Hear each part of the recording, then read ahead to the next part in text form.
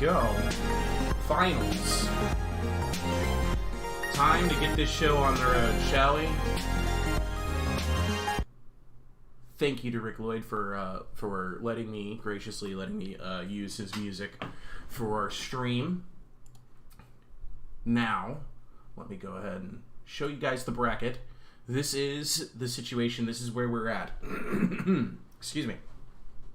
Semifinals, honestly, the entire roster of the semifinals has surprised me.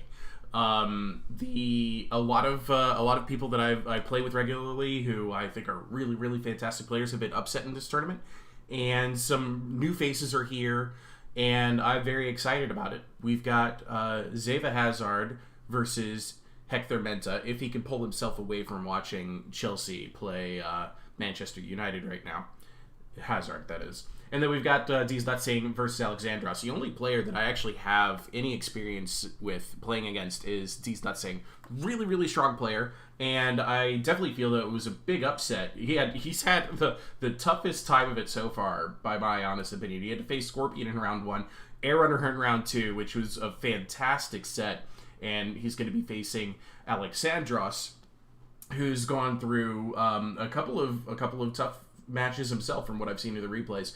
Conicus, and then defeating Johnny Rico here, who had already defeated Subotai. So again, really, really impressive bracket thus far. Let's go ahead and bring you the face cam. Hello. Yes, here we are. Let's get the tunes turned back on here from the game. Now then, let's see who's made a bracket. Let's see who's made a lobby. Alright, I have army selections from Singh, so if we have his opponent, if we have Alexandros on, we can just dive right on into his competition. Let's see here, who else do I have? I've got Alexandros. I haven't had anybody else say that they're ready yet. Well, that's disappointing. At everyone, live now. Where are my players? Who's in the chat? We've got a few viewers right now. Who's here tonight? I'd love to hear from you. Tonight, this afternoon, this morning. I just woke up. Can you tell? That's alright, I have an energy drink. It's gonna help carry me through. Okay, good. We got Singh. He says he's ready. So we just need we need Hazard. Or we need Or we need, Alexandros. Where's my wooden horse? You've been promised Warner. Okay, Warner, I got you. I got you. That's easy delivery. Easy delivery. You want one? How about 7? I can give you 7. Yeah. Yeah. I got 7 for you coming your way. Hello, Klepto Unicorn. Glad to see you.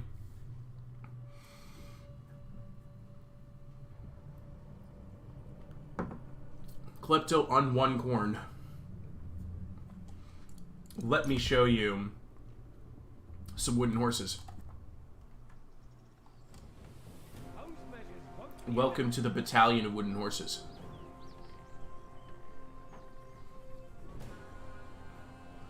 Actually, the mood strikes me. Oops, wrong button. This is the button I wanted. No? Oh, that was control. This is the button I wanted.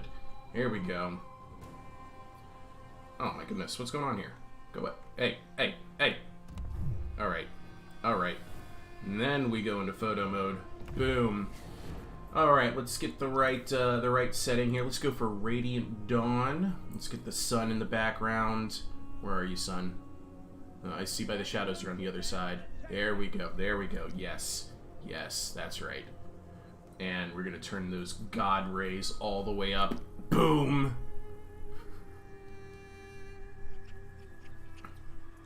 And then, nice little zoom right here. Bam, there you go. Have I blinded you? Have I blown out your screens? There's your wooden horses, looking their most fabulous. Okay, we've got a lobby. Fantastic. I can stop stalling. I'm going to concede defeat.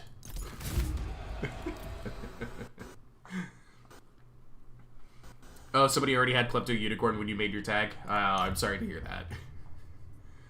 You want all of them. I gave you as many as I could, Warner. As many as I could. Let's go in. Here we go. Alexandros versus Decent. Let's see if I can't guess the password. Dang. Let's try again. Dang. One more time. One more time. One more time.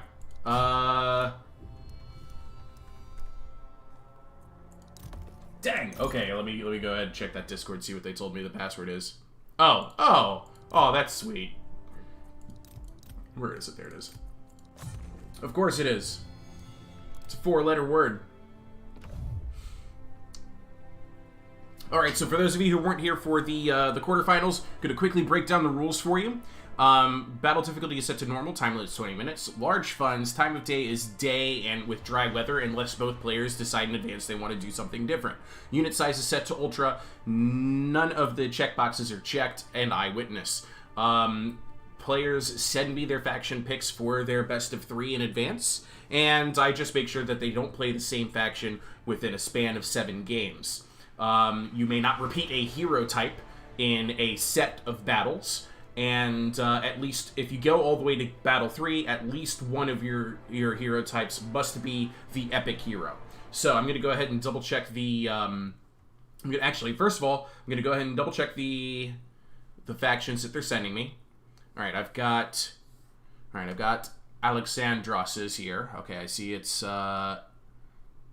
just double checking that he's not repeating any from his last 7, because we're now at a point where Alexandros is going to have just started his 7th match. Okay. Alright, there will be no repeats from Alexandros, and from Nutsing, also on his 7th match. There will be no repeating factions from him, and I can reveal at this time that Nutsing will be playing as Hippolyta, and Alexandros will be playing as Hector. So I'm gonna go ahead and let them know in the game chat. You can select you can start building your armies after I put up my screen blocker. You may start. I'm gonna start the message here. Your armies map is, in honor of Alexandros, actually, we're going to pick Andros Island as our map. But first of all, let me get the screen blocker up. Screen blockers. Let's go with Diomedes. I'm feeling him today. There it is. Boom. And I'm going to go ahead and send that message, let them know that they're ready to go. Boom. And then I'm going to go ahead and set up our score tracker at the very top of the screen for you. So on the right-hand side is going to be D's Nutsing.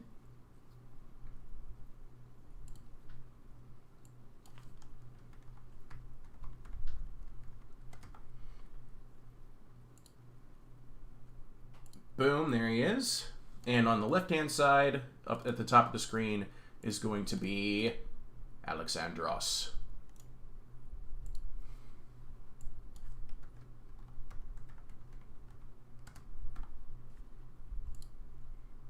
Boom, and then let me go ahead and get their faction selections up there.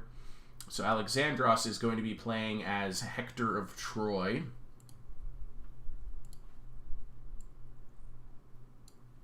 D's Nutsing will be playing as Hippolyta. There we go. We're all set. We are all set for this opening battle. I just got another... Oh, that's just from... Yeah.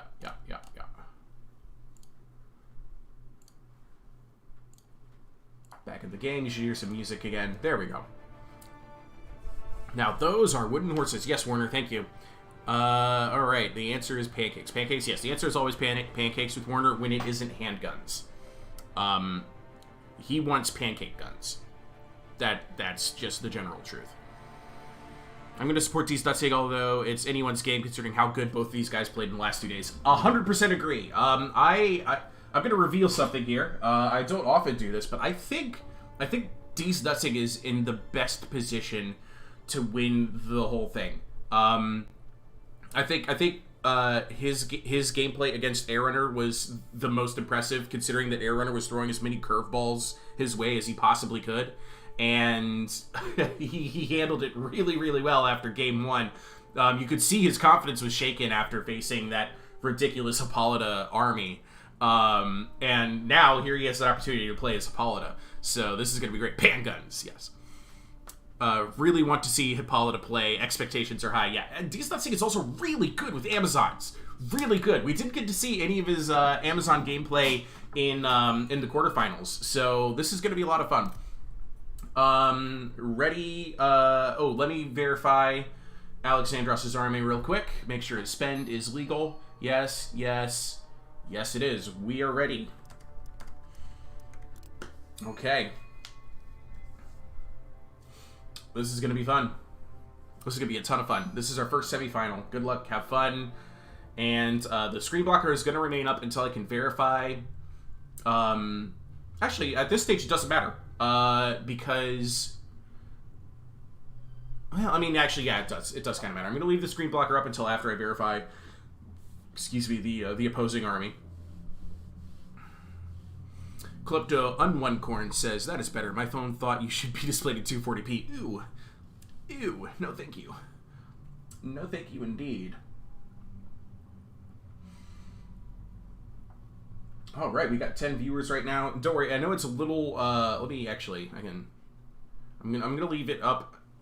I'm not in performance mode yet, so I know that there's gonna be some frame issues. Let me verify the factions first.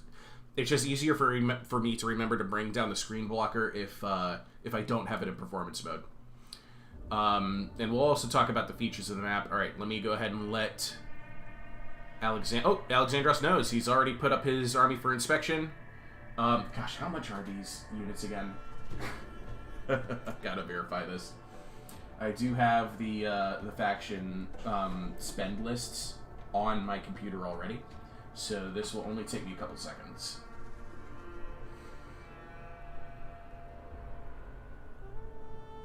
Oh, loading, there it is. These units, okay, so that's 3,600, that's fine. The rest, wow, okay. I see what you've done here, Alexandros.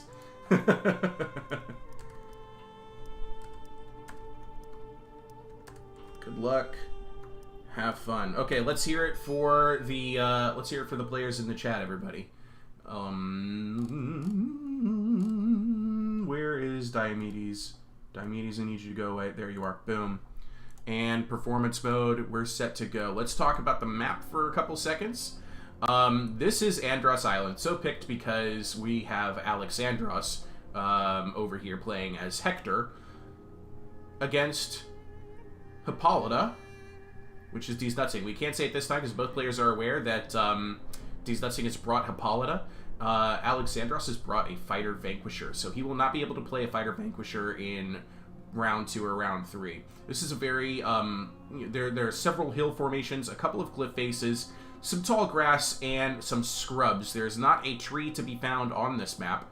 And then there's also some impassable, boulders. There's this, there's this cliff face for some slight elevations, and we've got some closed off areas on the side, which will make some units retreating will have a little bit of difficulty if they go for the corners. It looks like, yes, the corners are impassable terrain. So yeah, that is the gist of it here. Now then, we can also say that Hector has brought fewer troops than Hippolyta has brought. And actually, this is a matchup I really like. Oddly enough, I really like this matchup for Hippolyta. I actually did this exact matchup against Death in our warm-ups to the semifinals and finals of the CMO tournament. Okay, Stutzing is indicating that he is ready. Hello, Mulfar. I'm glad you'll be lurking here today. Really want to see Hippo play. Okay, yes. The players must be nervous right now, says Marshall. They could be. I don't know. I think this is new ground for everybody. We haven't really had very many competitive tournaments in Troy yet. Good Hippo army, I see, says Air Runner. Yeah, you already see what he's done. Okay, and we've begun. And first of all, the thing I want to say here is that Hippolyta, D's Nutsing, has picked almost the exact same army that Air Runner played against D's Nutsing. It is 6 horsewomen, a pair of huntresses, I do believe. Yeah, a pair of huntresses. We've got some shielded stone slingers, and we've got 6 black spears. It's a variation. It's almost the exact same army, but it is a good variation. Alexandros has brought an Anatolian chariot and 2 heavy Trojan chariots. There's 3 light skirmishers, one with 1 XP chevron. That's probably the little extra funds he's brought. He's brought 2 Trojan defenders and 2 heavy Trojan spearmen. These are some of my favorite units of the game. He does have the Trojan spearmen with shields in hand currently, but he has the option to put them with shields on their backs. And then we also have a pair of hidden deployed Hector's Chosen. Both players are trying to keep some of their options in secret. And actually, I think this is the right call. Alexandros is going to go ahead and push and try to engage the Black Spears. And Hippolyta is also making the right call, which is kite. Let's hang back. Let's do our damage. These shielded stone slingers are not going to accomplish very much. Firing into a heavy Trojan spearman with their ammo, because they will also, not only do they get the benefit of their really high 85 points of armor and their 75% missile block chance for their shield, but because they're standing in scrubs, they're also getting another 40% missile block chance. Okay, so we've revealed that we have some horsewomen out this direction, and the Hector's Chosen will probably be conscious of that. Don't want to go too spread out, but we are playing rather cagey here, and I think Alexandros is wise to the fact that there's horsewomen over here. Yes, they're no longer hidden, so they're going to go ahead and pull out, reveal their position. These light skirmishers, I don't actually know what their impact will be against horsewomen. That might actually be a good target for javelins. Let's get a look at... okay, let's get a look at their missile block chance. It's only 40%, and again, that's a 90-degree angle in the front. Okay, horsewomen zipping around to try and get behind the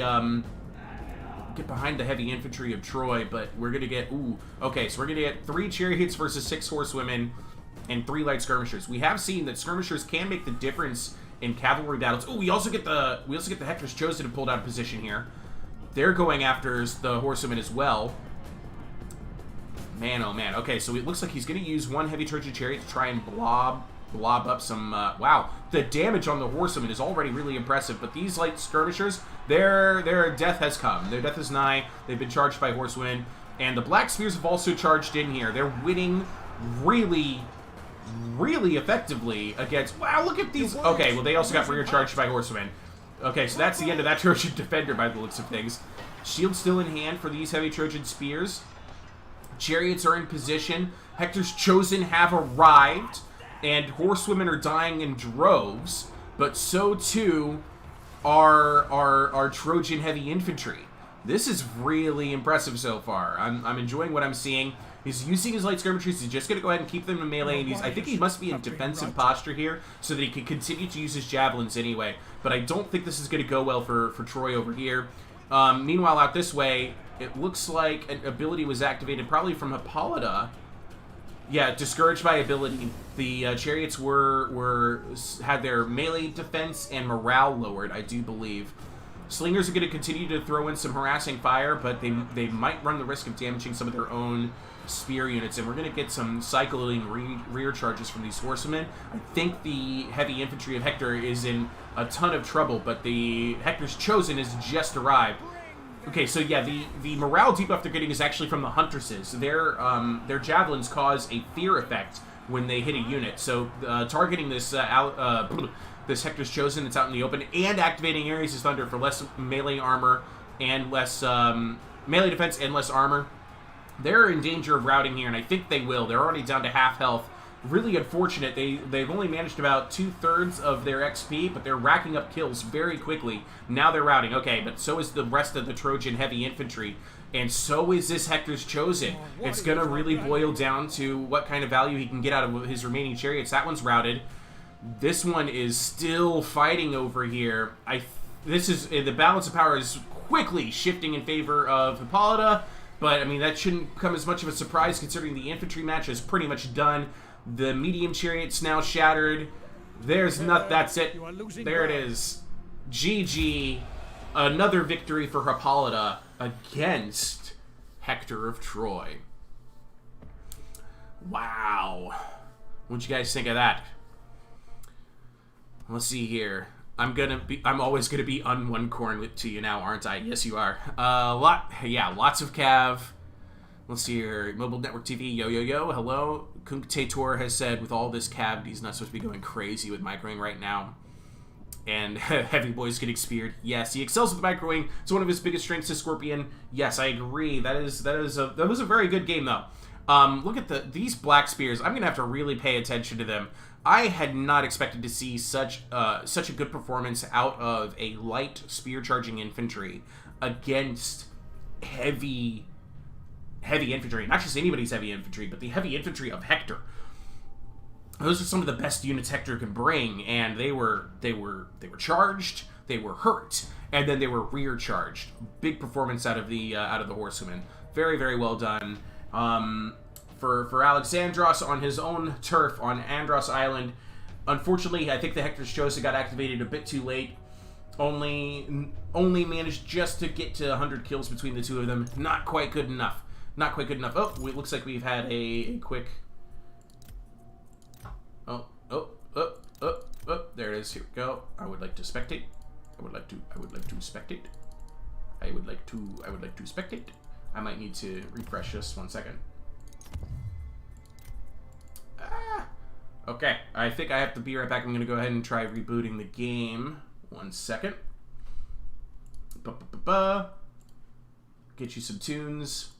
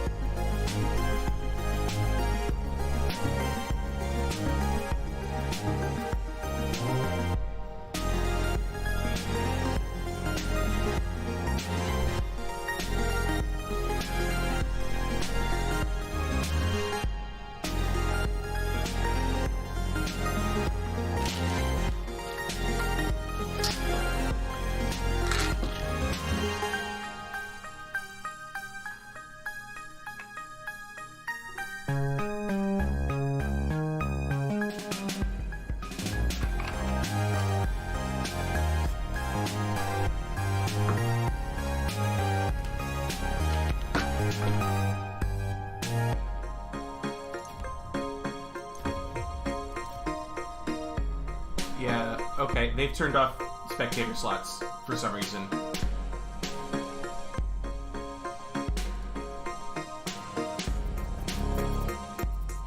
Okay, yep. Spectator slots are turned off. I'm going to try and contact the players. They need to add a spectator slot. It was Alexandros was the host, so I need a spectator slot added. Boom. Or, D's Nutsing, if you are paying attention to the stream, please let your opponent know that I need a spectator slot added, because currently I cannot actually join the game. It says 0 here. It might... Oh, there we go. That seemed to do the trick. Unspecified error. That happens occasionally. Joining game.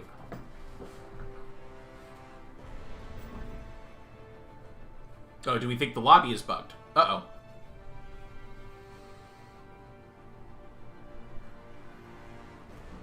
Alright, this next map, I'm gonna leave a little bit of audience participation here. Do we want to see a muddy map, or do we want to see a non-muddy map?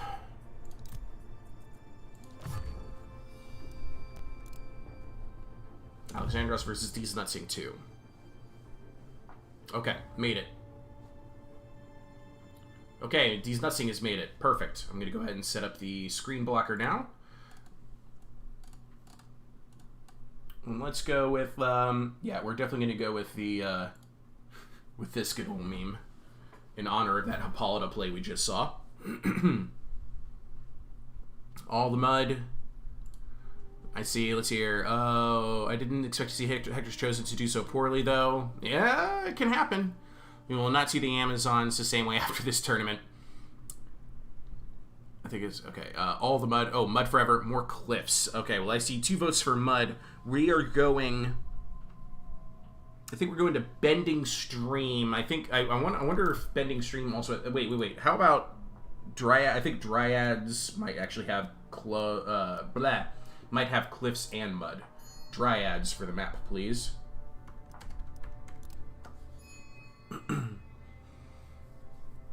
I think Dryads... It definitely has mud. I think it also has cliffs. Nope, it has no cliffs. I got that wrong. Let's look at... never mind. Bending Stream, please. Oops. Never mind. Bending Stream, please. There we go.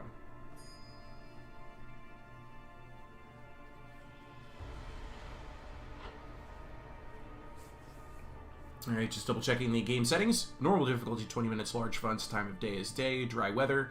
And the only way that will change if both players agree to play in a different setting, I just won't do fog.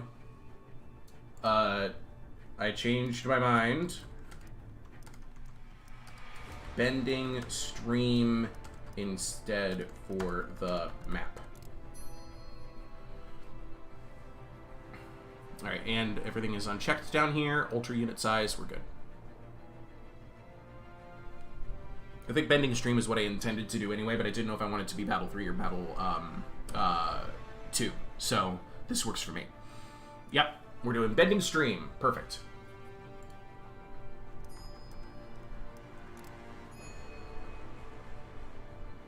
Oh, they thought I was talking about my stream. Yeah, it's stream time, so we're at the Bending Stream.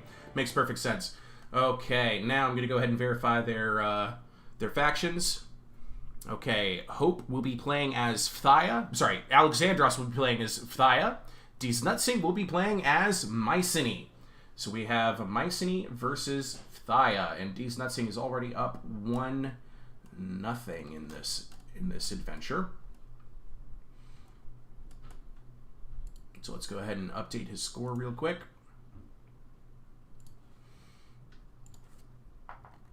There it is. And we're getting Mycenae.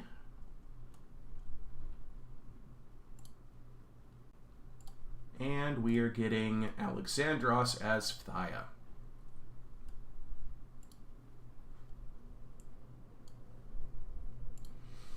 All right, now this matchup favors Alexandros, I'd say. Mycenae is that faction that is, you know, jack of all trades, master of none. It lacks the it lacks the impact of any one particular amazing feature. He definitely has some of the best, if not the better, light infantry in the game, but that's kind of shifted ever since some of these more recent updates, like with Ajax and Diomedes DLC. Diomedes in particular has really, really good light infantry.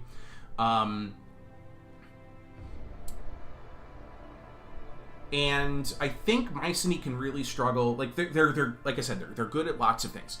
They're good at holding a line, sort of, but they tend to rout a little bit too quickly for my personal taste. Like units like Shielded Clubmen. Their sword infantry is good, but then they also run the risk of their what am I trying to say? They run the risk of not bringing enough shielded spearmen, which is one of the better units for competitive play right now. All right, looks like Alexandros says he's ready. I'm going to go ahead and verify his army selection here.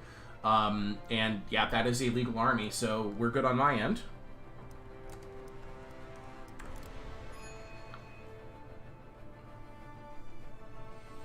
Mycenae is often underestimated, and I mean, they have a lot of value in the fact that they don't have any glaring weaknesses. I think where they're really weakest is actually their medium infantry. But yeah, Mycenae is versatile. It's a very versatile faction. I think it's a good. I think it's a good number 2 pick, right?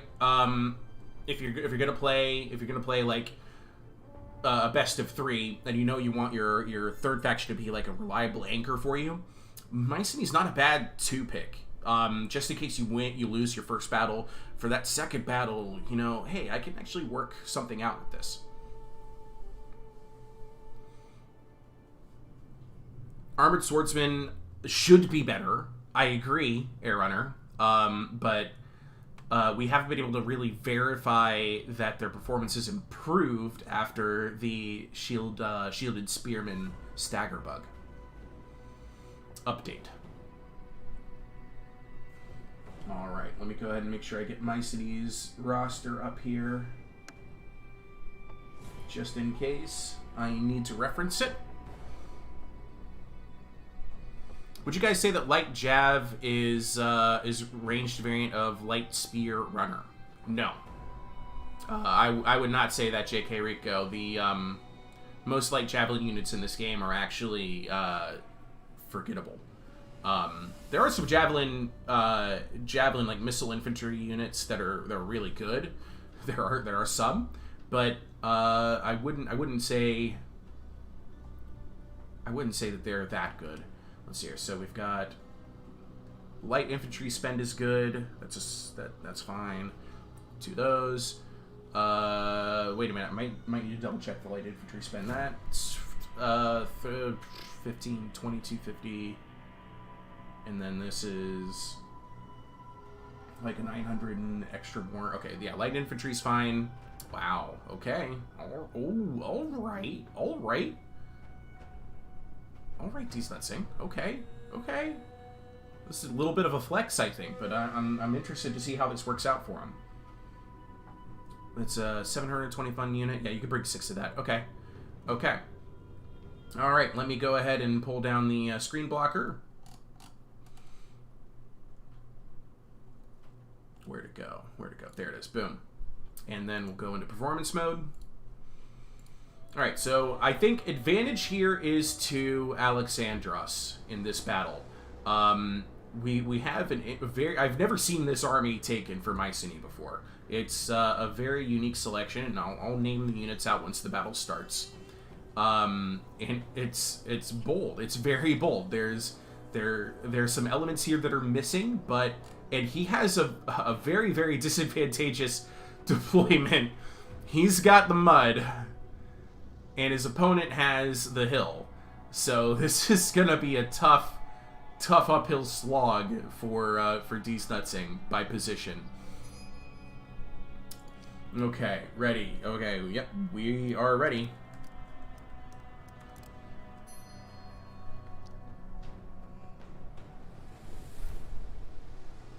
Wow, so we got... Wait a minute, did I read that right? Okay, it's champions. Gotcha.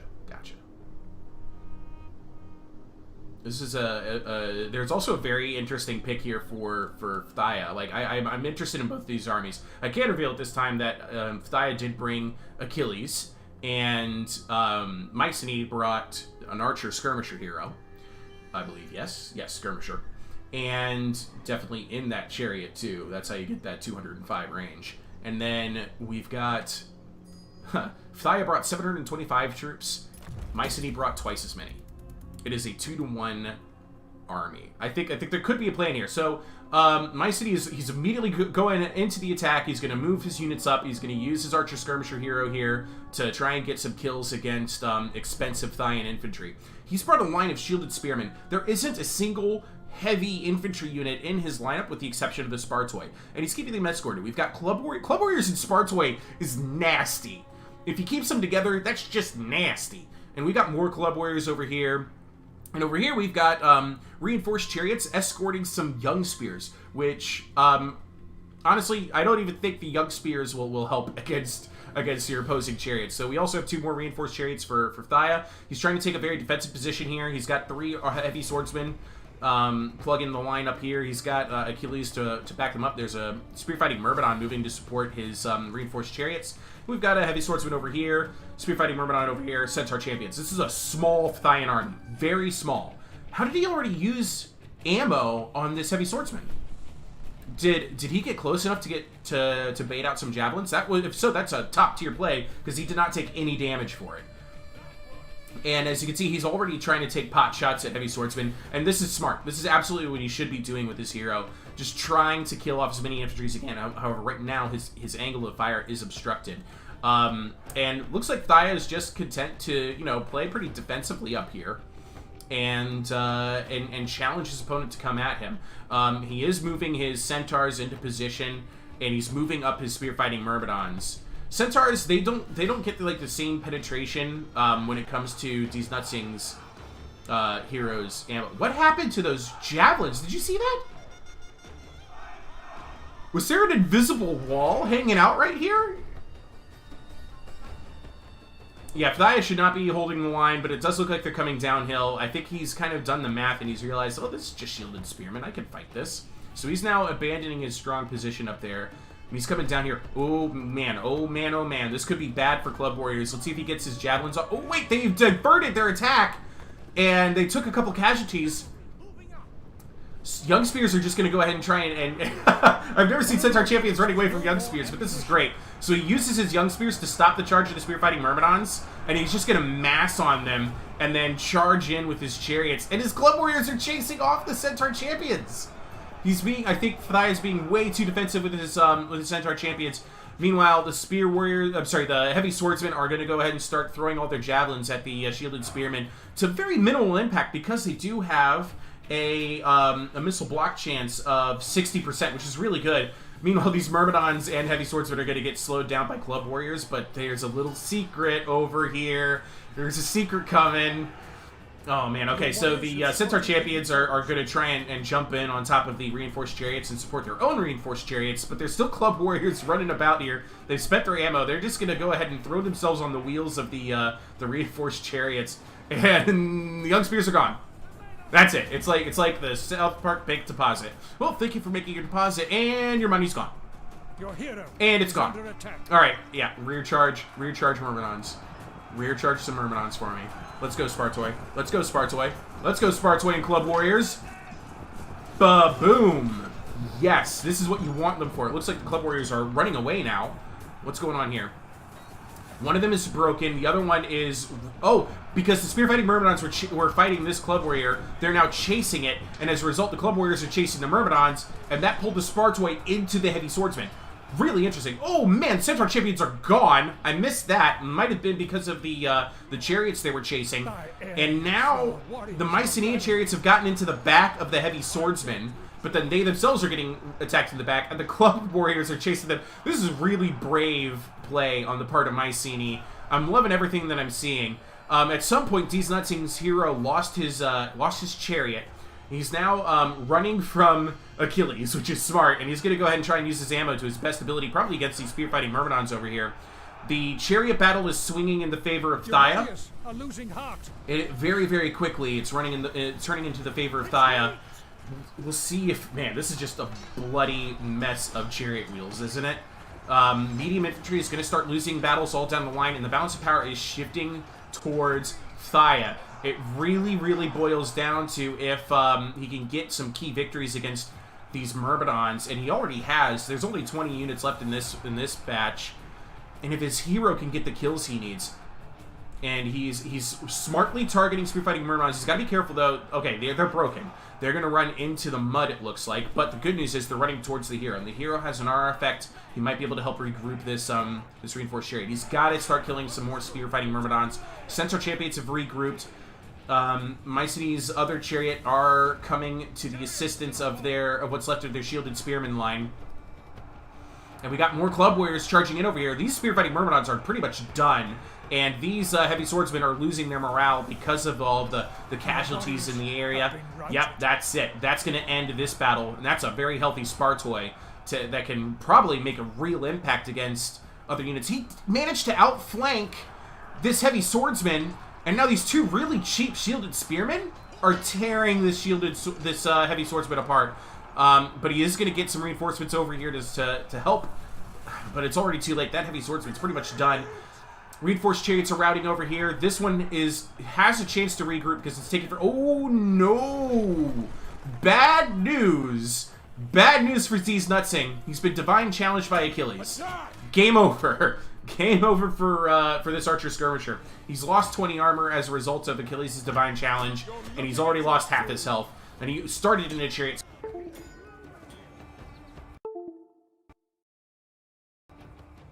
Lost my keyboard. I seem to have lost my keyboard. That was very strange. Alright, we're back. Okay. Kind of. Nope. It's convinced that I should be going the other direction. I'm gonna have to fix this after the battle. I have to hold down the W key just to move around. And yeah, with that shatters these Nutsing's hero, and that's gonna end the game in favor of Thaya. Victory for Alexandros. Very busy battle, lots happening, and now it's just a matter of can the Spartoi hold off the opposing Thyatide. Man, a 2-to-1 unit advantage at the start boils down to just 34 Spartoi with 160 in the unit. Beautiful. Alright, let me see if I can't get this keyboard reset. So I've been using this when I'm doing recording and streaming because it's silent. Let's see if I can't get this set up to work right. Alright, that should do the trick, hopefully. Alright, now, let's look at D's Nutsing's Mycenaean force. I think it was very bold that he didn't bring any heavy infantry. I think he could have supported these shielded spearmen with some armored spears in particular, but I like that he went very wide against Thaya. He did bring the archer skirmisher here to try and kill as many, Myrmidons and armored heavy swordsmen as he could, and I think this is also a bold pick. This is a very small Thayan army, but he managed over 300 kills on his chariots, managed almost 300 kills on his Myrmidons, and that's the work that needs to be done. That's the work that needs to be done if you're playing with this army. 162 kills for the Spartoi, and we managed some really, really impressive damage out of the club warriors. I think this was a very good game, and I greatly enjoyed it. Okay, now let's go ahead and set up my screen blocker, and then we can talk about the next stage. Well, let's go with the good old Penthesilea leading her warrioresses to battle banner. There we go. I'm going to go ahead and update Alexandros' score, so we're going to battle 3 yet again.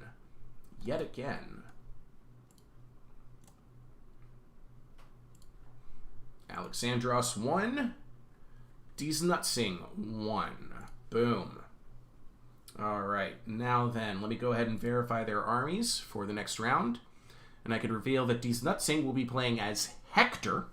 That's right, Hector. And Alexandros will be playing as Dardania. We're going to have Dardania versus Hector. This will be fun. Alright, you can start building your armies.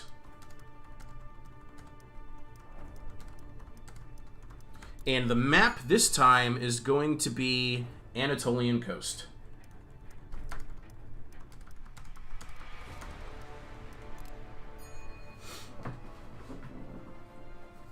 All right. Now, in this matchup, it definitely favors Dardania. Dardania is a good anchor faction in best of threes. Hector has some of the same challenges as Fathia, but doesn't do it as well as Fathia.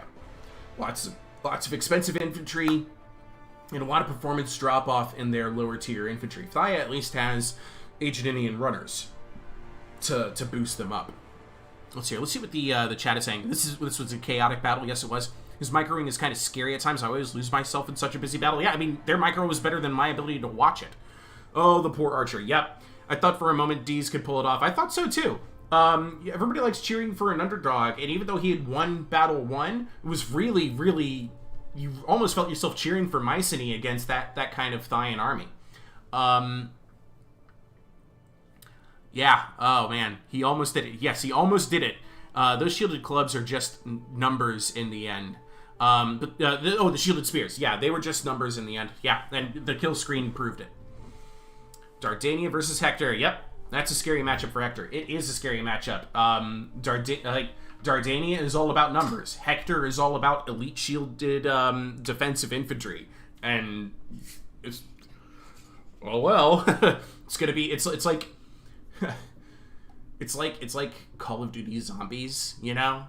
Hector is the player and Dardania are all of the zombies. So here we go. Anatolian Coast is a very competitive map, I would say. Lots of pockets of trees, and a fairly symmetrical setup as far as impassable terrain. So that makes it, I think, a very, very good map. I mean, there's a symmetry to it, but it is not perfectly symmetrical. So the Anatolian Coast I think is a very good competitive map. Let me go ahead and set up their banners. All right, so on this side we've got Sing will be playing as Hector. Perfectly positioned right there. And on this side, Alexandros will be playing as Dardania. Let me just shift that over to where it should be. There we go. Kaboom. There it is. There it is. So, this set has had a little bit of everything. If you think about it, we've gotten some Trojan gameplay. We're gonna get a Dardania. We're gonna get a Fathia. We've had an Amazon style upset. We've seen a chunky elite heavy army. In Fathia face down 2-to-1 odds. We've seen a little bit of everything in this set. And really happy to see more from these two players. Let's see here. Scorpion says, you have to do something out of the box because a regular Hector army won't do too hot. What would you define as a regular Hector army, Scorpion? There's a map with a tunnel in the center. Yes, there is. There's a couple. I don't plan on bringing... any of them, I don't think. I might have put one in, but it's towards the bottom of the scroll list. Is it Shadowlands? It might be Shadowlands, Airrunner. No, this is Anatolian Coast. There's no tunnel here. And by tunnel, it's not like a tunnel that goes under the map. It's like an elevated position with cliffs on either side. I think it's Shadowlands.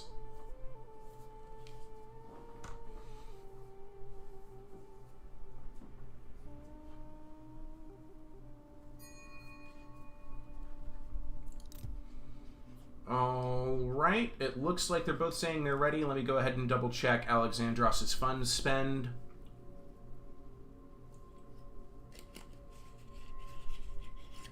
Okay, we're good. Wait a minute. Wait, we might not be. Hold on. $16.40. $28.60. Oh, no, that's still... Yeah, what am I talking about? No, that's still good. That's still good. Slight momentary brain fart, but we're ready.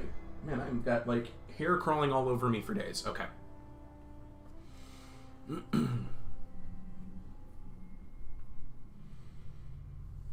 Hello, Guri Gwigwi. Glad you can make it.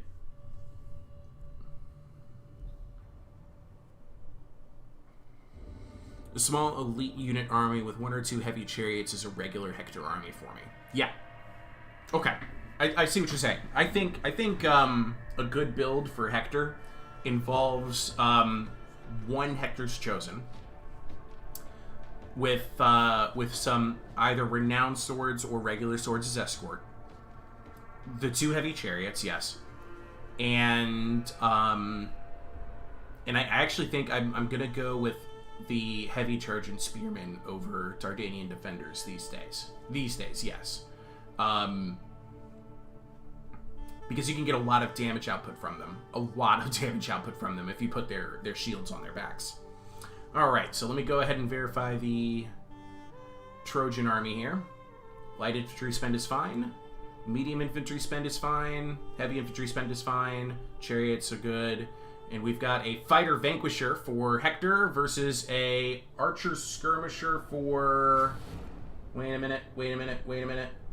What did Alexandros bring? He brought fighter in round 1. Okay, and the archer skirmisher was D's not saying. He brought Hippolyta. Yeah, this is good. Okay. Alright, you may deploy.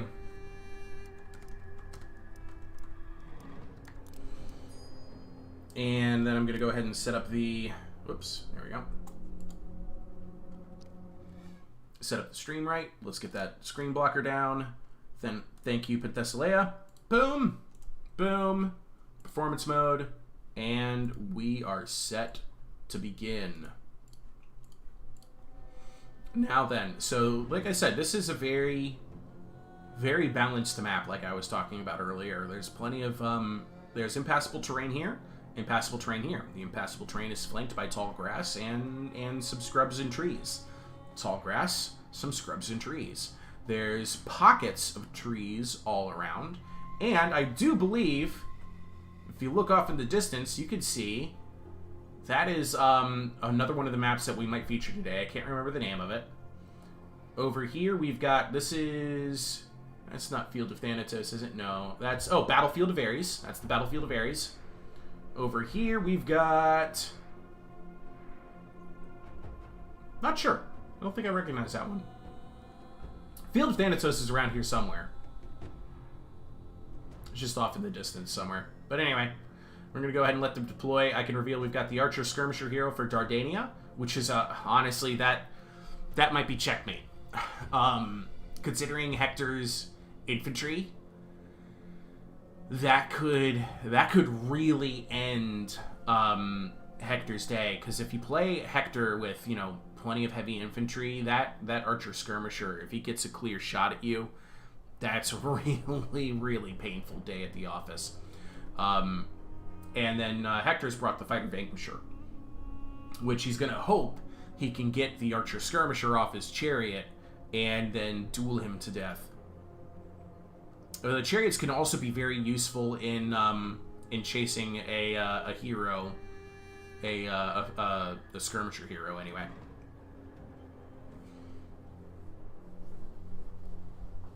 Oh, Muse's Terraces? I think I did put that on the list. No, I didn't. I do not have Muse's Terraces on my list today. But I did look at it. Alright, he's not saying he's ready. So Hector is ready. Dardania always takes a little bit longer to deploy because of the units you gotta bring.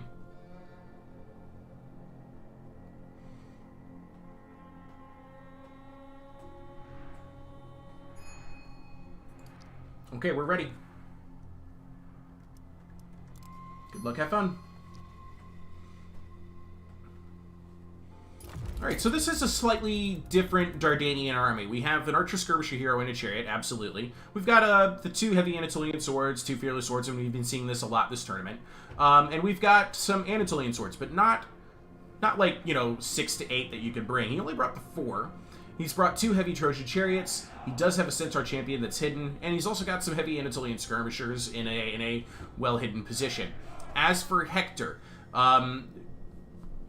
this is a case of if the wheel's not broken, don't fix it. I don't know.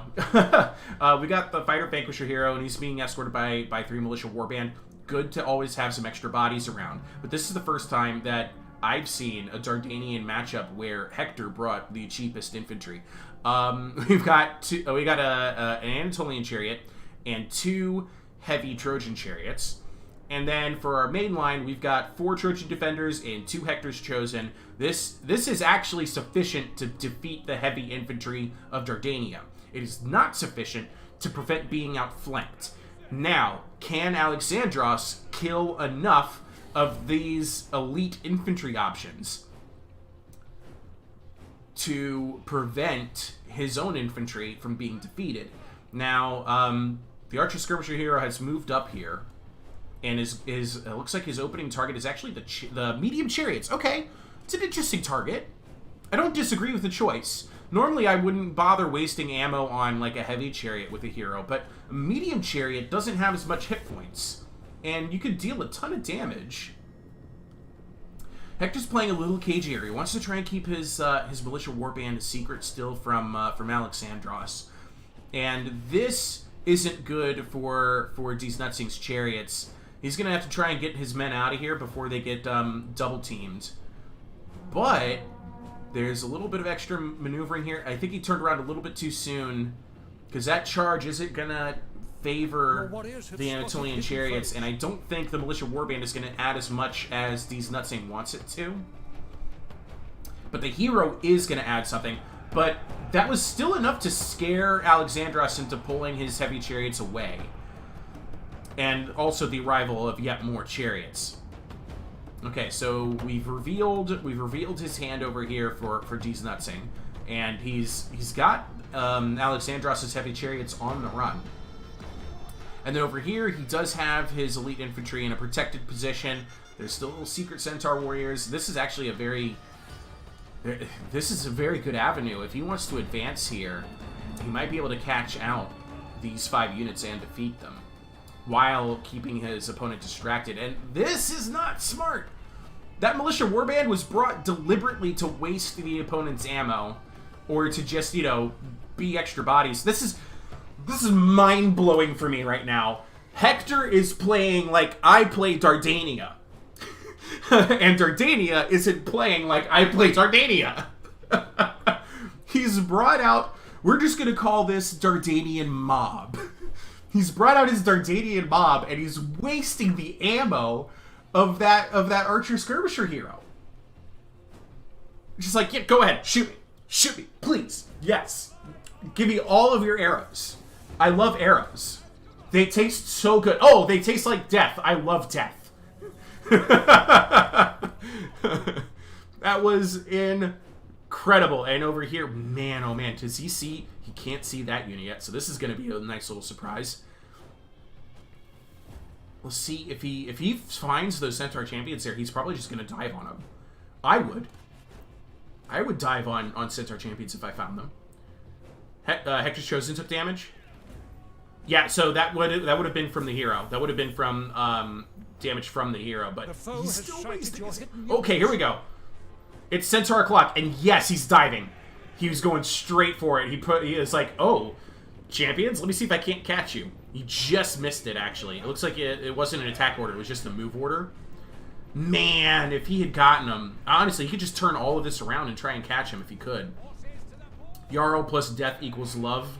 I mean, look at this. The militia warband is continuing to eat all of this ammo. He's already wasted like 10 or 12 shots on the on militia warband. Like, please, absolutely. The chariots are sitting back here going, yes, look at the peasants die. Okay, so he did try to get a rear charge on the Trojan defenders. He can seriously just turn his infantry around and continue to keep the Centaur champions away from the rest of his army. And that's an easy kill. I mean, it's going to be almost impossible for him to catch the Centaur champions, but if he wanted to, he could just come back. He could seriously just come back, and he can move his chariots over. And if he were to just literally turn everybody around and go after the Centaur champions and leave behind, like, this token force to distract Alexandros' infantry. That would end the champions and take out a solid 10th of Alexandros' spend. I love this. I absolutely love this. I think okay, yeah, Alexandros has realized he's got him on fire at will. I don't think he realizes that. He's now down to 33 ammo. He was at 60 when he started shooting these militia warband. Man, he got him down to 33 ammo. But now the hero's gonna come over here and start shooting something that's actually valuable. And if he targets right, he's targeted a unit. Yeah, he's targeted Hector's Chosen. That's the best target here. The Centaur champions look like they're about to turn around.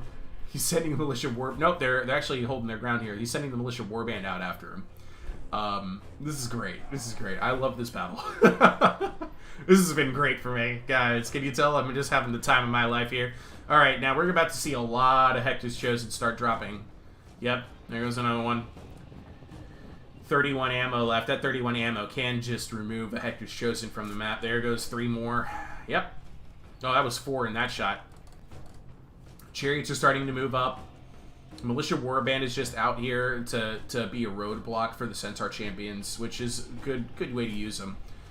But these chariots, they can't get activated too quickly. There's he can see at least 2 of the heavy Anatolian skirmishers. He doesn't want to get too terribly close. If he does, he's going to get a javelin bath for his heavy chariots. He's really pushing them. And he's pushing over here too, which is smart. Okay, he's triggered his attack with his chariots, and he's actually kind of backed Alexandros into a corner. This is strange. Normally you would see Hector backed into a corner, and these Hector's Chosen, they're gonna do just fine with the Anatolian swords. One of your units has no more. But now, yeah, here comes the javelin bath. I don't think the heavy Trojan chariots are gonna like this very much. He's got to get the hero. Oh, he's going to use the hero to go after Centaur. Oh, man. Charging Centaur champions on foot all alone. I got my sword. Gotcha! Man, and then he's going to pounce on him with the militia warband. These guys will be the hit point sponge to protect D's Nutzing's hero. Well, D's Nutzing's hero does the damage to the Centaur champions. Meanwhile, these javelins are going to continue to... Yeah, look at this. Look at this. That's melted the medium chariots, and the heavy chariots are not going to last much longer. We do have... He did manage to get a wraparound here with Trojan defenders. Ooh, but that's where the hero's ammo comes into play. He's going to try and get them around behind these fearless swordsmen. And here we got a Hector's Chosen versus heavy Anatolian sword. The Hector's Chosen will win that just fine. The Trojan defender came over here to help out against the Anatolian swords, but as you can see, Hector's Chosen are not having a problem fighting Anatolian swords. This Anatolian sword did get behind this Trojan defender and has routed it and is going to continue that effort on down the line. The Centaurs have left the infantry engagement and are going to go ahead and wrap up the rest of the chariots, and that's a major advantage for Dardania to still have the chariots in play, though D's Nutzing does have a medium chariot that regrouped. He's charging, yeah, okay, use the militia warband. Get the heavy Anatolian skirmishers, get them out of the way. But here comes the chariot and cavalry charge. Not good for the militia warband. Militia warbands are not going to win against Anatolian swords. Fearless swordsmen are doing really good right now. And there's still a heavy Anatolian sword over here. It's going to start throwing javelins into these Trojan defenders. And this Hector's Chosen is now outflanked, but it's still winning. Okay, we've got the medium chariots activated again, and they're just going to come back here and try and attack and do anything they can to help their hero out, who's really, really in a lot of trouble. The medium chariots aren't going to do much, but let's see what this rear charge does to the heavy chariots and the centaurs. Not a lot. Not a lot at all. So I think we can safely say that the battle is firmly in Dardania's advantage right now. Firmly in Dardania's hand, but Dardania does have some problems over here. And but the javelin damage from the heavy Anatolian skirmishers, yeah, it's gonna rout this Trojan defender. Here comes a free Anatolian sword. The extra infantry won the day. And there goes an Aristea. He's just trying to hold out a little bit longer. He couldn't get the damage done he needed against Centaur champions. His infantry's now getting run over. Is close enough to taste. And that's probably going to be the end of Hector here. He's trying to get into the back of these. Oh, there we go. There's the shatter. All that's left is the hero. All that's left is the hero. GG, says D's Nutsing. Alexandros, GG as well. D's Nutsing concedes defeat. Man, oh man, oh man. That was a fight. Let's see, what are we saying in chat? Centaurs do not have Strider, no.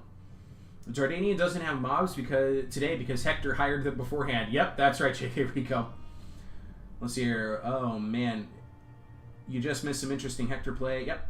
One man stops cavalry. He is the hero. Oh, this doesn't look good now. Yep. And I see some sad faces.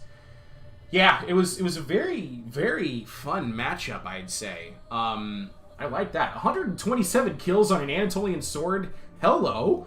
500-point unit, 127 kills. That was probably against the militia warbands. Only 10 kills between the three of them, but their job isn't to get kills. Their job is to get killed.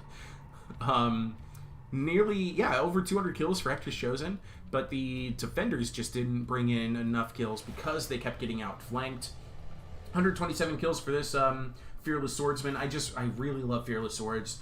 You can put them into battle and then forget about them. 166 kills for the Skirmisher, but a lot of that was wasted, as you saw, into the Militia Warbands. 88 kills for Centaur Champion.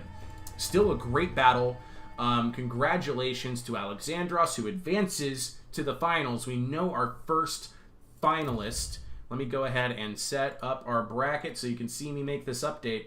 Here we go. So Alexandros wins 2-1. Amazing. Again, defying my predictions. There we go. There we go. So our first finalist is Alexandros. And then we have Hazard versus Hector Menta is up next. Let's see if I can't track those players down. I need your army picks, Hector. And then Hazard. Need your army picks. Your semifinal is up.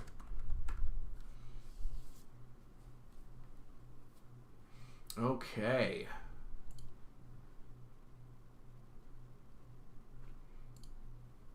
Okay, I got Hazard's picks now.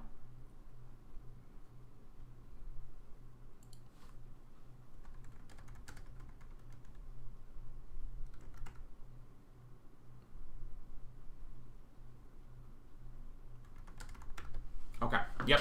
I was just confirming what Hazard's third pick was. I'm going to go ahead and make sure he's not doing anything he's done in the past three.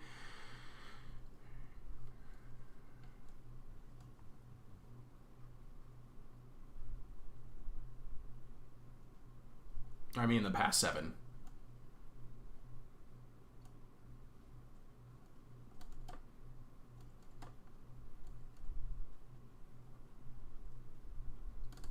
So he played, in his first 3 games, he played Lycia, Paris, Hippolyta. Then he played Sparta, Mycenae, and Phthia. And yeah, so that will put him in good standing. We actually have gotten some Paris gameplay in this tournament. We haven't seen any on stream yet. I was just thinking about factions we haven't seen. Who else haven't we seen yet in the streams? We've seen both Amazon factions. We've seen both of the Ajax and Diomedes factions. Have we seen? Yeah, we've seen Ithaca. We've seen Sparta, Mycenae, and Phthia, so we've seen all of the Achaeans. Have we seen all of the Trojans? We haven't seen... Yes, we've seen Lycia, so we've seen every faction in this game. This is great. I love that. We just haven't seen anybody play Paris in stream. We've only had Paris matchups in the first round, which I did not stream. So that's the only one we're matching. Are you gonna make a little break to catch up? What do you mean? We are live now.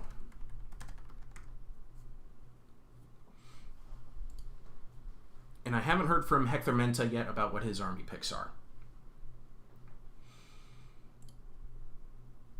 Do we have Hector Menta in the chat? I haven't seen.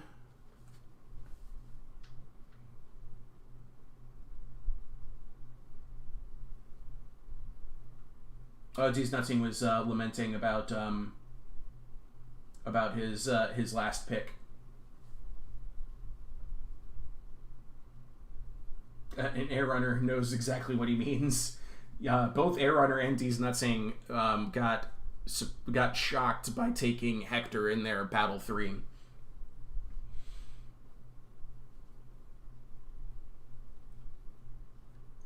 Scorpion says, I did the reverse. I tried mixing strong and weak factions in the first game, and it didn't end well for me. Yeah, I know what you mean.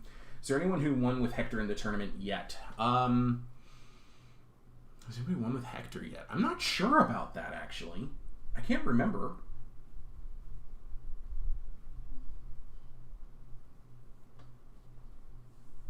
I mean, it would be interesting to go through, and this is the kind of thing that Air Runner does really well. It would be interesting to go through each matchup and just make like a spreadsheet of like who picked what faction. Not necessarily who picked what factions, but how many factions, what factions were picked how many times, and did they win or lose, what their win-loss rate was. D's Nutsy says he's going to try for bronze. Absolutely, we can do a bronze matchup. I wasn't sure if we were going to do it, but if you guys want one, we can do a bronze matchup.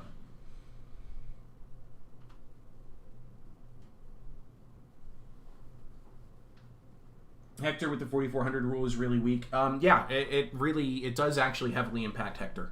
That is very true, because their infantry is just very expensive. Haven't seen Hector yet still. Has anybody else seen Hector?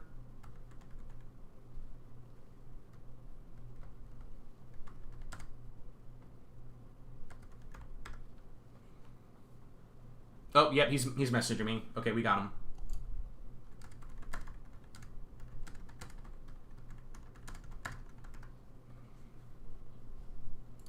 So Hazard versus Hector Menta is going to be our next battle. Hector is just trying to decide what his army picks are going to be. I'm going to go ahead and set up the... Hazard, if you're listening, why don't you go ahead and make the lobby? Actually, I'll tell him that on Discord.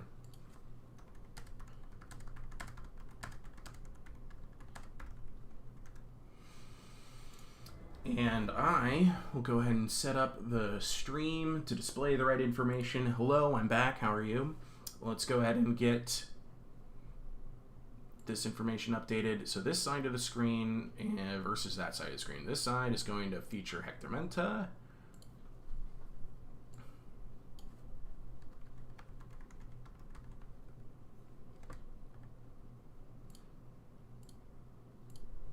And then the other side of the screen will feature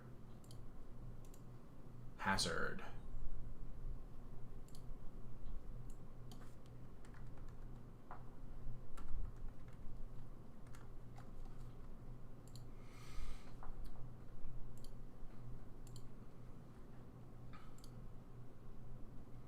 Uh-oh.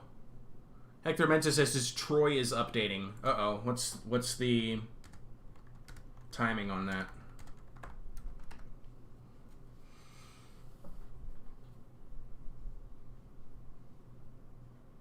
In this tournament, Aaron says there are no favorites. No, there are no favorites. There's only death. Which makes me happy, as you know.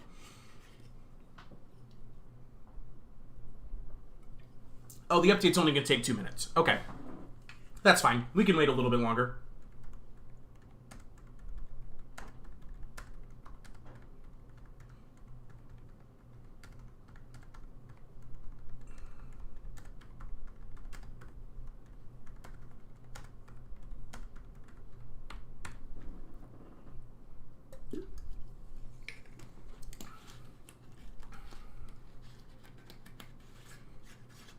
I have not made such an Excel spreadsheet to track tournament factions, wins, and defeats, but you could. It's possible. Scorpion says he wants to support Hazard too. He thinks Hazard's going to be the better player here. It's possible. I don't know, actually. Hector is the only player so far in this tournament to have won a set 2-0. Everybody else has had to go to Battle 3. Which just speaks to the competitiveness of this tournament. I mean, I don't know.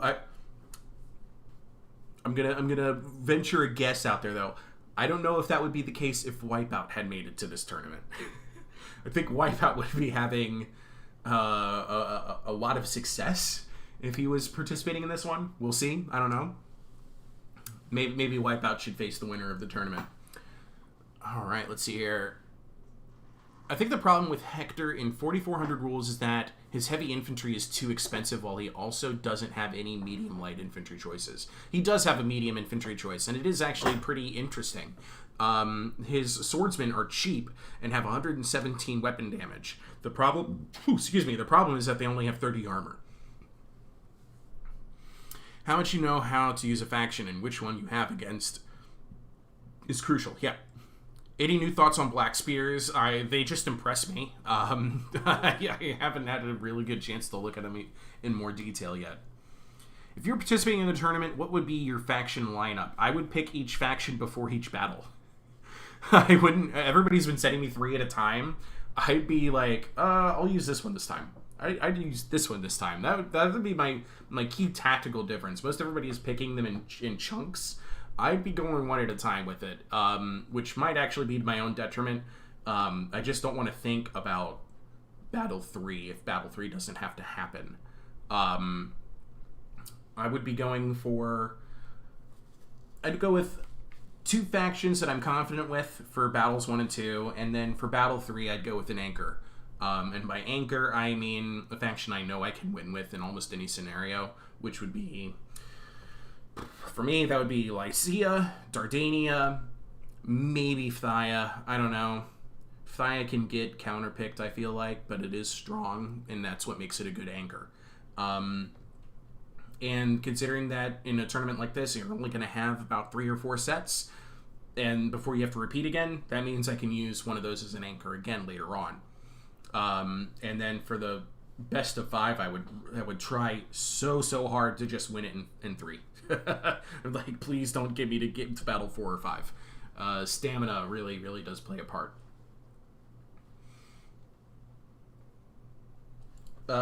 Please. Oh, he's asking if I remember his first 2 picks. Hold on.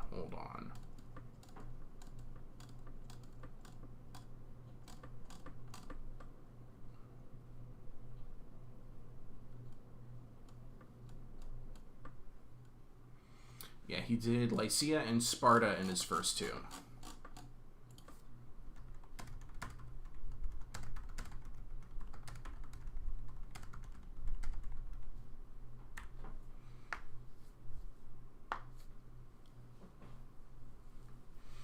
D6 says the Black Spears are not as powerful as Labrys infantry, but they are really strong. Yeah, I'd say so. Personally, when I play as Hippolyta, though, I want to bring Aristomachoi. I really like the Aristomachoi.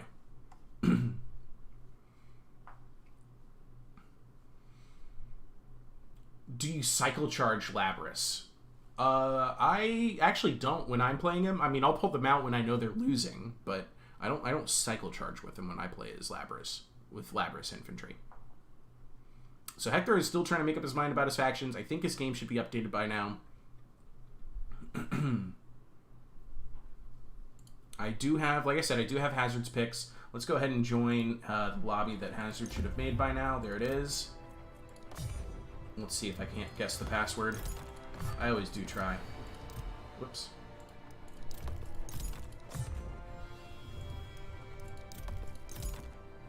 Oh no, where'd it go?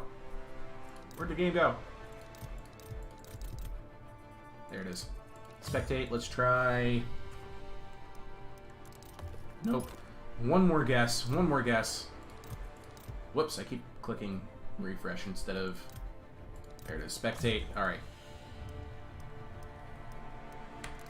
Oh, man. Okay. Alright, Hazard. What's the password?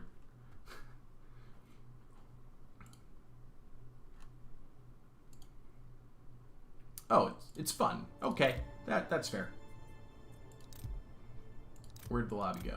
Where'd the lobby go? Where'd the lobby go? Where'd the lobby? Lobby. There it is.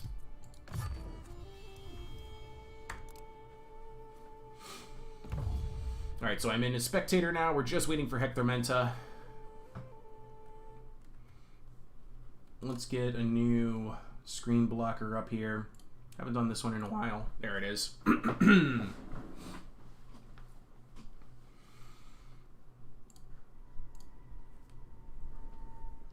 Your charge bonus must be more than Labrys infantry. It is when you put them in spread and charge. I wanted so bad to be in the finals and have my last faction to be Penthesilea, and I'm sure that I would have won. As you said, it's my anchor, but I was defeated, and I'm so pissed. He's not saying, I understand. I totally get it. You'll do good in the bronze match? Yeah, I think so. It's these things totally happen. Like, I can't tell you, like, when I was playing in the CMO tournament against Wipeout, the fact that I lost the first two battles really ticked me off because I did not want to go out 0-3. I was pretty ticked off at myself, and I managed. I honestly, I think I managed a miracle to bring back two battles against Wipeout. And then I knew at that point, for Game 5 I was going to be facing Dardania because I knew his rotation order at that point. And I was like, that's fine. I'm okay losing now. I've managed to go all the way to Battle 5 in the finals. Like, this is an honorable defeat at this point.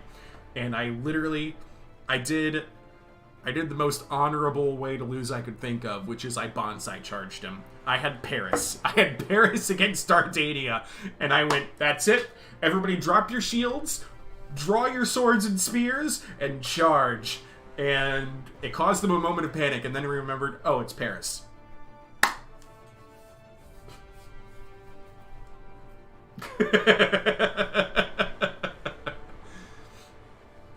Why is Hazard on the right side? Oh, man, come on. I just realized that.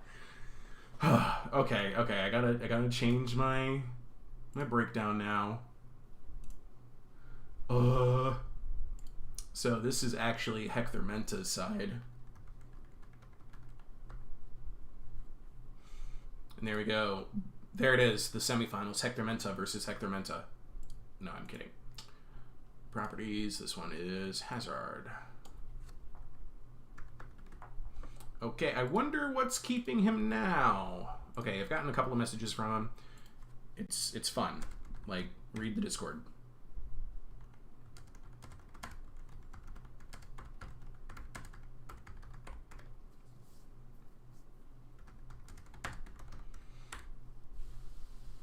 Alright, and I have his lineup now.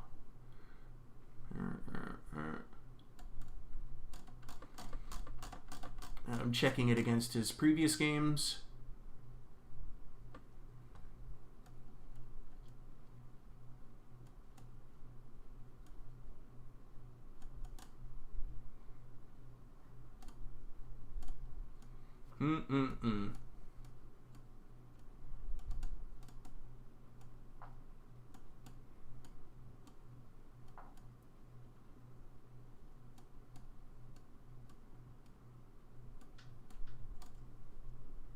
Oh, and then he sent me his other 3 picks by game chat. Oh, shoot.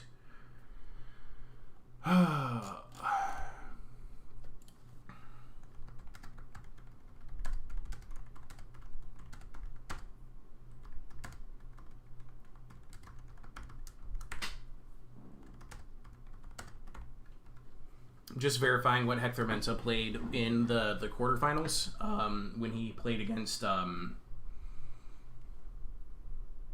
I'm having a brain fart here. When he played against Guri Guigui, I think one of them was Argos, wasn't it? Or was he Mycenae in that one? Shoot, I can't remember. So I'm asking him what he played in the quarterfinals so I can have it in Discord so that I always have the list. Does anybody remember what 3 factions Hector played?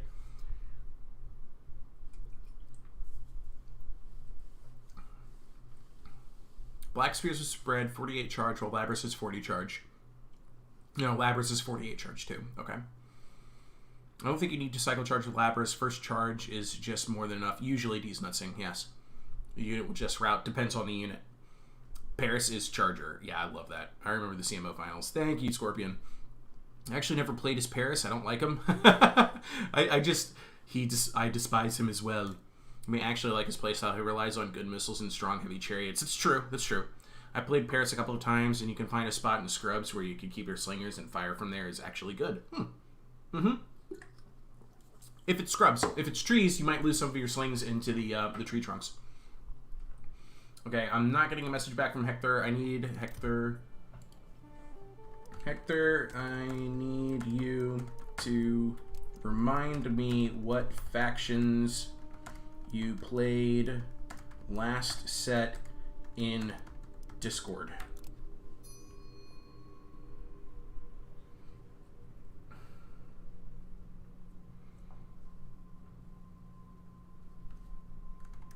I'll reveal faction choices in a second. Just need to confirm.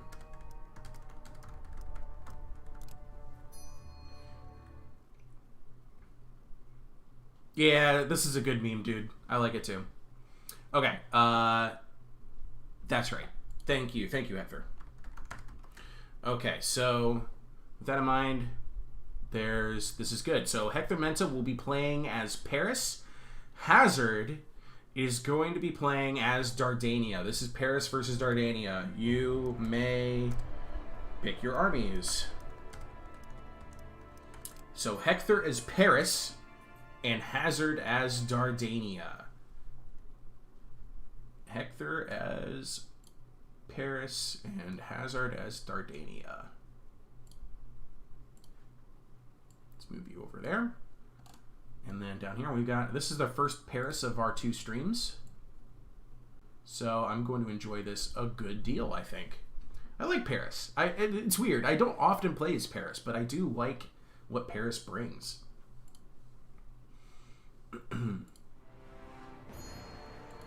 Oh, and the map for this one, let's see here, we already did Andros, we did Bending Stream, and we did,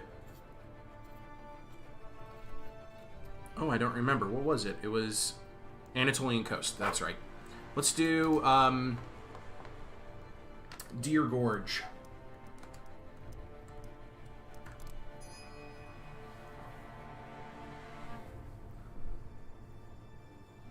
So we finally see Paris just as we talk about the CMO finals. Yes, absolutely. And I'm verifying Hector. I cannot see. Yeah, I don't think I can see it. Let's. Oh, I can see both armies. No, I can't. Now I can only see Hector's army. I shouldn't have clicked over. That was weird. I actually had the ability to see both armies for a second. And I should have taken advantage of that when I had it. 1, 2, 3, 4, 5. That's good. 1, 2, 3, 4. That's also. Wait, 1, 2, 3, 4, 5, 6, 7, and 30 times. That should be good. Yes. 1, 2, 3, 4. Yep. Yes, it is.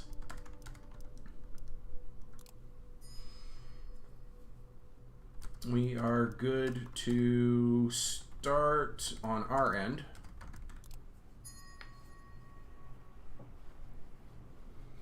What one unit would I always bring as Paris?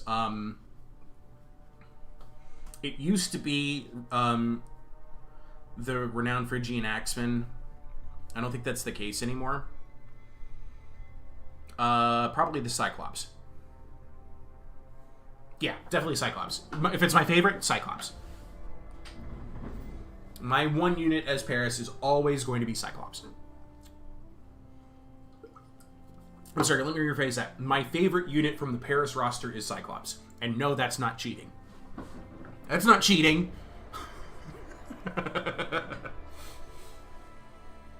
I think Cuctator, I think you're right. The melee infantry, renowned Phrygian and Axeman is pretty good. However, I might have changed my mind about that. I might actually be back in the camp of Heavy Trojan Spearmen. JK Rico, you're right about the Exemplary Slingers. That is also an extremely good unit. I think it's the best skirmishing unit in the game right now. I know that Airrunner will disagree with that. The Phrygian warriors are also really good. The charging axemen. I've used them to good effect as well. I think I won against somebody using Phrygian axes. Aaron, was that you that I beat with Paris? I know I beat somebody with Paris. I just can't remember who it was in the CMO tournament, I mean.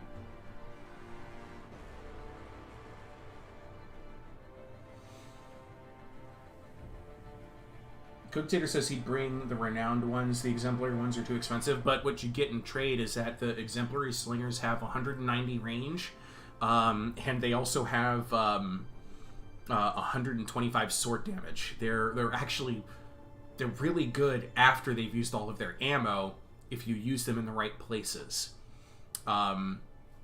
And because they're also a medium infantry with 125 sword damage, if your opponent is, say, like Ithaca and brings their skirmisher chariots, they'll actually beat them in melee. As a missile unit, guys, Jarl, you are a cheat with Cyclops. As a missile unit with Paris, actually, I'm going to amend my thoughts. I'm going to say that my favorite missile unit with Paris is Cyclops. Absolutely the Cyclops. And no, that's not cheating again either. The Cyclops is a missile unit, and you can't change my mind. 800 funds for a slinger unit, easily targetable by chariots or cavalry, I think is too much.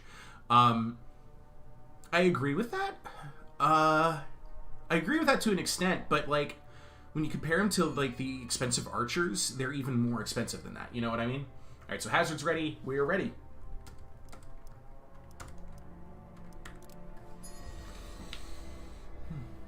And the battle is beginning. In Scrubs, I don't think so. In Scorpion read my mind. That's what I was going to say next about that. About the exemplary slingers. Exemplary slings are the best, while Trojan nobles have highest damage on paper, but you can't afford taking damage with them. Yes. Gabe says, oh, come on, Jarl. No, the Cyclops is absolutely a skirmish unit. It is a skirmish melee unit.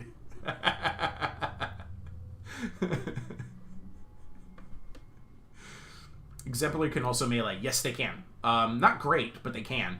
Like, if you were to charge Dardanian mobs into the exemplary slingers, the Dardanian mobs are going to lose, but the good news is that still favors Dardania because the exemplary slingers aren't spending their ammo if they're attacked by Dardanian mobs.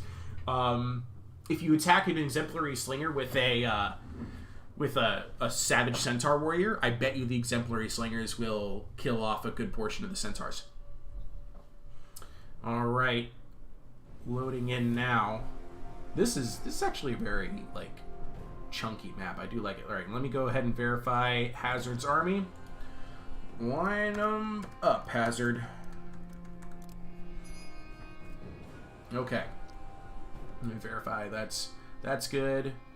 That's good. 1, 2, 3. And then, ooh, okay, that's 1,500, and that would be less than 3,100, yes. Okay, and then that's good. All right, so we're good with Dardania. You are good to deploy.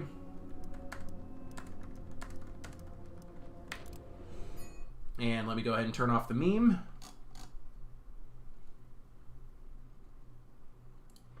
And then we're going into performance mode. We are set to go. So then, what we're looking at here with this map is it's pretty in a gross way. Like, you've got to love the mountains in the distance, and the terrain itself is actually kind of, you know, it's got pockets of brown and dead trees and lots of angular rock faces, and this looks like mud. Is it mud though? Yeah, there's a small bit of mud on this map, but not consequential enough. It's easily avoidable. Good pockets of lots of trees. No scrubs, just trees, but that still means don't put your chariots there. Speaking of not putting your chariots someplace, don't put your chariots in mud either.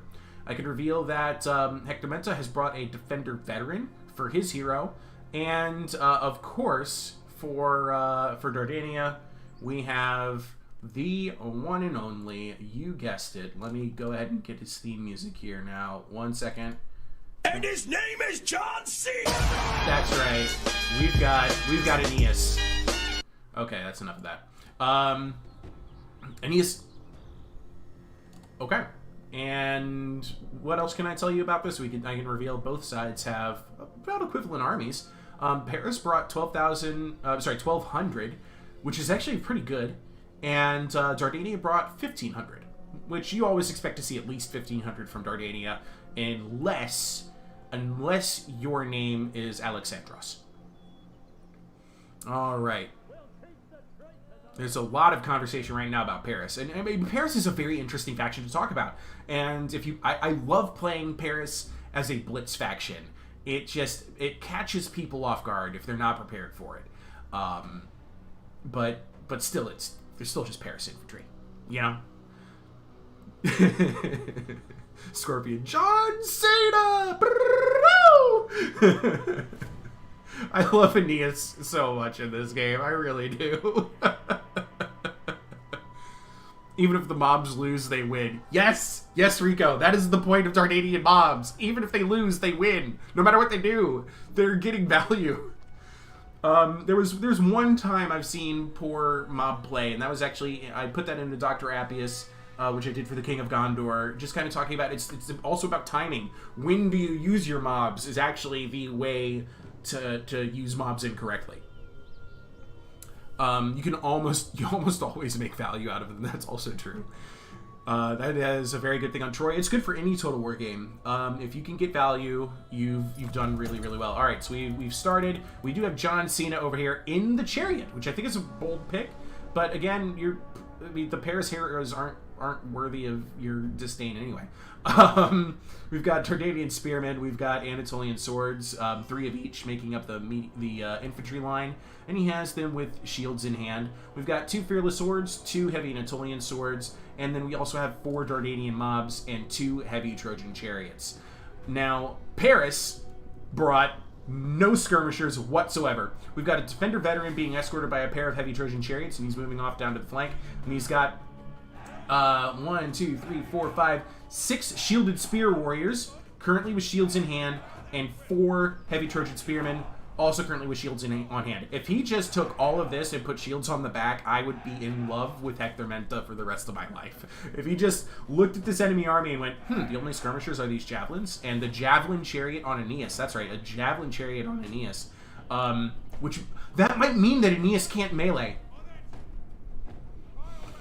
Because of that bug. Aeneas might not be able to go into melee until he uses all of his javelins, or if he dismounts his chariot. But if he dismounts his chariot, he's also going to have javelin ammo. John A. Cena, yes. But could you imagine this right here? If he just puts all of these shields on his back, his weapon damage is going to... Wait, does Paris's heavy Trojan spearmen do less damage than Hector's heavy Trojan spearmen? Can somebody look that up for me? Because I'm pretty sure that Hector's heavy Trojan spearmen have 125. All right, so we got some back and forth here. John Cena is going to go ahead and start unloading some javelin ammo on some units. I like this. He's moved his army behind the mud pit. Maybe he was trying to bait. Maybe he was thinking he might get lucky and Hazard might just charge his chariots through the mud to get to his spearmen. I like that he's using the mud to kind of protect his infantry. But he's going to go ahead and come over here and try and start chasing off John Cena, who's in the mud. Big hit. Oh my goodness! I don't think Aeneas can melee. I don't think he can melee this. Oh yeah, no, never mind. He can. He totally can. Aeneas looked at me and went, "Excuse me?" Whack. He's gonna go ahead and spend some javelins on him. No, it is the same. Okay, thank you. Did Paris just bring an only shield build? Sort of. There's chariots, though. Okay. Checked. They are the same. Good. Just to be clear, it seems like it was meant for Cunctator. I don't know what you're trying to say there. Okay, that might be really smart and at the same time really funny. Okay, here we go. And stuck in now, but these guys can just, you know, stand here and give spear damage to him. And he can, if he can get around this and attack, Aeneas is going to go ahead and fall back from this. Shields on the back! Shields on the back! He waited until they charged, and then he waited until Aeneas charged, and then he put the shields on the back. It's not a bad plan. And now he's dodging javelins from the Fearless Swordsman, because here comes Aeneas' infantry. Oh, and Aeneas is also outflanking with Dardanian spearmen. Shields currently in hand. And here comes the mobs. I think they're just going to come over here, just kind of stand in the mud for a bit. Chariots are kind of positioning. He put them back in line, and now he's put their shields. I think I saw in order for him to... Nope, shields on backs. Everybody has shields on backs now. Oh, man, 145 weapon damage with a bonus versus swordsman. That will add its... that's going to bring itself up to 24 plus another 630. It's going to bring it up to... oh, he's going back and forth. Okay. Okay. So right now, their damage against swords is 130. When they put their shields on their backs, that's going to go up to... Oh, wait, nope, that shield's in hand again. Yeah, okay, not a bad idea, because there are javelins coming your way. Might as well have the shields in hand. Might as well have the shields in hand. We got a charge over here. 125 weapon damage charging into Anatolian swords with a bonus versus... Large, not a bonus versus swords. Here we go. I think he's trying to time it. He's trying to time it so he can use his shields in the best, you know, to the best advantage. He does need to kind of charge out of this position, though. I don't know why he's keeping his chariots protected here. Okay, heavy chariots charging. Yeah, right into them. Ooh. Ooh. All right, now Aeneas is out of ammo, but I don't know if he can actually melee until he gets out of his chariot. Man, we're diving all in right here on this one shielded spear warrior. Yikes. Yikes. Shielded spear warriors kind of starting to lose over here because of he's trying desperately to get his hero out of there.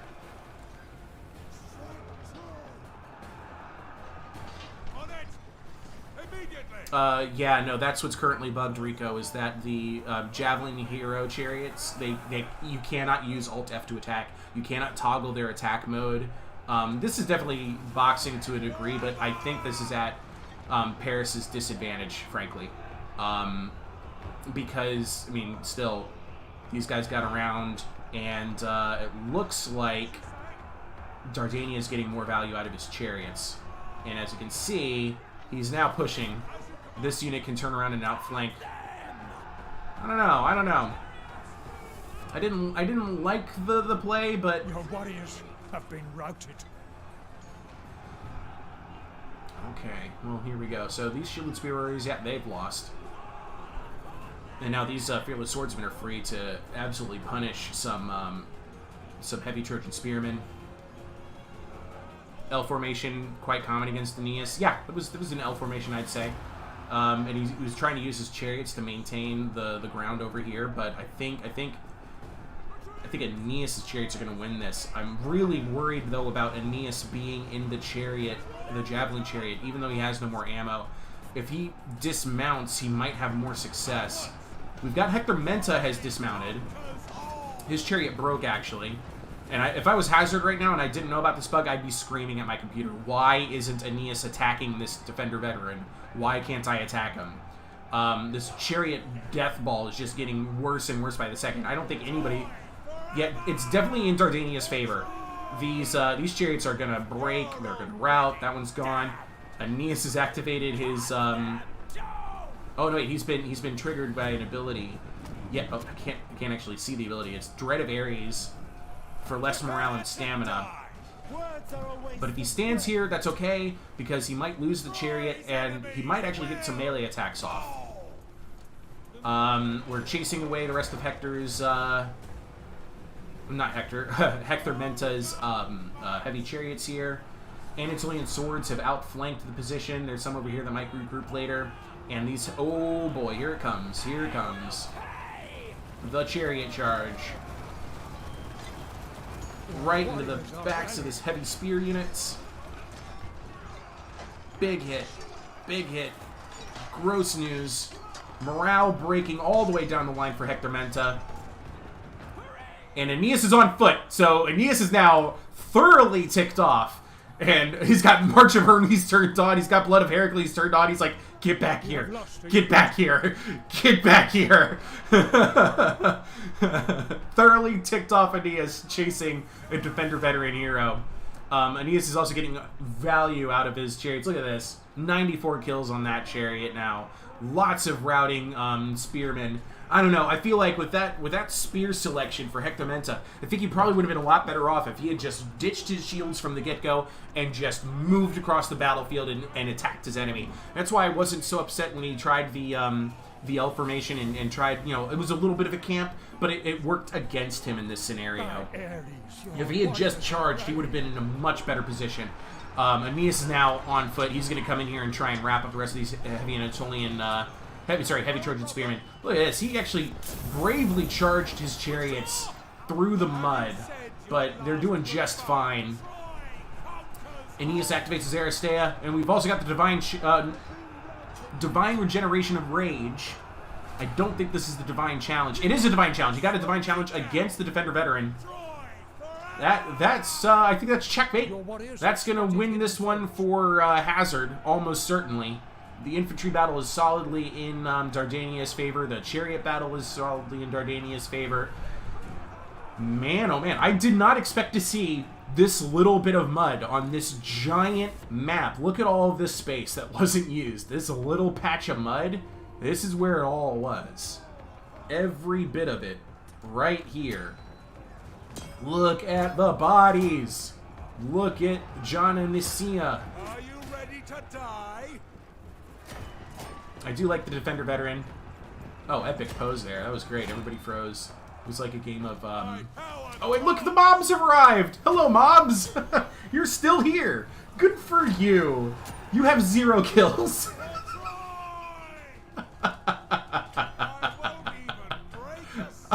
I love mobs so much. Oh, look, there's a mob over here chasing away a heavy spearman. They shattered. Good job. It's all the Divine Challenge now. Aeneas... Oh, man, there's a very hurt, fearless swordsman in here. But Aeneas is getting the work done against the... against Hector Menta's hero. You are losing ground. And that's it. There we go. GG. Well played, well played. Wow, 165 kills for this heavy Trojan spearman, 140 there. It was a very simple army for Hector Menta.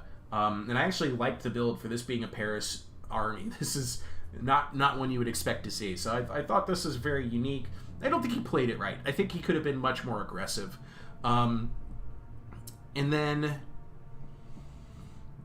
163, 124, 147, 137. Hazard just got way more value out of his chariots. Excuse me, got more value out of his chariots, and that's what really won it in the end of the day. Aeneas got lucky once he finally got off that chariot and then just tore that that Defender veteran apart. Okay, let me go ahead and set up the screen blocker now. Let's go with Chill Jax. The Chill Ajax. Alright, and I'm going to go ahead and verify army picks.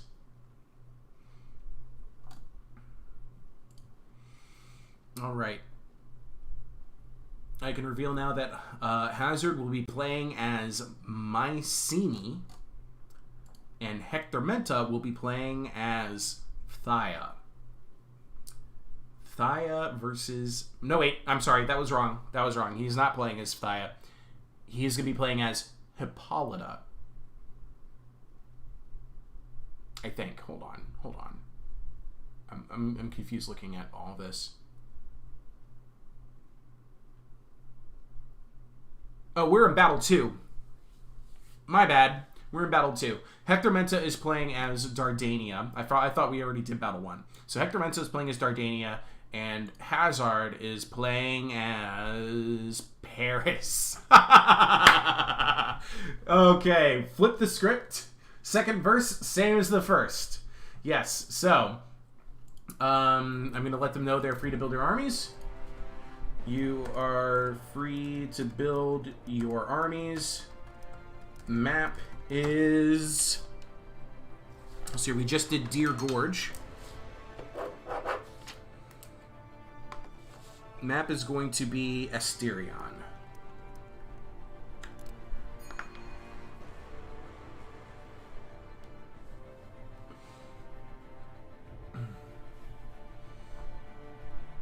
All right, so round 1 for Hazard.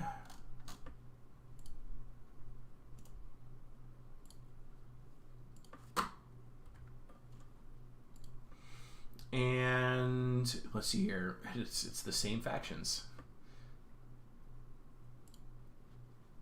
So Hazard's going to be playing as Paris, and Hector Menta is going to be playing as Dardania.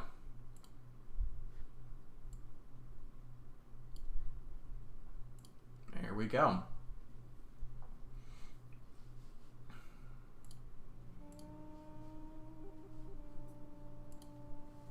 Yep. These are the factions.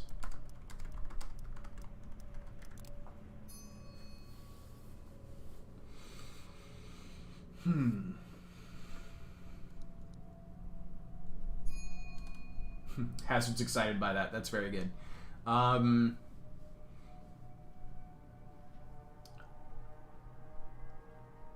The cost of... Yeah, that's... You can have 5 of those. That's good. That's good. Hector's army is good.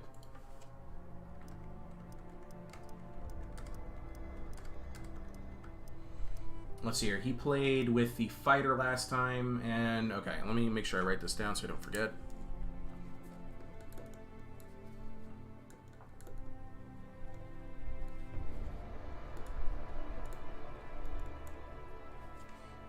And then Hazard is playing with... he's played as Epic already. So the playing field is open for Hazard as far as like which of the Paris heroes he wants to bring. He can bring any one of them.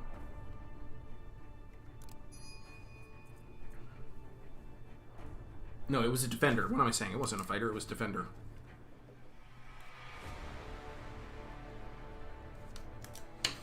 Okay. A bit clunky to manage 2 chariots as a group, in my opinion. It can be. You have to be very careful with your attack orders. They often block the models from the other unit. Yep. Yeah, they just switched factions. That's what got me confused when I was looking at them earlier. I was like, wait a minute, that can't be right. They were so close from having 2 mirror matches in a row. Yes, that was really close to happening. And we did have a mirror match in this tournament. We did have a Mycenae versus Mycenae. I showed the replay of that from the other day.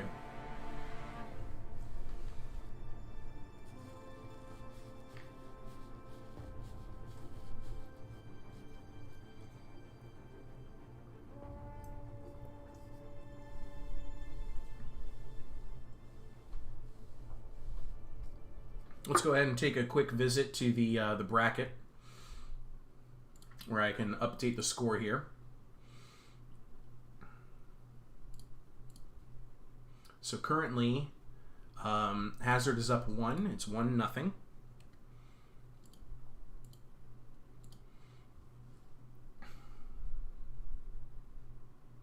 I did get a message. Let's verify it. Oh no, it's just Linksy server. Never mind.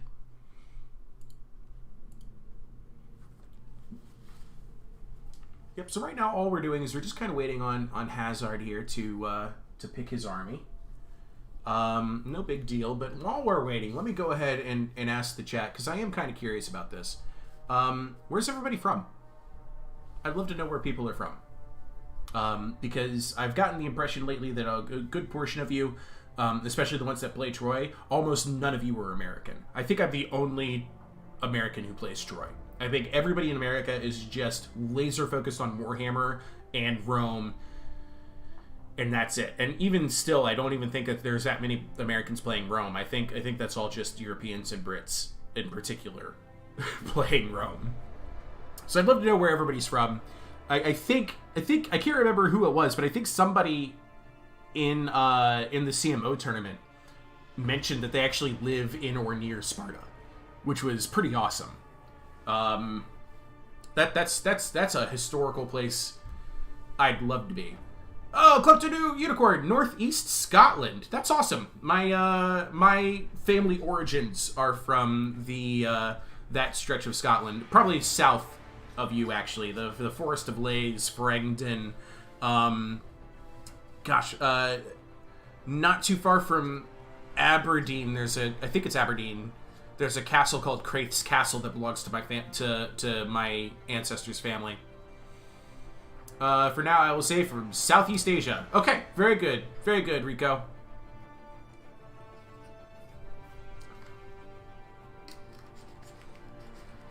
And I think Airrunner's trying to guess. We're not going to make him say. We're not going to make him say because there are totally some nations out there that have some interesting rules about what you're allowed to watch on YouTube. Hey, Conicus is from Virginia. What part? I grew up in Virginia. I literally lived in Virginia for more than 20 years. All over the place. Trinidad! That's so cool. Trinidad, Tobago. If there was any spot in the Caribbean I'd love to visit, it would be Trinidad. Clutch Unicorn says that's awesome. Cool. Thank you. Thank you. Let me double check here if I updated the score. Let me get back to the live scene. There it is. Yes, the winner right now is Hazard by 1. Game 2 is going to be Hazard as Paris versus Hector Menta as Dardania.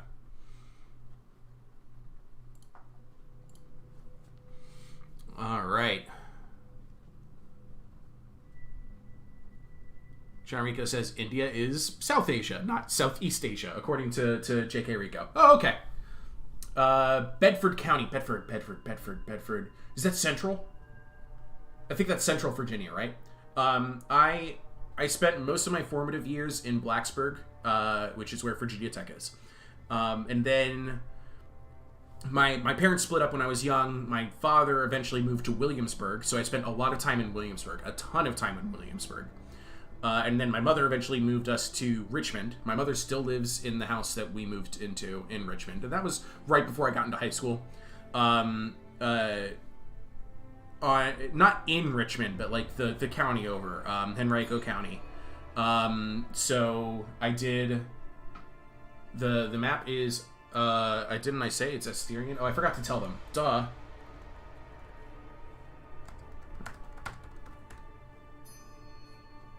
Oh, they knew that. Yeah. Yep.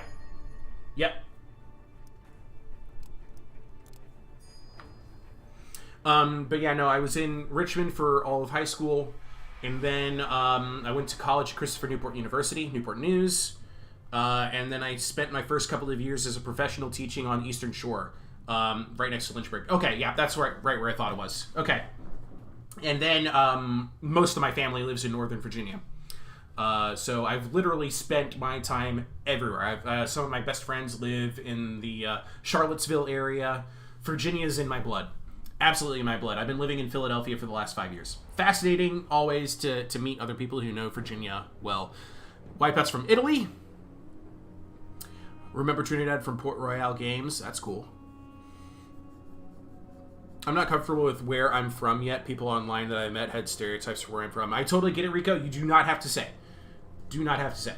All right, let me go ahead and verify Hazard's army. 1, 2 heavies, 2 renown. Yep. Light infantry's good. Medium infantry's good. All right. And we've got a fighter for Hazard's second hero pick. All right, I can reveal at this stage that we've got a warlord leading Dardania. This is like the cheapest hero option you can get, and it's just, you pick which kind of warlord you want. He did put this warlord on a chariot, but not the javelin variant. And then Paris is going to be led by a fighter ravager, which is a good pick for them, I'd say. Dardania brought 1,600 men. Paris brought 1,300 men. So I think we're going to see very similar styles of play here, with a couple of variations, and they've got to be pretty careful. This map is another good competitive map. It's got, a mid to small size stretch of open land flanked on either side by diagonally cutting forests. Alright, so when you're playing, you've got to be aware of the fact that your opponent could choose to deploy in his forests and then move deep into the battlefield onto your side on your far flank. And you could do the same thing to your opponent. So if you wanted to, I've seen this done often, you set up a line that faces like this so that when you're charging your enemy, he probably also sets a line to face you, and then you get to use the tree line for cover. Let's cover Dardania's army selections first. Dardania has brought swords. 5 units of Anatolian swords and 5 units of heavy Anatolian swords. No fearless swords or Dardanian defenders here. The hero's in a chariot, and he's moving the hero chariot into the tree line. There we go. There it is. It's not scrubs, and it's not necessarily a chariot unit. It's just slightly impacted because a hero on a chariot counts as large. We've got 2 Savage Centaur Warriors and 1 Centaur Champion and 3 Anatolian Slingers. Meanwhile, his opponent, all the way on the opposite end of the map, Phrygian Warriors, Exemplary Trojan Slingers. There's going to be 2 of those. We've got 2 Heavy Trojan Spearmen, as well as, I think it's just 1 Shielded Spear Warrior. We've got Phrygian Axe, Phrygian Warriors. It's all kind of jumbled up right now, so it's kind of hard for me to like, pick it out, but it's all there. Giant Champions, regular Phrygian Axes, Renowned Phrygian Axes. There's a little bit more rhyme and reason to it when it was all lined up. Oh, Screen Blocker. Of course. Yeah, they started a lot quicker than I was ready for them to start, so that's why. Thank you for that, and I'm also going to make sure it's in performance mode. I didn't get to go through my usual process. The battle kind of started a little bit quicker than I thought. They didn't communicate that the battle was ready to start, but hey, whatever. We're there. We're there. So yeah, with Giant Champions brought by Paris, which is good. I don't think I've seen a giant unit yet picked to this tournament. Just imagine the battle like listening to radio. Yeah, I am not going to audio dramatize this battle. Shielded Spear Warriors, 2 of them, 2 Heavy Trojan Spearmen, and 2 Renowned Phrygian Axemen. And then the Exemplary Trojan Slingers, there are actually 3 of them, and then it looks like there's a Phrygian Axeman kept back here in reserve, and a Phrygian Warrior on each side. And Dardania is going to go ahead and start moving up its Savage Centaur Warriors and Centaur Champions through the tree line. Pretty smart, I'd say. I'm not sure what Hector Menta is thinking over here. I think he's going back and forth between the 2 forests. I think he's decided his opponent is all in these forests, so he wants to just move up with the cover of the tree line. Neither player brought chariots this time because of the chariots in the way. Don't worry, I know about the screen blocker. It is down now, and the stream should be showing you no screen blocker. How many Italians are in this stream? Not comfortable. Is D Stutzig also from Italy? Is that what we're saying? Fascinating. Okay, yeah. Here's the range on Exemplary Trojan Slingers and just how powerful they are. No kills yet, but they've already took a decent chip out of the Heavy Anatolian Sword's health, and that's the power of their range. They could, if they wanted to, turn their slings on the Anatolian Slingers, tear them to pieces, and there's nothing that these Anatolian Slingers can do about it. 180 range is really good, but it's not as good as 190 range. And look at the health just start evaporating. Look at that! Look at that! It's almost half their health! That is the downside to facing the Exemplary Trojan Slingers right there. I really like this army for Hazard here.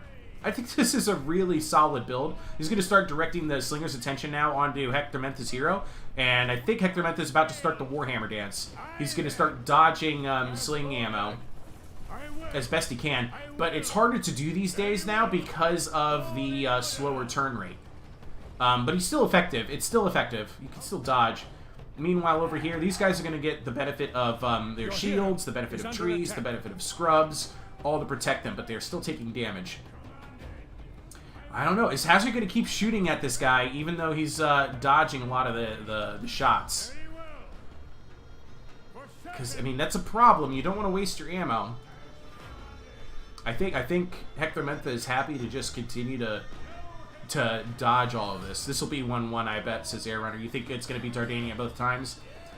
That'd be interesting. I don't know. I like this Paris army. It can do the job. There aren't any mobs on the field, and the Anatolian Slingers, I actually think this is a bit of a liability for Dardania, having brought Anatolian Slingers. The Centaurs are in a great position, however, but man, I don't like this. Really don't like this. Yeah, and I think he stopped. I think he realized that was just kind of pointless, just trying to shoot the hero. If he could pin the hero and then get it like really close range, he might be able to attack that.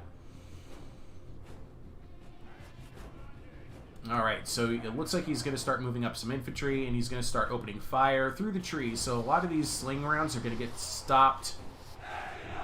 The Anatolian Swords missile block chance, I don't think it's all that great. 65%, actually, that's not bad. And then they also have 35 armor. Slings they're not going to care about 35 armor. Alright, heavy Trojan Spearmen are in position with shields in hand. They can do really well in the engagement against all of these swords. And here comes some Phrygian warriors, some shielded spear warriors to try and support their flank. And here comes the charges. Yeah, that Phrygian warrior is going to have a lot of problems with this. And with those slings, though, they're just getting caught up in the trees. Alright, Phrygian warriors grabbed Hector Menta's hero. That's problems. That's problems for Hector Menta. He's going to try and charge up here with some of his infantry. He's got a position here with his Anatolian Slingers. And it's a good angle. It's a good angle for shooting heavy Trojan Spearmen. He should be shooting the Phrygian Warriors, I think, because those Phrygian Warriors, they can turn around, charge the Anatolian Slingers, and that'd be a big problem for them. But I actually probably better off that he's just over here facing off against these heavy Anatolian swords. Oh, the Slingers are shooting the Phrygian Warriors now. Not great. Giants have come down here to charge into this and support this fight. I found out how to turn off shaky cam, by the way, so we can watch the Giants attack without watching the camera fly all over the place. Warriors are losing heart in the middle of the pitch. Yeah, the heavy Trojan Spearmen and the shielded Spear Warriors are making it happen against the Anatolian Swords, but less so against the heavy Anatolian Swords. The hero's now rear charged this. He's in danger of losing his chariot soon. And look at the morale on the Anatolian Swords just absolutely start to evaporate. These Phrygian Warriors, yes, they've taken damage from the Slingers, but they're now in a position to rear charge this heavy Anatolian Sword, and that will break that unit with how bad its morale is. Here comes the Centaur Warriors. He's moving his exemplary Trojan Slingers into the tree line.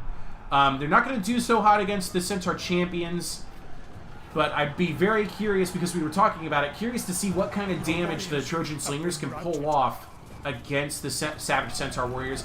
He's going to continue to try and move his Slingers away from this, though.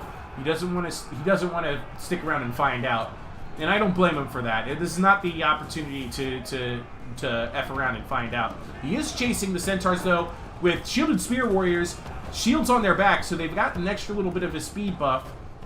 Speed's 43. The Centaur's speed currently in the trees is 58, though, so they might be able to escape all of this. And look at the health on the Trojan Slingers. They're doing just fine for having been charged by all of these Centaurs, but now they're a little bit too close to the melee engagement. Anatolian Slingers are out here. They've taken a ton of damage. They're also being attacked by these units, and the hero's broken through all of this. That's a broken heavy Anatolian Sword, a broken Anatolian Sword. The Anatolian Swords are pretty much out for this fight. Heavy Trojan Spearmen are in a fantastic position now. Yeah, they're getting all sorts of extra damage against heavy Anatolian Swords. The exemplary Slingers, they are really sending out some long-distance shots against this routing Anatolian Slinger. I don't think he means to shoot that unit. I think he probably wants to... Actually, I wouldn't mind shooting the rear of these routing Anatolian Swords, or just finish off some Anatolian Slings. These heavy Trojan Spearmen, their shields are on their back, and in some instances, that means that their shield block chance is like 15%. Yeah, they got like a missile block chance of 15% because they have their shields on their back. Centaurs pulled through slings. The slings were running away. I wouldn't count that as a pull through. The slings were running away, so the Centaurs were able to get a very, very easy charge through that unit. Flashback to Renowned Island Skirmishers versus Light Spear Runners. I'm trying to remember that one. Oh, on my... Yeah, I remember that one now. I did that to death. Yes. Absolutely. Uh-oh. So these heavy Anatolian swords have turned around. These exemplary Trojan slingers probably want to start thinking about shooting them.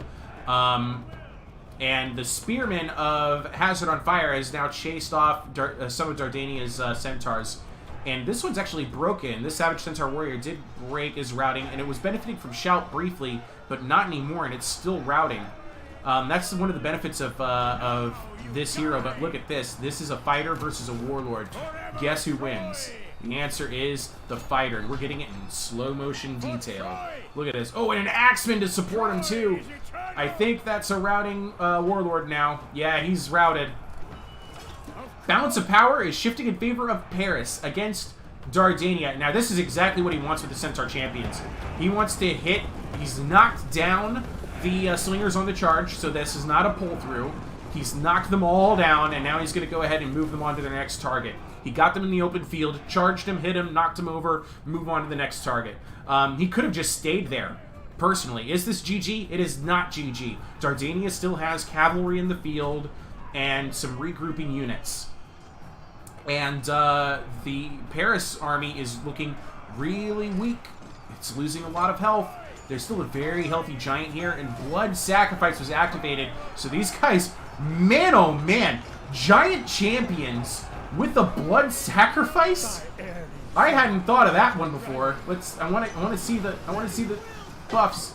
Show me the buffs. Come on. Where is there? Ah, I missed it again.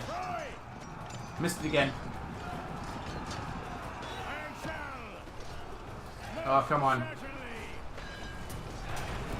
Ah! I want to see this so badly. Maybe if I can get my mouse to hover over a giant. Got it. Okay.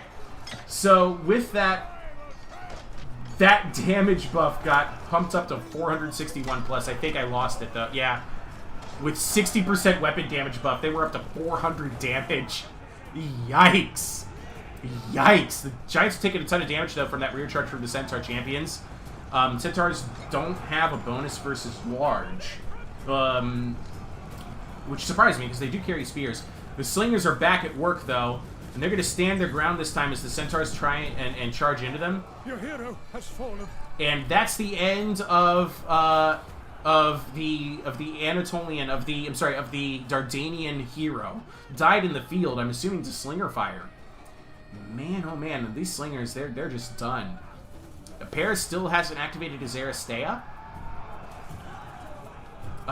which could come in handy. He could use the health. He's currently out of control because of Ares' rage.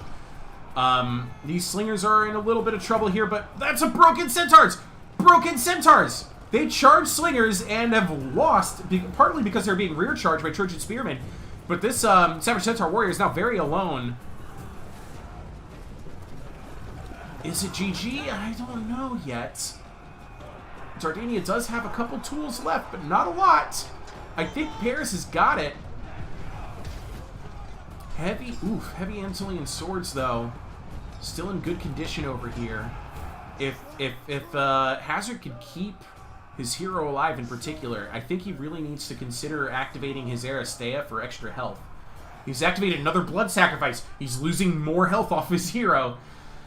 Oh, but that's going to help his renowned Phrygian axemen as they get into these heavy Anatolian swords.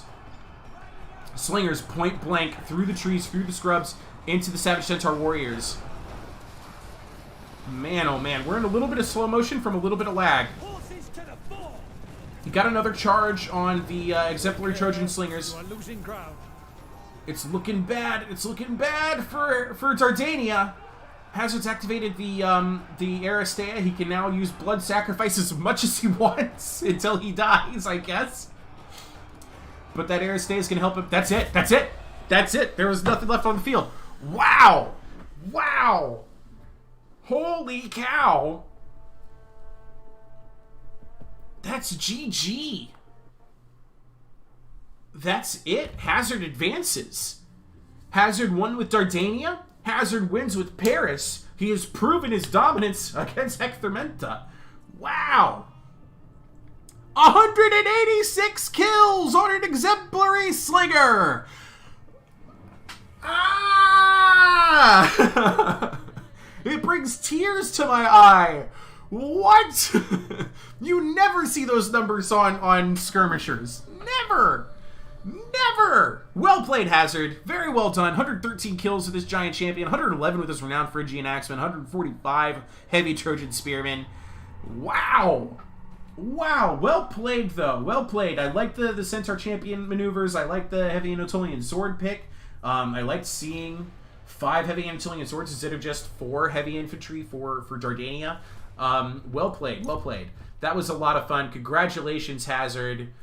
You advance to the finals. Wow. Wow. Okay, let's go ahead, and that was in 2-0. That's it. Let's go ahead and update the bracket. We can update the score. Final score 2-0. The winner is Hazard, who will face Alexandros in the finals. If we still have Hector Menta, we can do a bronze match between Deez Nutsing and Hector Menta. We can still get that in. So let me see if we still have Hector around. Are you available for a bronze medal match against Deez Nutsing? Slings are not OP, Air Runner. Don't you start putting dirty thoughts into people's heads, okay? Don't you do that. That's just rude and uncalled for. Rude and uncalled for.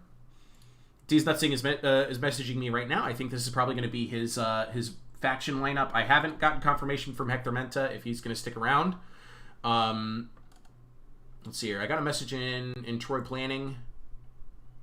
What are the rules for the finals? Does the 7-faction rotation continue? Yes, 7-faction rotation continues. Now, the champion picks, I knew that we were going to run into this issue. For the first 3 battles, you cannot repeat a hero type. After that, you can. That's what I'm going to say. So, I'm going to reply there. Faction rotation rule still stands. Hero rule still stands, but only for first 3 battles. After the 3rd, play any hero you want.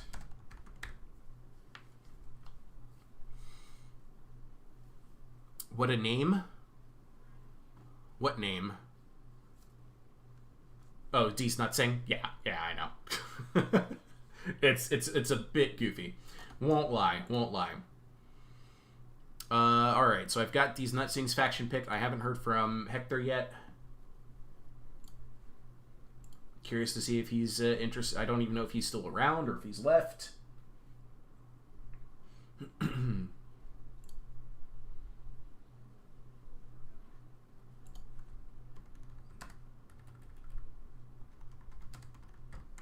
It's a solid plan, I'd say, for him.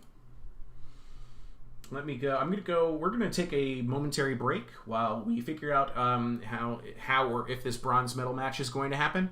I still have to try and track down Hector Menta to see if he's still here. And it allows me a chance to, catch my breath, get hydrated, that kind of thing. All right? So, enjoy the music.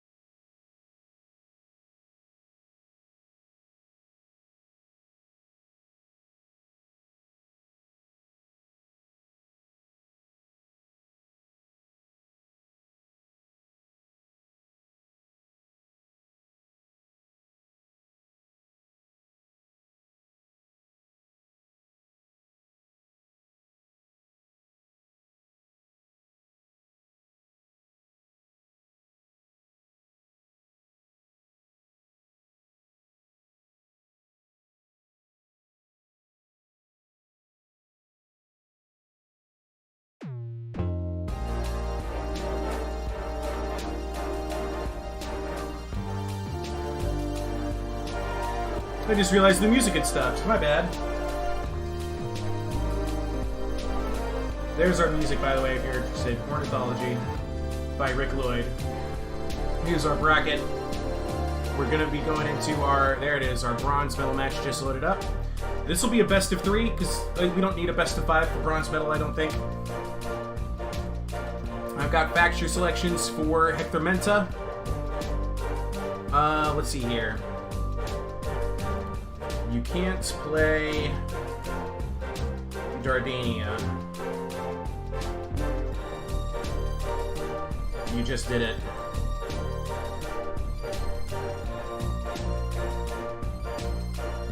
The other two are done.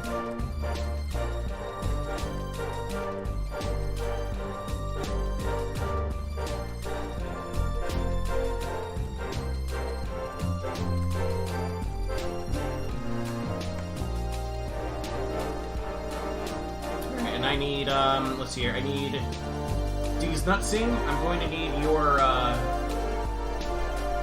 let's pause that. D's Nutsing, I am going to need your factions over Discord. Or did you already send them? You already sent them to me. You're ahead of the curve. You good. You good. Okay, so I got your 3. Those, yeah, I'm glad with the order you put them. Very good. I think you're making the right calls here. D's Nutsing, if you can hear my voice, go ahead and make the lobby.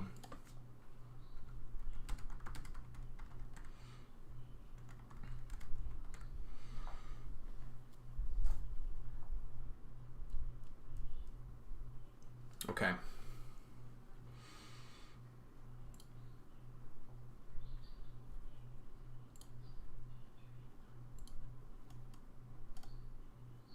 Turn those off momentarily. Very good.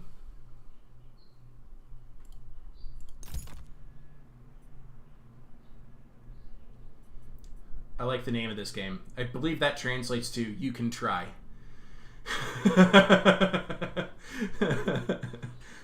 I believe prueba in Spanish translates as you try. Just you try.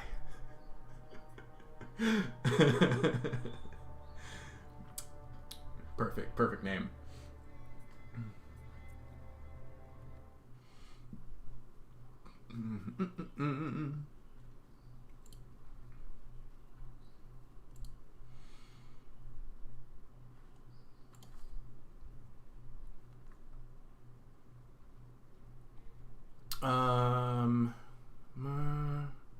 Last time I played Mycenae was quarterfinals match 2. So that's 1, 2, 3, 4, 6. Okay. You did Mycenae in the quarter finals. Battle 2. So you can't select that one either.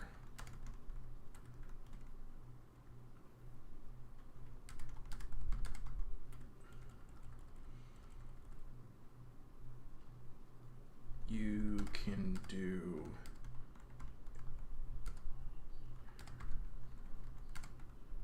that one in Battle 3, but not the 4. I'm just communicating to Hector. He's trying to figure out which factions he is allowed to play with.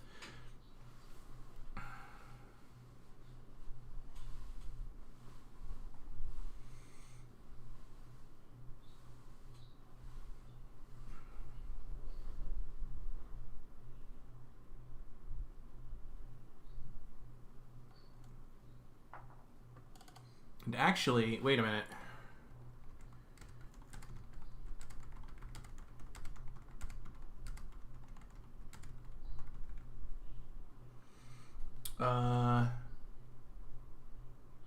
Yeah.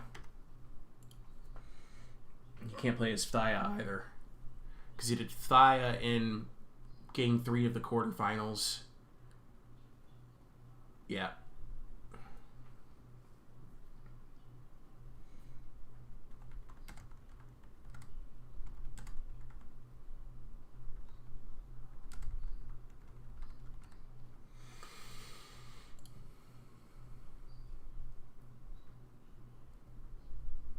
Hazard, thank you for sending me your faction picks. I'll double check them before we get into your battles.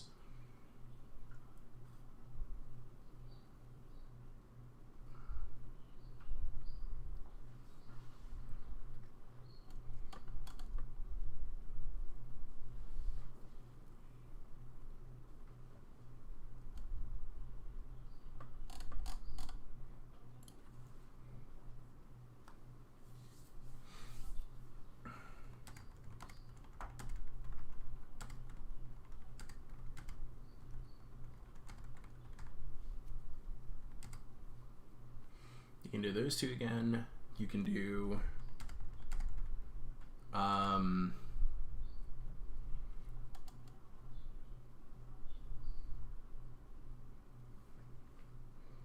if you can do that faction, you can do Ithaca by battle 3.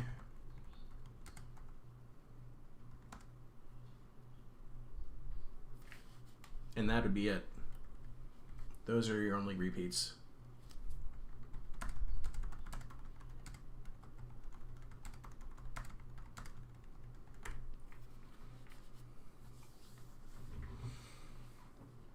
So Hector Menta had played as Lycia and Sparta in round 1, and both of those have gone. We've gone through 7 matches for Hector Menta, so he could play as either of those two again. And if he gets all the way to battle 3, he could play as Ithaca again. But that means he won't be able to play as Phthia. He won't be able to play as Mycenae. He won't be able to play as Dardania or Paris. He won't be able to play as, let's see here. I think that's it. Phthia. Did I mention Phthia? I think that's it.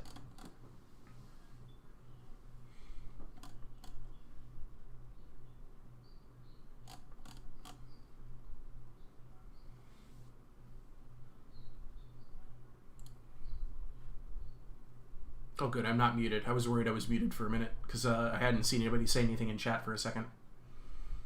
And I wonder if D's Nutsing has made the lobby yet. Let's go find it.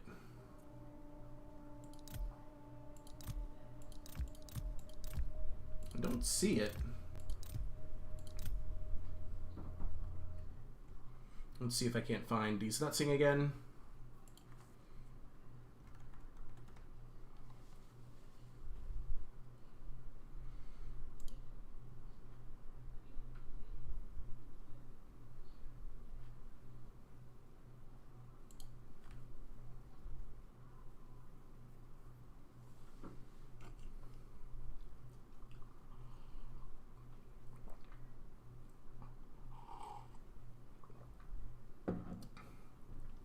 I don't know. I seem to have lost contact with both players now. Neither of them have responded to me in the last like 6 or 7 minutes. A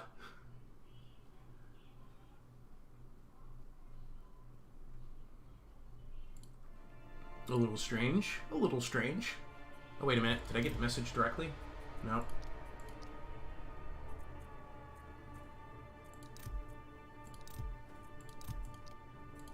And somebody had sent a message. I must have just been from the previous lobby.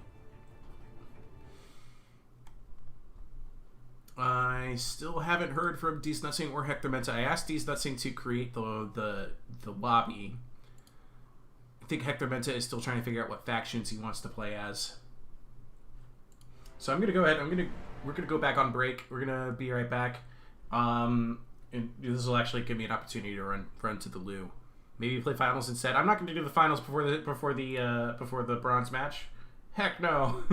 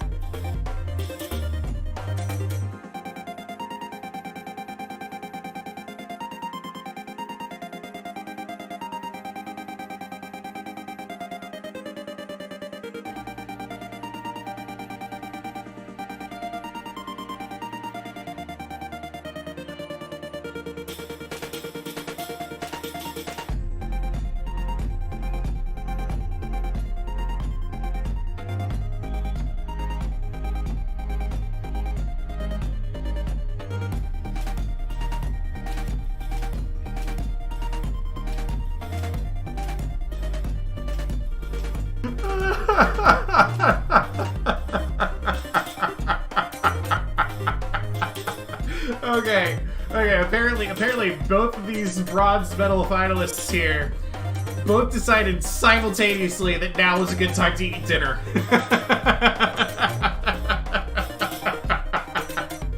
Oh, man. I'm starving for your entertainment, everybody. I have chosen to eschew my lunch. All I have is this smoothie.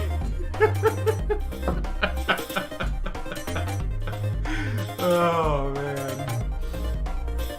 So, yes, we're about to go into our Hector Menta versus D's Nutsing bronze medal game.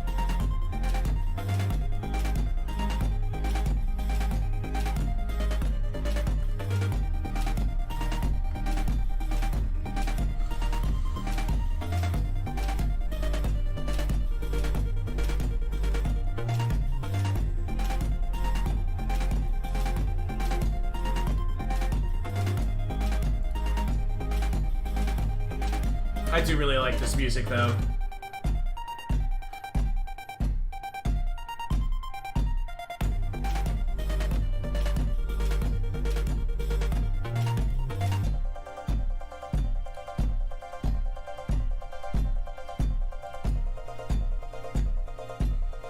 Let's see. Let's get our quality memes in place. Yeah, that's what we're gonna use.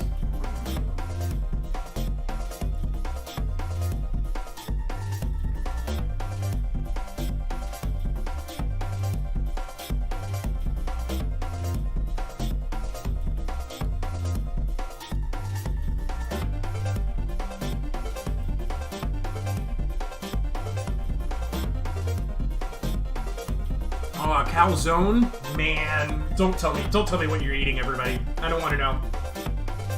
You can comment what you're eating. I'll just vicariously eat through everybody else.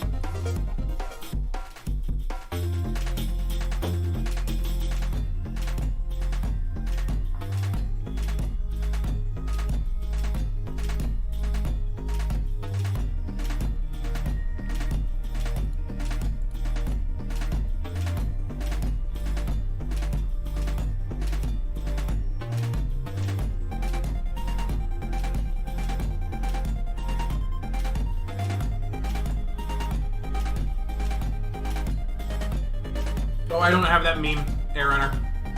I don't have that one.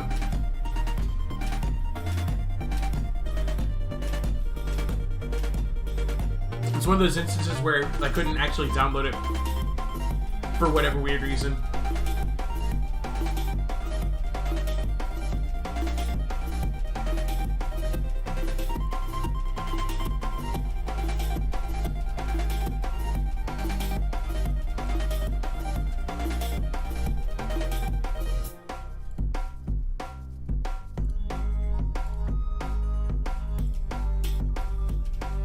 Almost forgot. I'm gonna have to do this first.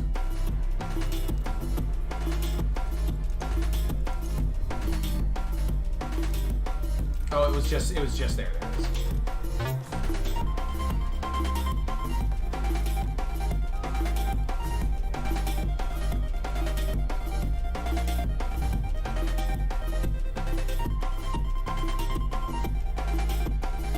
Music's almost done. I'm gonna let this song play out and then I'm gonna stop the music.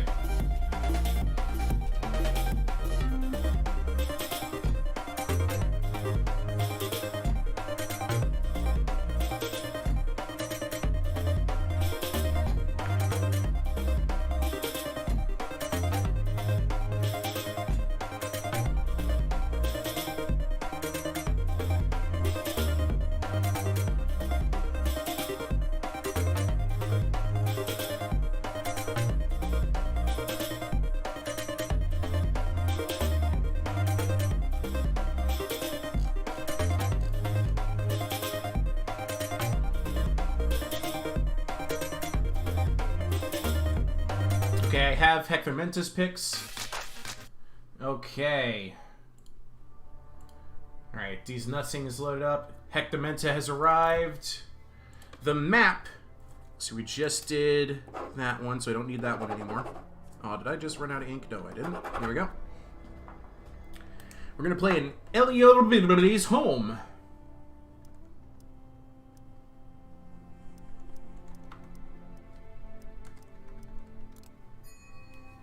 Illiad Home. That is going to be our map for this battle. And I can also confirm the factions for Battle 1. We are playing with Hippolyta, Hector Menta as Hippolyta, and D's Nutsing will be playing as Dardania. So it is as you see up here right now. Let me go ahead and get this all set up.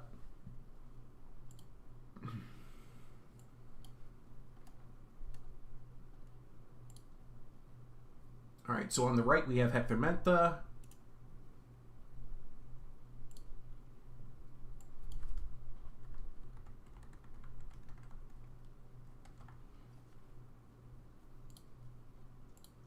Who will be playing as Hippolyta. There you go. There you go, Air Runner. Just what you wanted. This side will be Nutsing.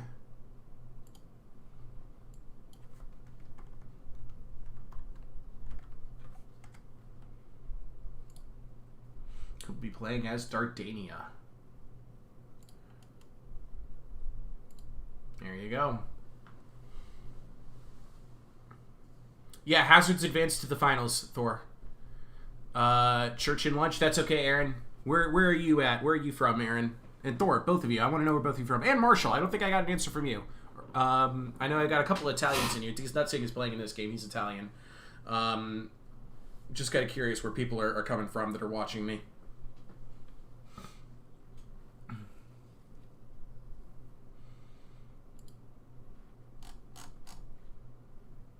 And I'm going to go ahead and let them know they're free to choose their armies.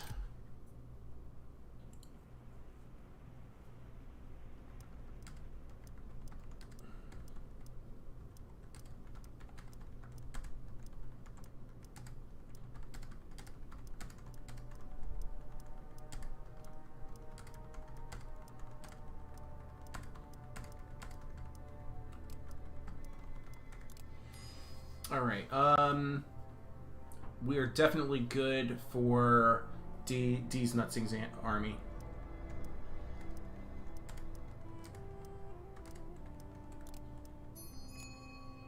Oh, perfect funds. You have to love that.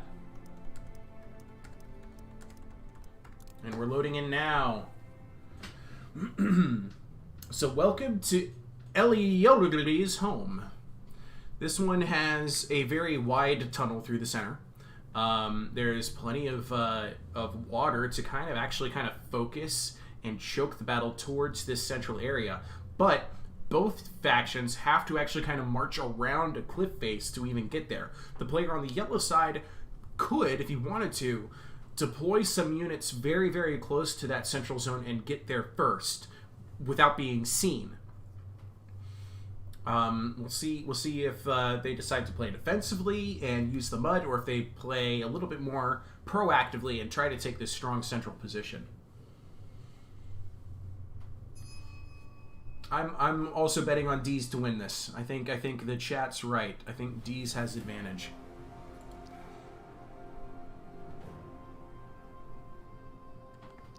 All right, let me go ahead and check out the Hippolyta army. It's all lined up. Oh, it's moved. Okay, thank you. So heavy infantry were good. Medium infantry, I'm just got to verify their cost. If it's less than the 880, I think it is. Let's just verify it real quick.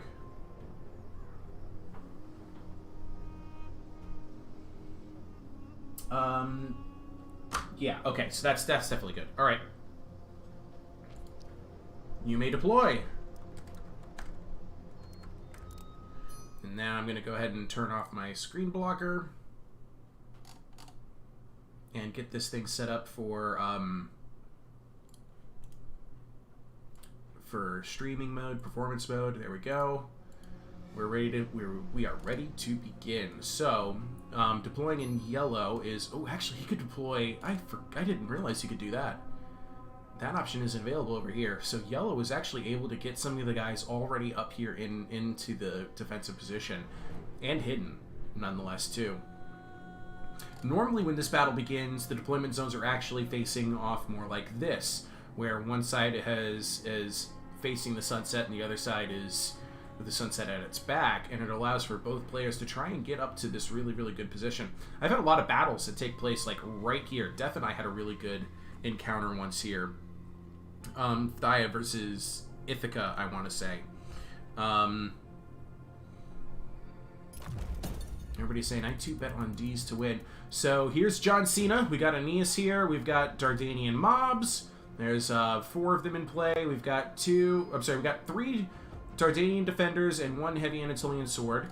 We've also got 4 Anatolian swords, some in a full stack of centaurs, and 1 heavy Trojan chariot. It looks like we're ready. I don't know why he's asking if we're ready. We've got 4 shielded stone slingers, a pair of Antenaerae, and an archer trickster hero. Trickster. Interesting pick, but they do have different skill sets than other archer heroes in the game. Who is on the mount. And then off to this side, we've got the infantry. We've got 5 Andromachoi and 2 Aristomachoi, which this is more in line with how I would normally play Hippolyta. I think this is a little bit more defensive. I wouldn't have picked the 4 shielded stone slingers, though, that's for sure. But we have seen that Hector likes bringing 4 cheap slingers. We have seen that from his gameplay before. Alright, so yes, the cavalry has moved up into the defensive position over here, into the scrubs, but they don't know about all of this right here. Archer Trickster not for D's, that's for Hector Menta is the Archer Trickster. The reason why Archer Trickster instead of Archer Skirmisher, because the skill set is actually different for the Amazon Archer heroes than it is for like the Greek and Trojan heroes. We still have Triple Shot and Volley. I'm sorry, Triple Shot and Strafe. And then we also have Cheat Hades. So I think the skills are the same, but the Archer Skirmisher hero for Hippolyta and Penthesilea doesn't have the same skills. I know the fighter is the same way. It doesn't have the same skills. Yeah, okay, so we got the chariots that are out here kind of protecting the right, which isn't a bad idea. And he's also hanging back as he knows that he saw some Antenaerae. And I would be worried about charging a chariot into an Antenaerae too. This is the Strider ability in action. They don't care about the trees. Don't care, don't care, don't care. And they're going to go ahead and get out of here and possibly head downhill towards... they're still hidden. I was really wondering if they were still hidden or not. Yes, it is still a hidden position. So, and actually, these chariots are hidden because of the slope. Yeah. Man, oh man. He's went ahead and he moved one of his Dardanian mobs. He's clearing out the trees. This is really smart from D's Dutzing. He wants to find the cavalry. The cavalry doesn't want to be seen yet, so they moved as far over as they can. Man, and there's just this giant force of Dardanian forces. Force of forces. Your warriors yes. have spotted hidden foes. Okay, you can see them now. He's got a chariot. He's almost cut them off. I think Hector's going to go ahead and abandon this position, having been seen by the Dardanian mob. But, I mean, honestly, I would have just turned around and charged them. And here comes, because they've been flushed out of the trees, I think the Trojan chariots are going to take their chance. But he's just moving his Antenaerae into the next slot of trees. Nope, he stopped. He sees the centaurs. He sees the infantry now. He's going to go ahead and go back to his army, which I think is the right call. Oh, yeah, there's some javelins going in for some stone slingers. Not great. Not great for Dardania, I'd say. Actually, the stone slingers can mostly ignore. So those javelins. The foe has sighted your hidden units. Those javelins are not going to catch a lot of value. Thankfully, though, for the Dardanian defenders, they don't need the javelins to make their value. Hector Menta. This is the bronze medal match, Vodka. We are in the third place match. We just started. It's battle 1 of the bronze medal set. Oh, Dardania's playing defensive here, falling back. They're going to catch some stone slings right into the backs of the Trojan defenders. That's not ideal. He's going to go ahead and move his infantry out from this position. He's moving his cavalry over here to support his chariots. I like that maneuvering. He's cutting off Hippolyta's maneuverability. And I think also cutting Hippolyta off. Yeah, this is an impossible spot for her to sneak through. He's forced Hippolyta out of the central protected position and is backing Hector Menta into a corner. We have seen Hector do really good in these scenarios where they're really, really backed up. Okay, javelins are being spent now on Andromache. This is not great for the Andromachoi. They're going to have a ton of trouble with Anatolian swords and Dardanian defenders. This Aristomachoi is deciding it's just going to go ahead and kill these Dardanian mob, get around the flank, and then maybe get into these Anatolian swords. I think these, let's say, might not realize his flanks are in danger. I've not often seen this. Dardania has been outflanked by Hippolyta infantry. This is a yikes DEFCON 1. Oh man, and he didn't get the counter charge. His micro was distracted elsewhere. The Centaur champions and Centaur warriors, he is going to get around. Oh, there's an Antinari right here. He's going to try and rear charge the Antinari. I think he wants to just win this cavalry matchup really quickly, and then maybe get his chariots up here and into the slingers. He's ignoring the slings, which is dangerous for Savage Centaur warriors. And instead of charging the Centaur warriors, he could have probably taken them out of the match. He's going to charge the chariots with medium cavalry, and the chariots will win this. As you can see, yeah, the health immediately goes in the favor of the heavy Trojan chariots, and the stone slingers just evaporated the Centaur warrior. Man, oh man, but the Antinari are pretty much done. And meanwhile, the outflanked Anatolian infantry, outflanked in several positions, actually. Wow. But not over here. Over here, Dardania's got this well in hand, and Aeneas is helping to turn it around. And there is plenty. I mean, you can't keep Dardania outflanked. Eventually, somebody else is going to show up. And in this case, it's Anatolian swords, more mobs. They're rolling in here now. The slingers are getting a ton of value right now in facing off against these Savage Centaur warriors. It's like, oh, but here comes the Centaur champions. We've had enough, they say, and here comes the charge. Watch the health on these shielded stone slingers. Big hit, and they're going to take a ton of damage as this encounter continues. And it might have even grabbed two. Yeah, it's grabbed two of the slinger units here. The two on the ends, it says they're doing okay, but that's not going to last. Look at this. The heroes managed to grab one of the Centaur champions in a 1v1. That's pretty interesting. Chariots are free now. Those Savage Centaur warriors are still breaking. These chariots are going to come back, and they're going to deal even more damage. Oh my goodness! A Dardanian defender broke through.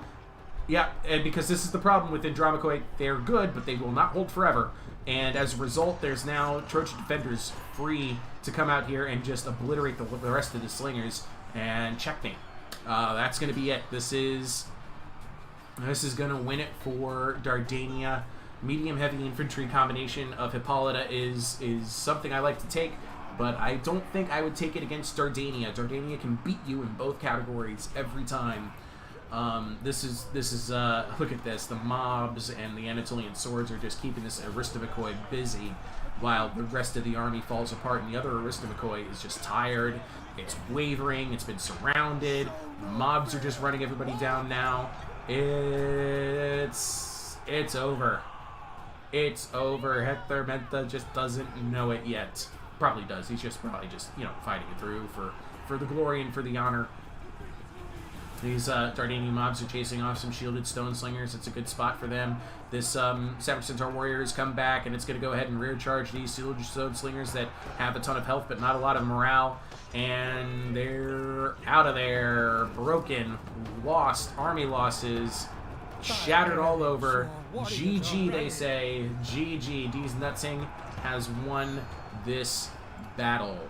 Well played, he says. Well played. There you go. Gotten hair all over the place. Please excuse me. There we go. Oh.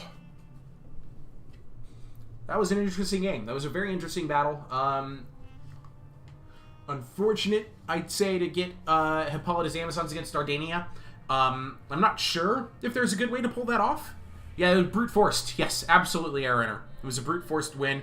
There was a ton of kills for this Aristomachoi, but Again, it was just mobs, and even though the Rispakoi looked like they did fantastic, they were just distracted the entire time by these really, really cheap Dardanian mobs. That was a more than 5-to-1 value for the Dardanian mob. Yeah, the Dardanian lost, but it kept that Aristobakoi out of the battle the entire time. It might as well have killed that unit.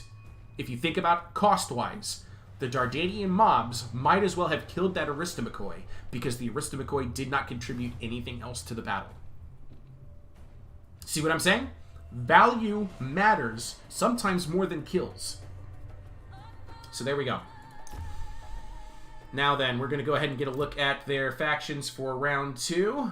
Let me confirm this. We might be seeing a mirror match here. Let me go ahead and put up the very, very relevant screen blocker. Where is the goddess? There she is. Boom. Let me verify this. I think it's accurate. I can confirm Hector Menta has picked Penthesilea for round 2, and Disnutsing has also picked Penthesilea for round 2. Yes, it's a mirror match.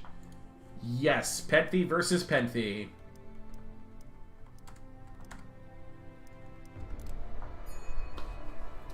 Penthe versus Leia. Even if they lose, the mobs win. That's absolutely right, JK Rico. Absolutely right. We don't talk about cost effectiveness of Dardanian mobs. No, never. When have we ever done that? Because it's over 9,000!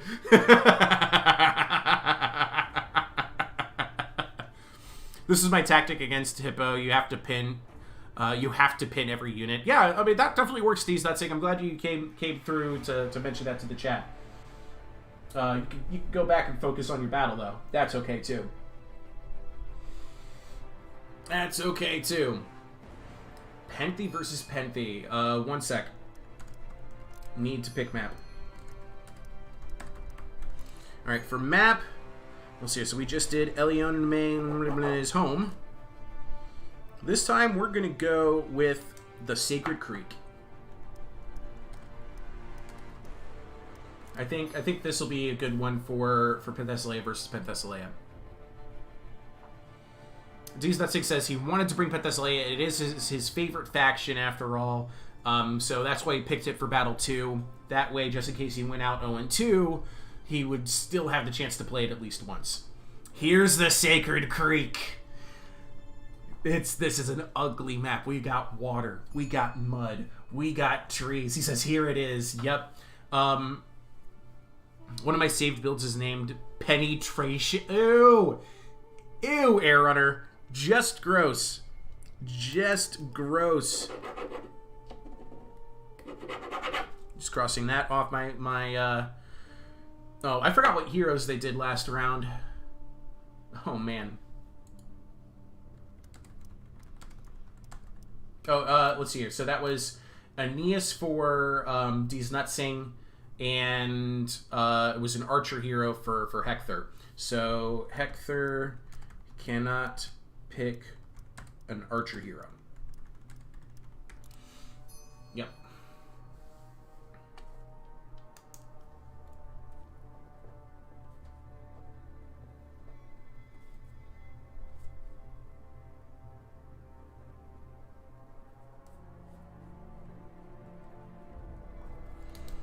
Very, very good. I'm going to go ahead and count up Disnutsing's army because I think he said he was ready with that force.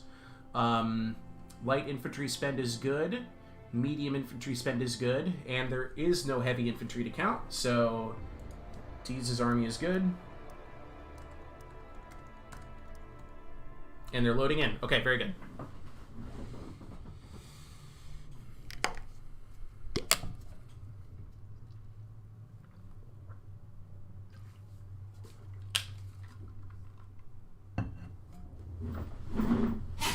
Just starting to stick to my chair again.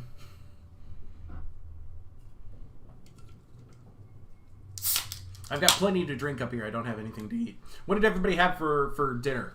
Let me know. Tell me in the chat. What was your dinner today? And unless your name is oh gosh, who was it? Unless your name is Games TV, Mighty TV. Oh, god dang it. I can't remember people's names. Where is he? Mobile Network TV, you're Trinidad Tobago, so I know you just had lunch. I want to know what your lunch was. And the same goes for our other Virginian, which is Kike. Yeah, who's in Virginia. I want to know what you guys had for lunch. Let me go ahead and verify Hector's army.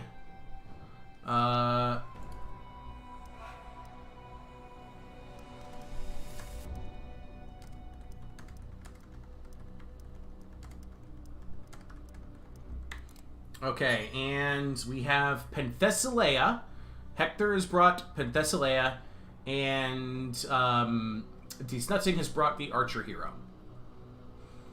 Desnutsing has 20 more troops than Hector has brought. Okay, now 1, 2. Wow, is that? Oh, okay, you good?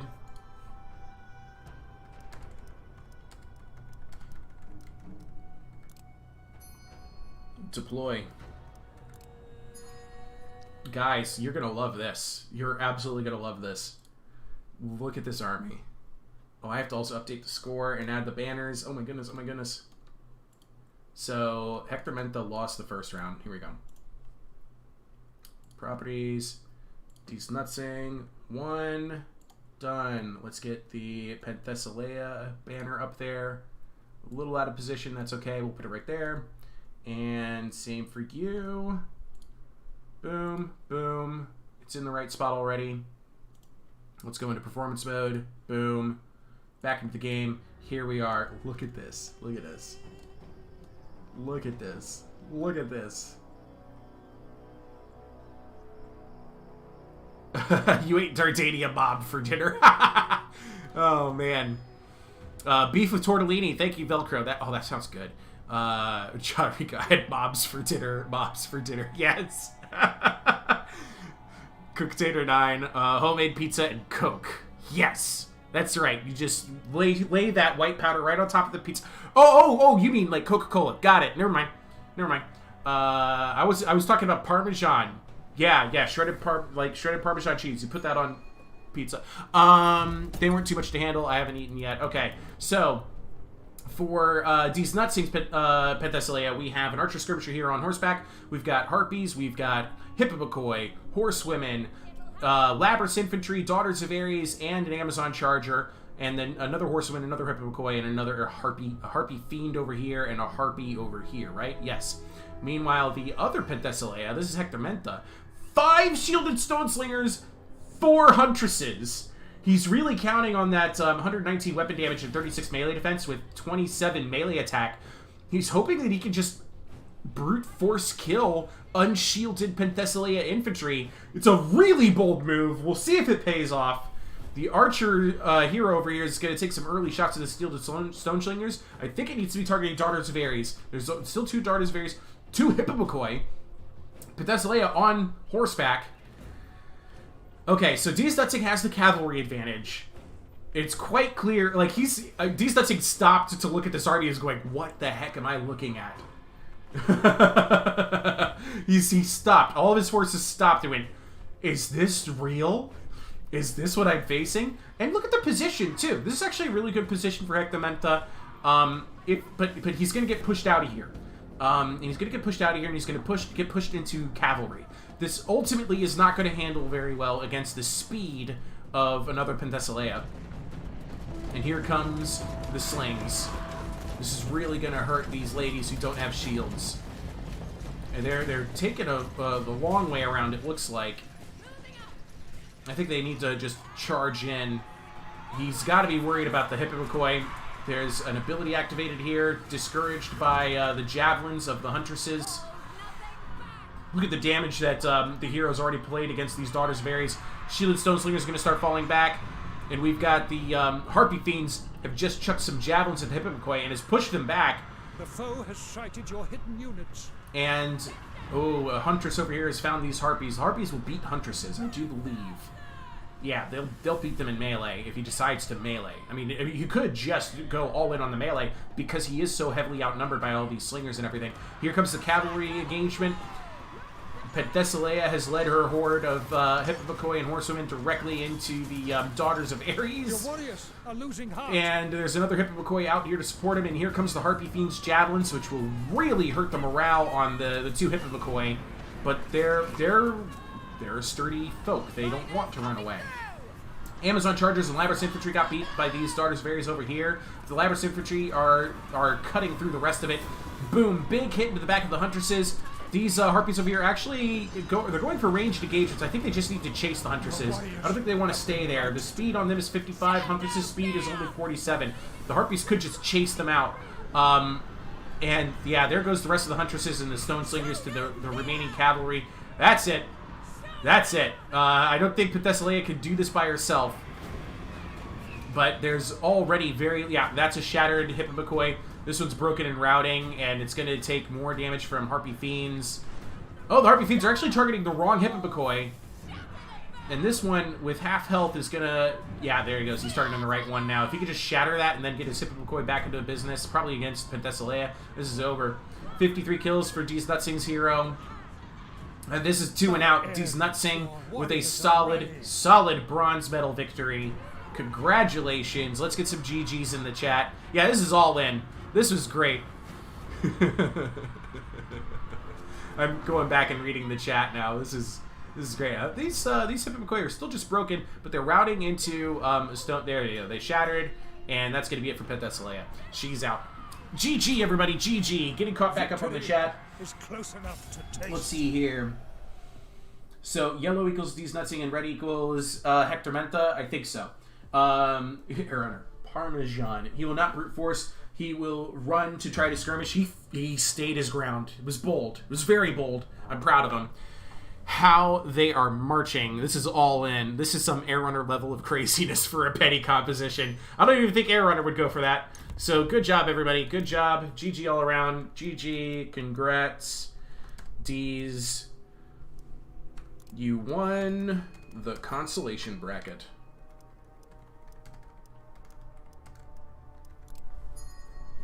All right, now then, let's get Hazard and Alexandros into our finals.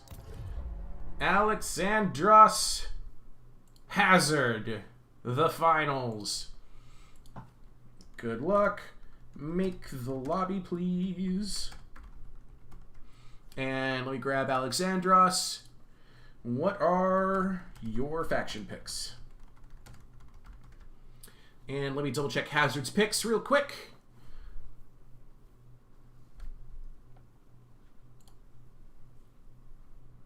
And we'll go ahead and turn that one off momentarily, turn this off momentarily.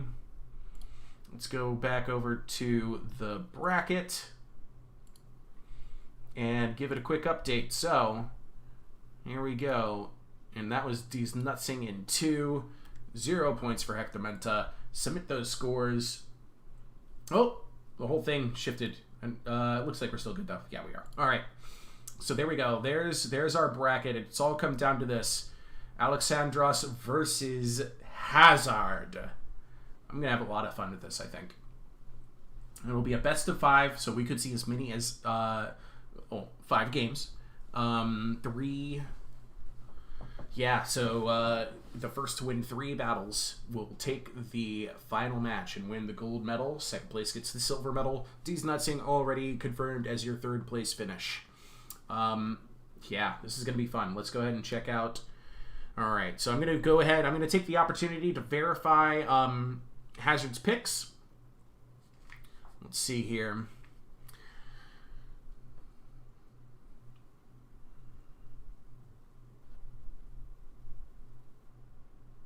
Yeah, he didn't play his game 3 in the last. Did he? Wait, did he?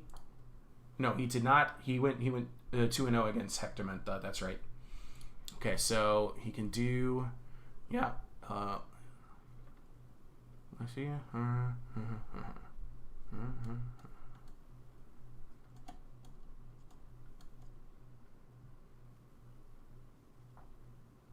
One, 2, 3, 4,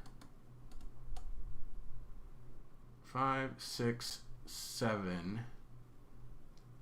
Let me double check that. 1, 2, 3, 4, 5, 6, 7, and okay, all right, Hazard, hold on.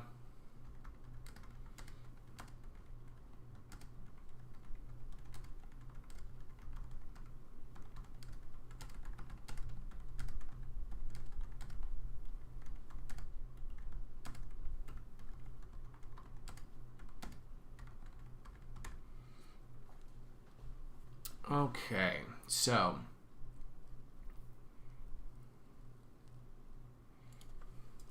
your last 7 in order are.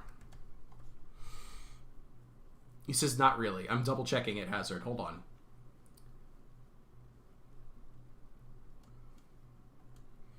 His last 7 in order are Paris, Dardania,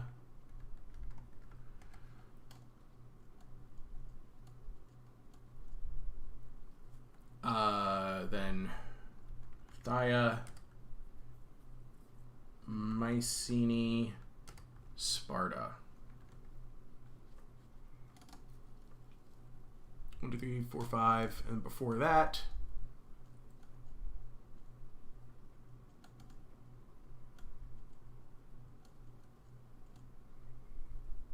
Hippolyta Paris.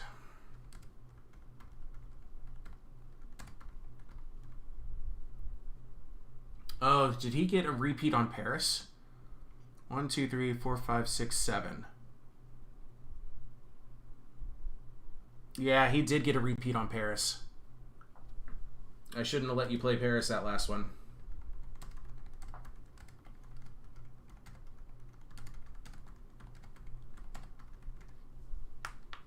Yeah, he says I'm right. Yep. Oh, that's a shame. I don't think considering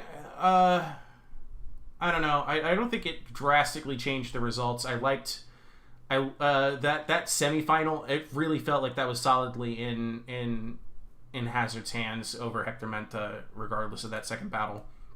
So I don't think it's going to change the results. Oh well, that's what I get for not keeping better organization on the factions.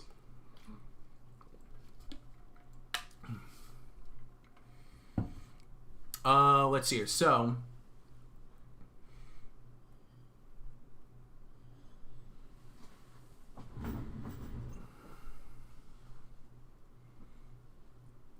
all right, he's aware of the factions that he's played in his last 7 and in order. So he'll be able to make a more accurate faction list for this battle. For Alexandros, I'm now confirming his. Interesting picks. I like these. Give me a minute to look it over.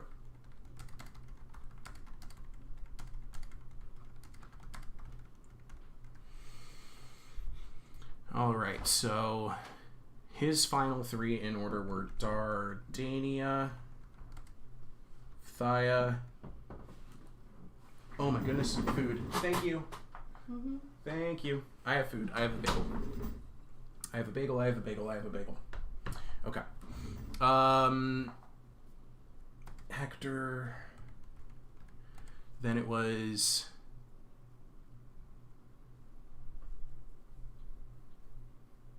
in the quarterfinals, he played Salamis, Argos, Sparta, and then before that it was Dardania. Oh, he also repeated Dardania. Dang it. All right, so since both Alexandros and Hazard have replayed one of their factions when they shouldn't, I shouldn't have let you. Oh well.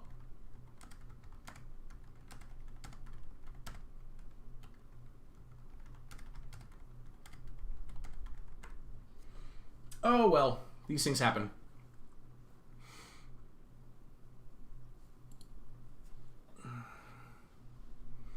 And he wants to play. He can't do Salamis until at least game 1, 2, 3, 4.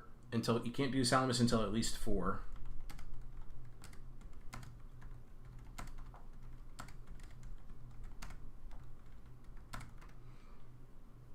And he's good with that one. He's good with that one. The rest are okay. If he, I'm going to tell him, if you swap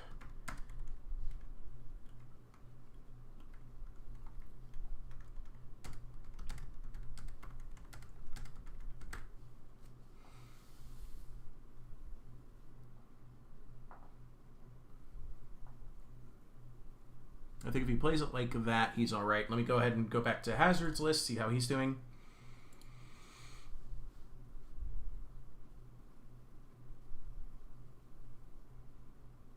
Yes, that's good. All right, so I have Hazard's list. I think I have Hope's list, Alexandros' list. Okay, we're good. We're good there. Let's go ahead and load back into the game and check out the lobby.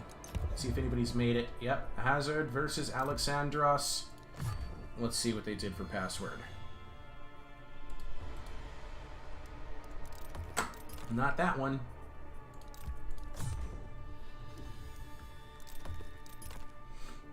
Alright, let's see where they put the password. Oh, I don't know the password. Oh, somebody needs to tell me the password.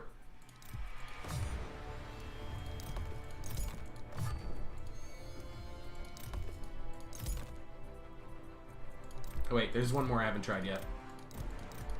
Where'd it go? Where'd it go? Where'd it go? There it is. I guessed it. Ha ha ha! Awesome. Meantime, I'm gonna eat my cream cheese with bagel topping.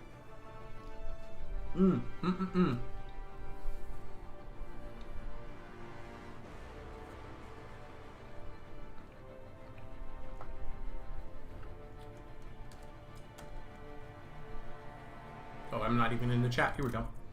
Hill of Desp for map.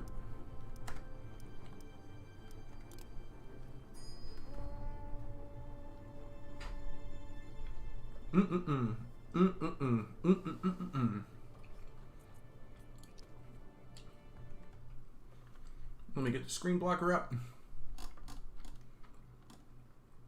Don't mind me, I just desperately need to eat. Gritty!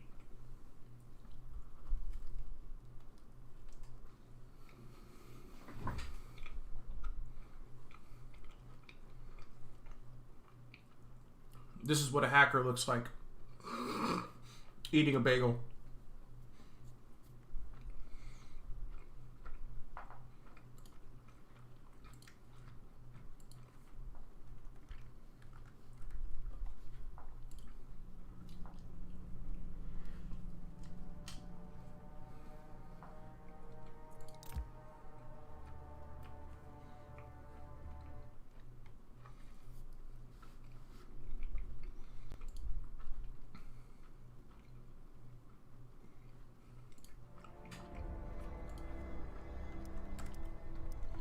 You may pick your armies. We're getting Hippolyta versus Lycia. Air Runner, eat your heart out.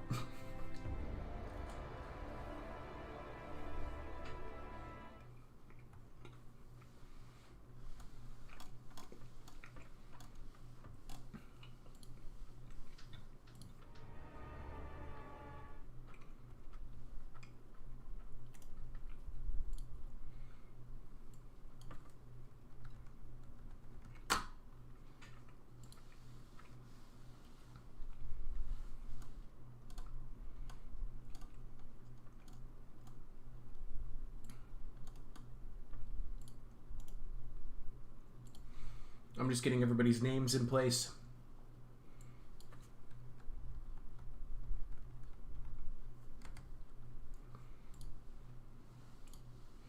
There we go. Hazard and Alexandros. Bad things happen in Philadelphia.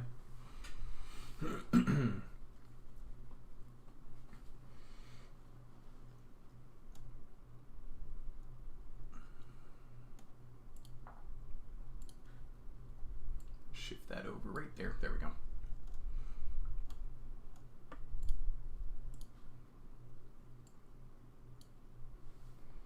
There we go.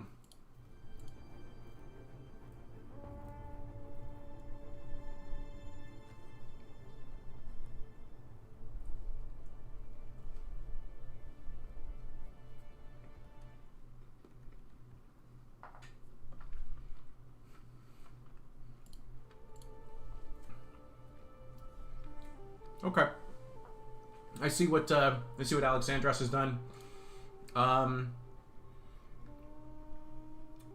His army's good.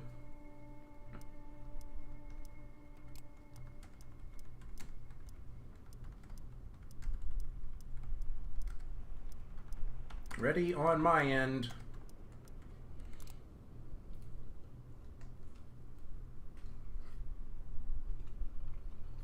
Did I not send a message?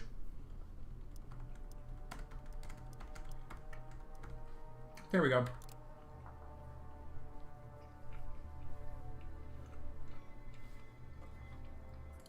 My messages aren't sending.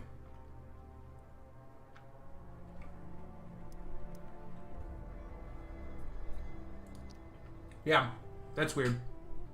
Don't know what's going on there.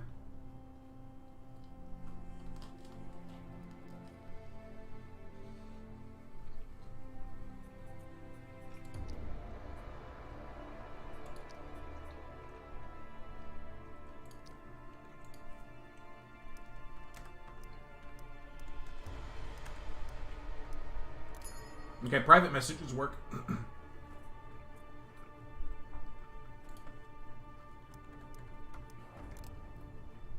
Yeah, I don't know what's going on with that.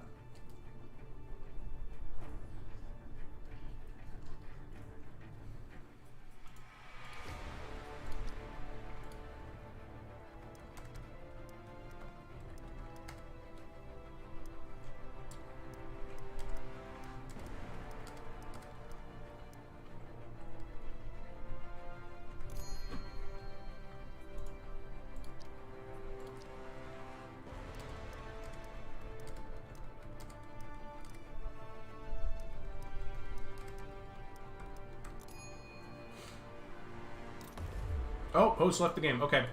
I guess they must have had questions for me. Desync? Yeah, clearly a desync. Oh, okay, so we're delayed a little bit more. Alright, we're going to be right back, and I'm going to reboot the game.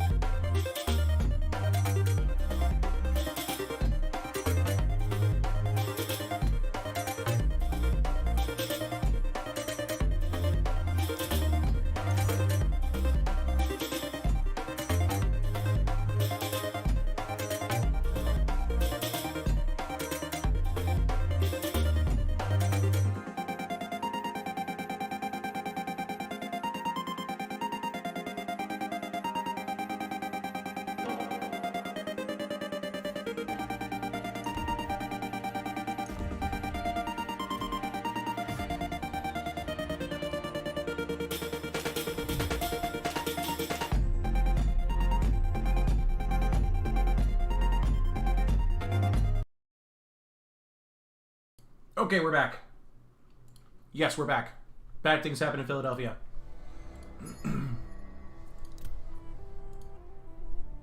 Watching for fire hazards. Eh, cute, cute, cute.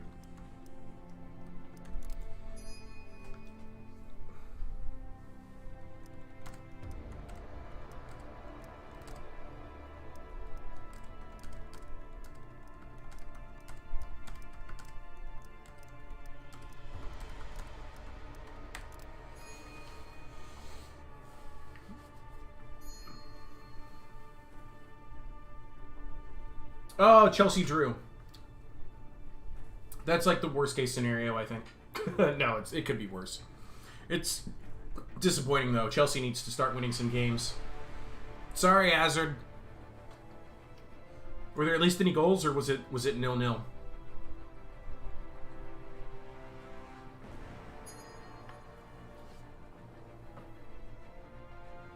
The practice partners before the tourney meet in the finals. This is how rivalries start.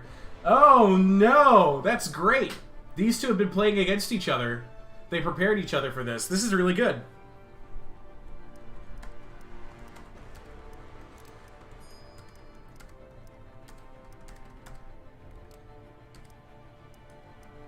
I mean, that's honestly, that's how Wipeout and I started out. We both just started playing each other. We wanted to practice against each other, and it was, you know, some of the best competition I've ever had.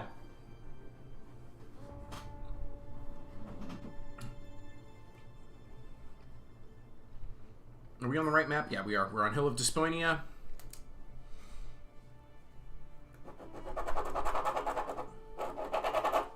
I must be running out of ink. There we go.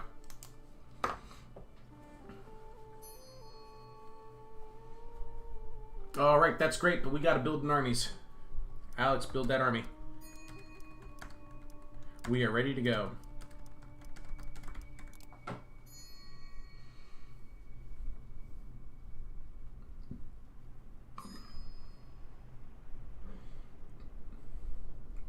Oh, this is cute. They're both very excited to be facing against each other.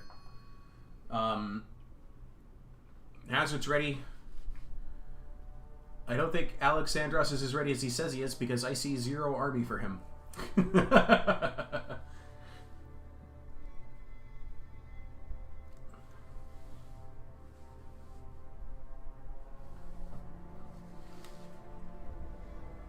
Oh, there we go. Now it's loading in. Now we're good. And that's the same army for Alexandros. That'll work out just fine. Let me know if the audio balance goes crazy. I'm kind of taking a break for my ears. I'm just going to turn up the volume on my headset, and I should be able to hear it while it's down here around my neck rather than making my ears feel weird. Just let me know if, like, the audio balance for the game just, like, went nuts. If it did, that's important for me to know. Because I just, like, I'm tripling the volume so that I can hear it from my trusty headset here, which I've been using for my channel for, I think, since I started it. So Hill of Desponia, as you can see by Gritty here blocking the way, is full of trees and pain. Trees, trees, trees, more trees and rocks and trees and rocks and rocks and trees. And that is the whole map. That is the point of the whole map. There's actually several, like, rock formations here. Okay, let me go ahead and verify the Lycian army. Companions, 2 companions, and 2 heavy axe warriors. That works. Only the 4, yep. And 1, 2, 3, yep. Yep, yep, yep. Okay, we've got, has brought a warlord, which does have some pretty cool abilities. And then Hippolyta has brought a fighter.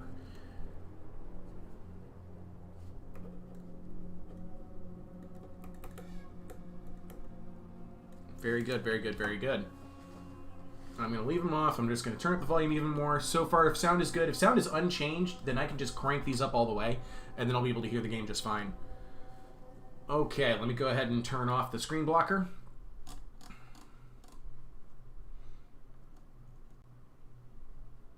Boom. Let's go into performance mode. Boom. Hazard sent me a message. Oh yeah, that was just him telling me he restarted the game. Yep. Okay. This is a very wide Hippolyta build, but it should look very familiar to people who've been playing. Aaron, are you having fun so far? I hope you're really excited about this. This is like your 2 favorite factions. Eat your heart out. We've got Hippolyta versus Lycia. And this should look very familiar to to to Air Runner. It looks like this is the second time this tournament that somebody has taken Air Runner's crazy build and made their own variations on it. This time we've got a little bit different skirmishing force, but the story here is all the same. The screen blocker is down now, so you don't have to worry about that. You have to keep in mind, I do have the latency really low.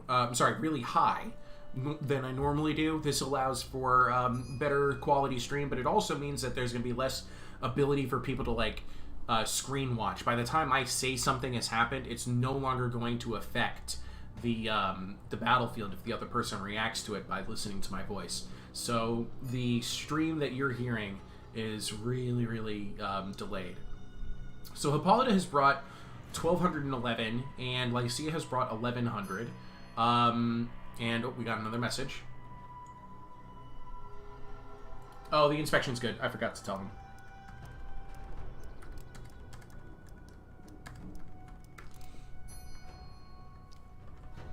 Yep. It looks like Hippolyta's just about ready here. Finally deployed.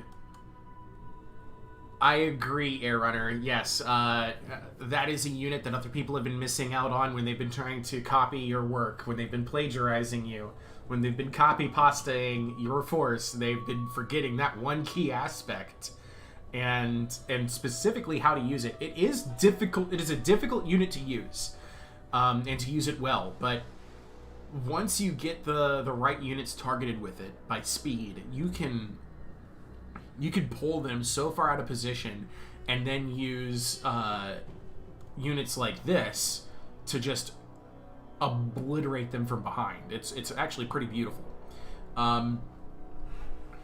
So yes, this is a fairly standard Lycia build. It's a little light in one department, but it's still more than what the opponent brought. And then these units here, this is going to be a tough opponent for the mainline infantry of Hippolyta here.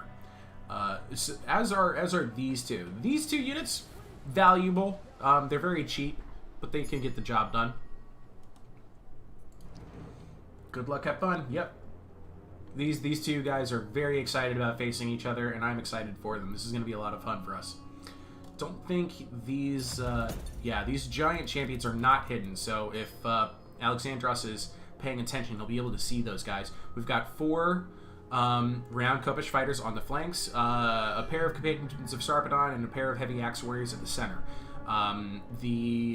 Also have a Lycian heavy chariot and a pair of heavy Anatolian skirmishers escorting the warlord mentor on foot.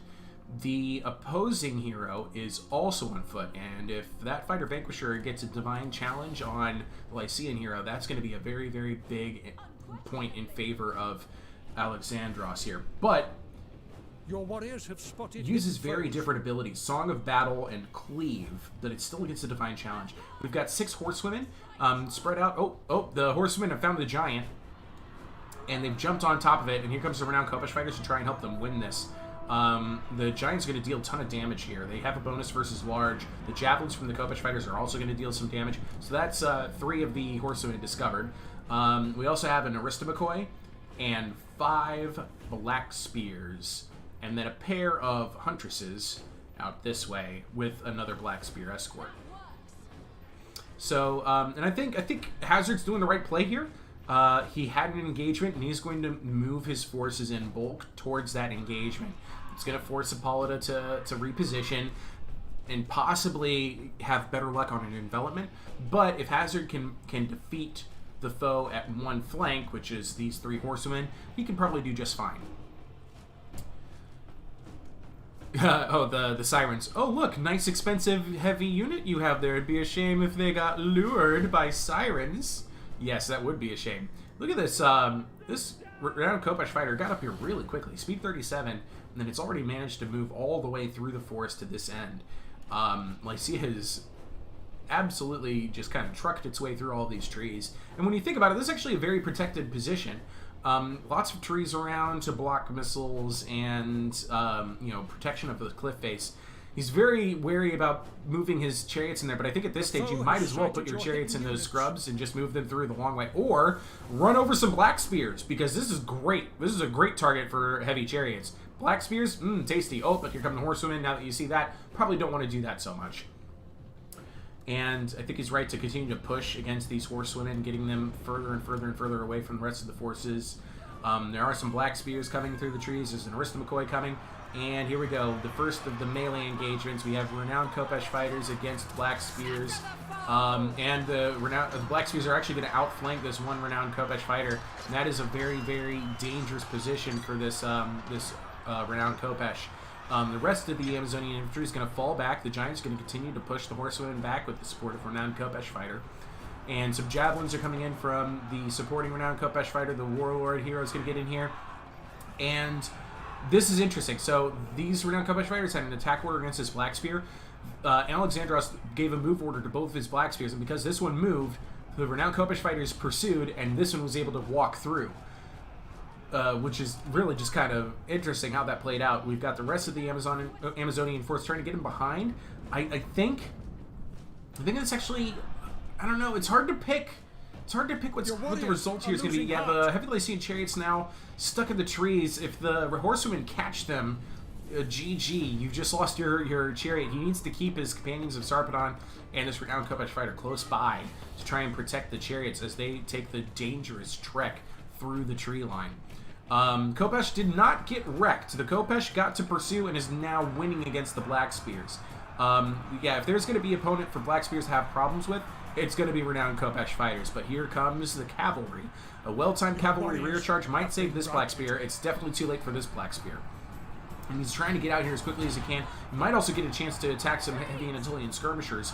Oh man, this black spear also routed. A little bit too late for the horsewomen, for the cavalry to arrive. And look at the damage this one's taking from heavy Anatolian skirmishers. Or they're, yeah. The javelins. Oh, the javelins. Giants are getting in here, and this is another wrecked pair of, it's a black spear and the Aristomakhoi completely surrounded. That's bad news for the Aristomakhoi. Very expensive infantry, and it looks like the horseman took a ton of damage just trying to get through the engagement so he can bail out his Aristomakhoi, and the chariots got to deal some damage against the horsewomen. I think the chariot should have been the target of the horsewomen, but he did keep the companions of Sarpedon and the renowned Khopesh fighters in close enough to protect. And now the horsewomen are in trouble. Oh, rear charge! Rear charge against the heavy Anatolian skirmishers. We do have renowned Khopesh fighters in the fight. Man, oh man, oh man. Pretty nice battle so far. I agree, and they're both making the same calls that I would be making, with very little variations. Look at the Huntress's javelins now are getting in here, but I don't think that they're going to leave much of an impact. They did hit a wide area, caused a lot of fear. Giant Champions doing phenomenal, 82 kills so far, and still counting. Companions of Sarpedon are... Man, this was pretty phenomenal for Lycia. Lycia here was able to get... Hazard was able to get a lot of these black spears into...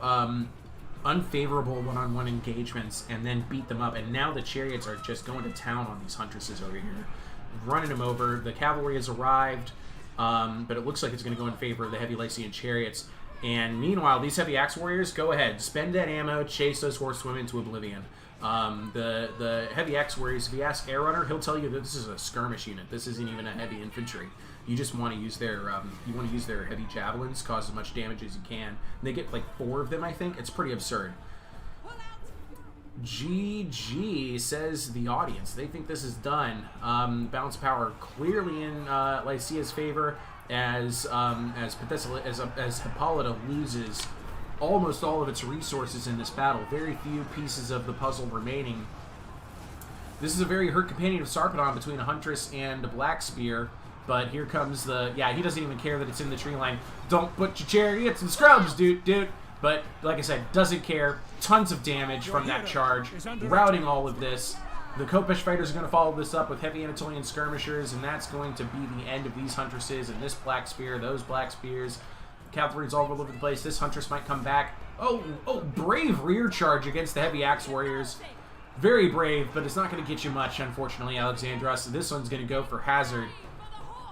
This one's definitely going to go for Hazard. Meanwhile, look at Alexandros' hero here, completely caught out. It is in a divine challenge with Hazard's hero, but it's going to lose its morale before it can even win that battle. GG!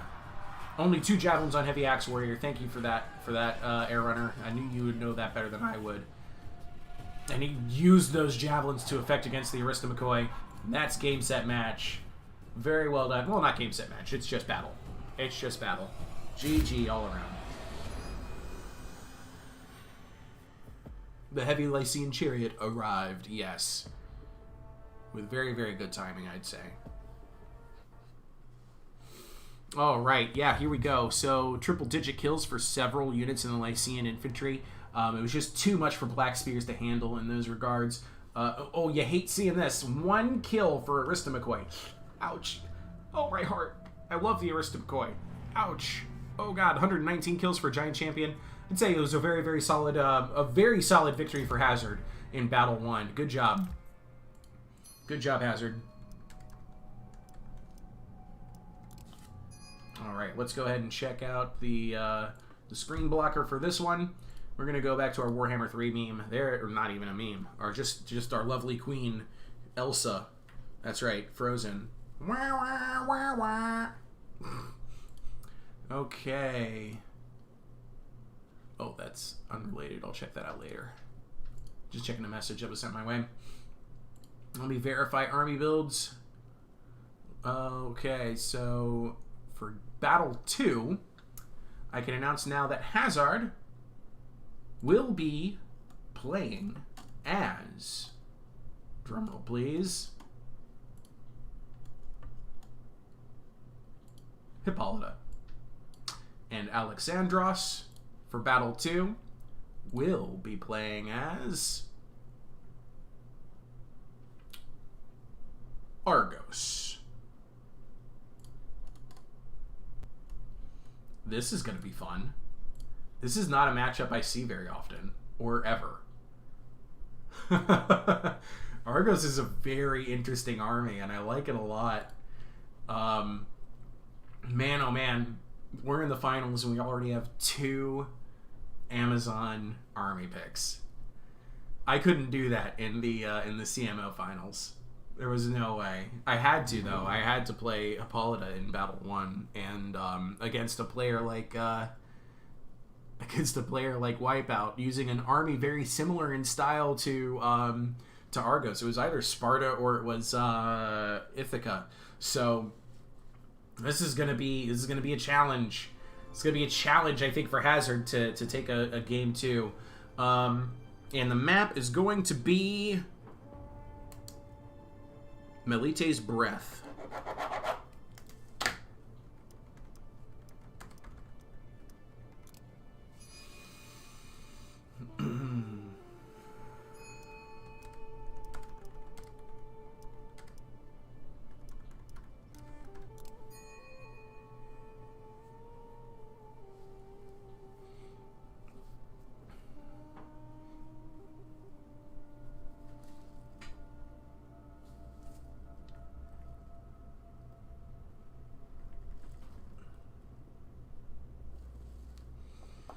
Alright, I'm just double checking that this is the army that that Alexandros wants. He says, give me 2 seconds. Okay.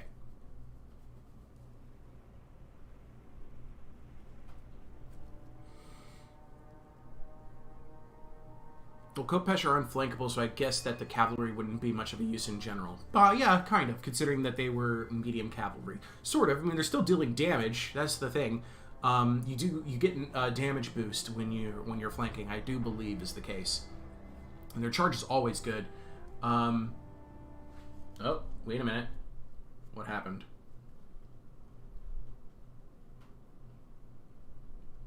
Did I get that wrong? Oh, I did get that wrong. Yeah, it's Argos. Wait, is it? Wait a minute. I'm confusing myself. Yeah, he should be playing as Argos. Oh, he was just checking out. I see what happened. Never mind. Yeah, Hazard's a little upset that there's so much forest on this map, but it's not the forest that is the primary feature, if you ask me. Primary feature of this map is the water. That's right. We got water terrain type in this one. The only suitable targets were the skirmishers for the cavalry. Well, they could still rear charge and deal damage. Usually I aim at routing the unit. Yeah, you do kind of want that. Without the morale debuff from flanking becomes hard. Sure, there were huntresses. This is a very good finals. Thank you, Air Runner. They both got into finals, so I kind of expected it. Okay, there we go.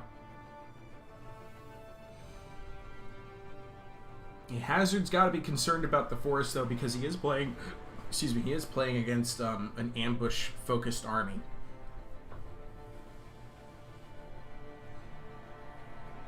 This should be good. This should be very good.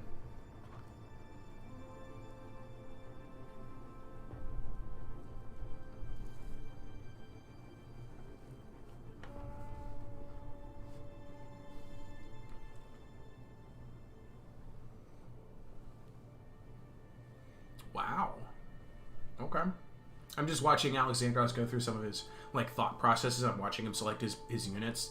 And it's interesting to see how he's thinking his way through this.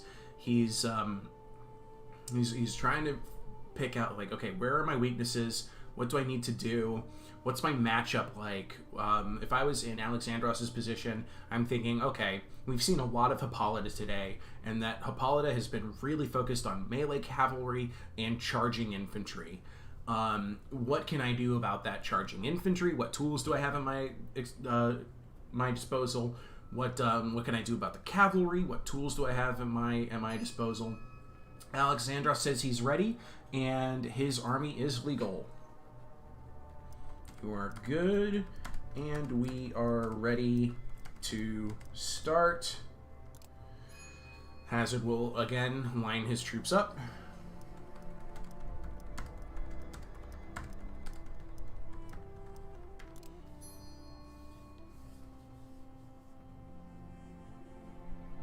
Alex can play as Argos again. When was the last time you played Argos? I'm pretty sure it works. We spent the time to go through it.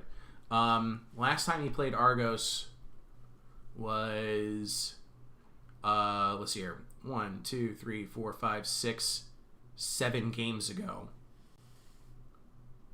Right? 1, 2, 3, 4, 5, 6. Wait a minute.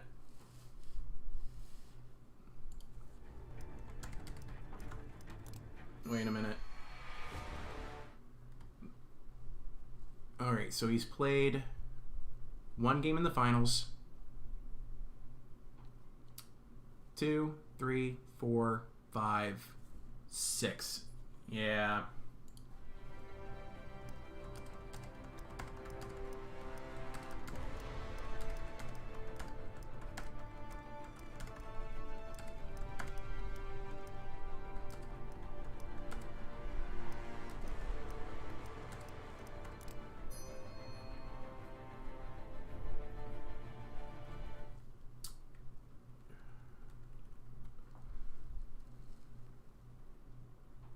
One, 2, 3, 4, 5, 6. Yeah. Yeah,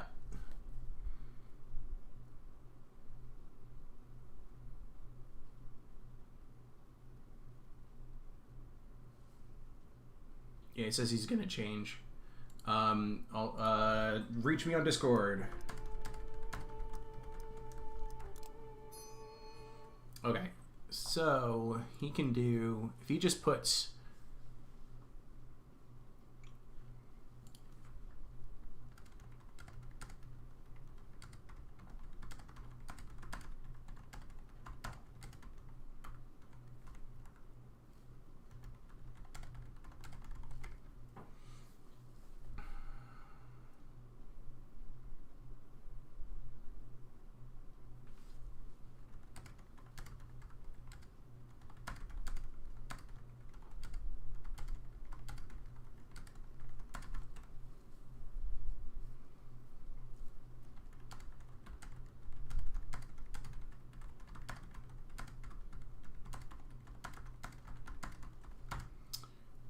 before you go into your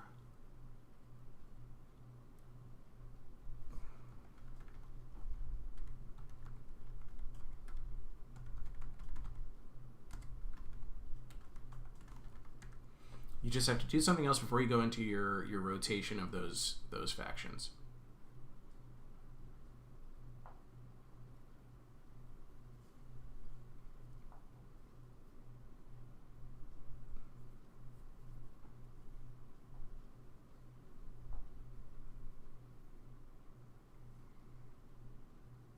Good catch, J.K. Rico. Thank you very much for that.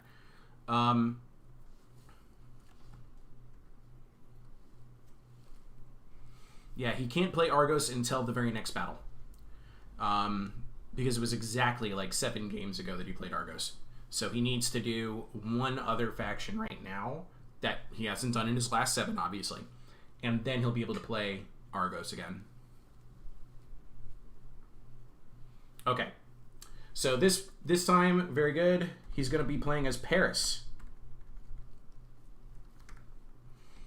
And I can update that up at the top.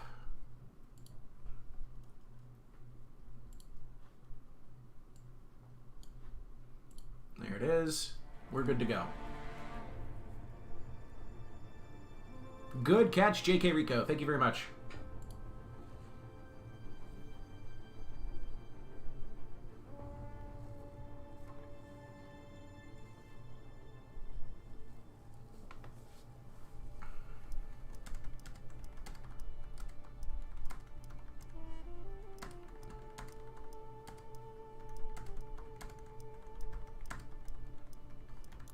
And thank you, audience, for your patience as well. Yeah, you lost them as Ithaca. That was a really good game. I really enjoyed watching that one. That was infantry chaos and a very, very close game with the cavalry at the end of it, too. Now, this one is tougher to call. I don't think Hippolyta is going to have as much trouble facing Paris as she would have had facing Argos. I think this one will be a little bit tougher. And the hero selection... Ooh. Spicy. A spicy hero selection from Alexandros if he plays it. Hazard says, Paris, no problem. No problem. Also, I want to take this opportunity to talk about... So, Hazard contacted me recently. He chatted my ear off about this idea for about, I'd say, like 20-30 minutes day before yesterday, and it's a really, really good plan. He wants to build a kind of like document. He wants to work on an overall like state of multiplayer document with our thoughts and experiences being the competitive Troy scene that we are, and create this document and then send it off to CA with our thoughts and experiences, using my kind of outreach ability to get to a hold of CA and using our combined knowledge and really, really smart Total War Troy researchers that we have, Air Runner, I'm talking to you, to create this like Total War Troy multiplayer overview, as it were, where we kind of break down how each faction works, how we think things are intended to work, and how they actually work. Very similar to what we did with the Spear Stagger bug, but just like a much more comprehensive overlook. And then send that information over to CA and see what they make of it. It'll be a lot of work and probably involve like meeting up once a week for an hour or something like that on Discord and talking our way through our experiences with Troy multiplayer, and then just, you know, sending over our work and just see what CA makes of it. It could be a lot of fun. So Hazard's ready. Let me verify Alex's army. Alex, you are good. We are ready to start.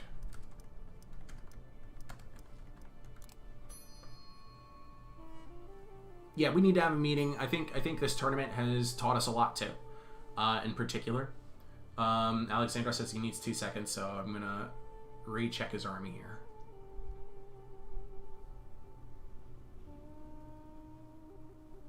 That works still. Yep. He's at that stage that everybody hates. He's at the awkward like 100 to 200 funds remaining territory that nobody likes to have.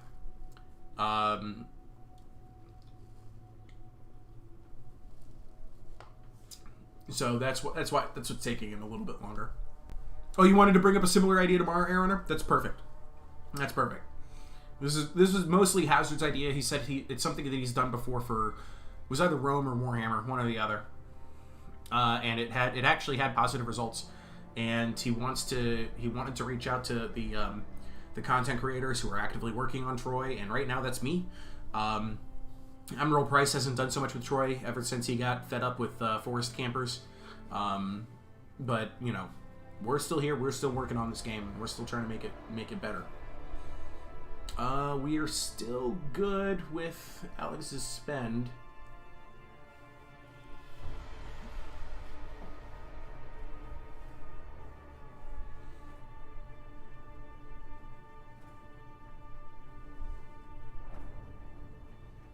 All right. I'd like to thank all 12 of you for hanging out and staying around pretty consistently. It means a lot to me. Okay, your spend is good.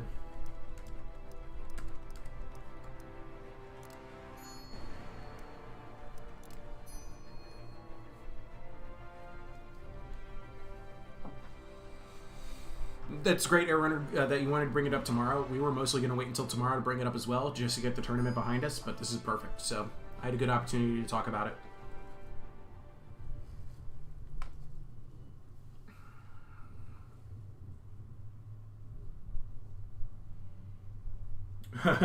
Air Runner says, lol, forest campers are free real estate. Yeah, that's pretty true, I'd say. Alright, so we're going north to south on this map. This is Melite's Breath. Don't mind me, I'm just standing up because I'm getting stuck to the chair again. This will be interesting. So there's a lot of debris in the red team deployment. Just in the form of like all of these rock formations, waterways.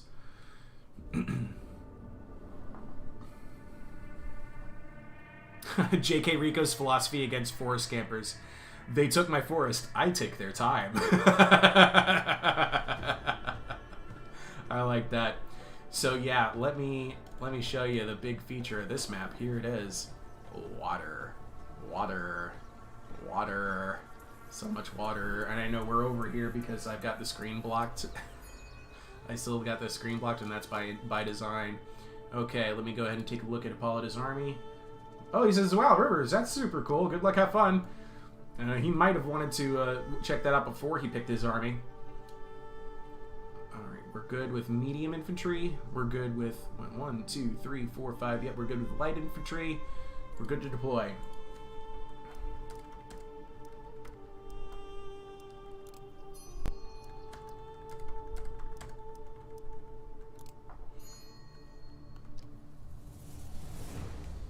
And I will go ahead and turn off the screen blocker now.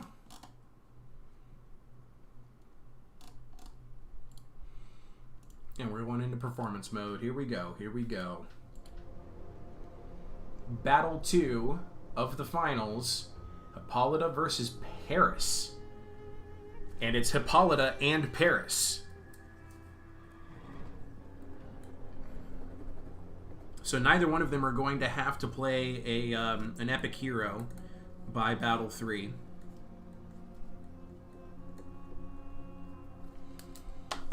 And Paris has brought 975 troops. Hippolyta has brought 1,100. 5 light infantry, so many axe chargers. Nope, that is not what Paris has brought.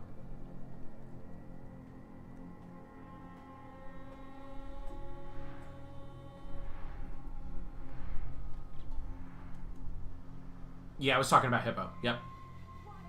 I had to verify Hippo's build. Oh, man.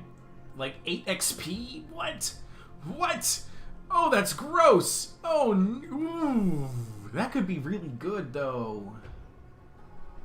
58 melee attack? 44 melee defense? And that's with the minus 15% melee defense penalty? What? We are ready.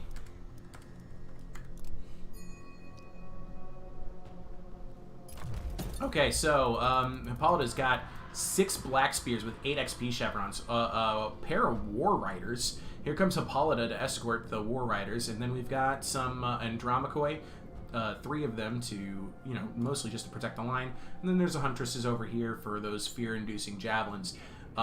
Paris has chariots and has to worry about the water. We've got 2 heavy chariots, plenty of trees around, and the archers are going to go immediately and target Paris.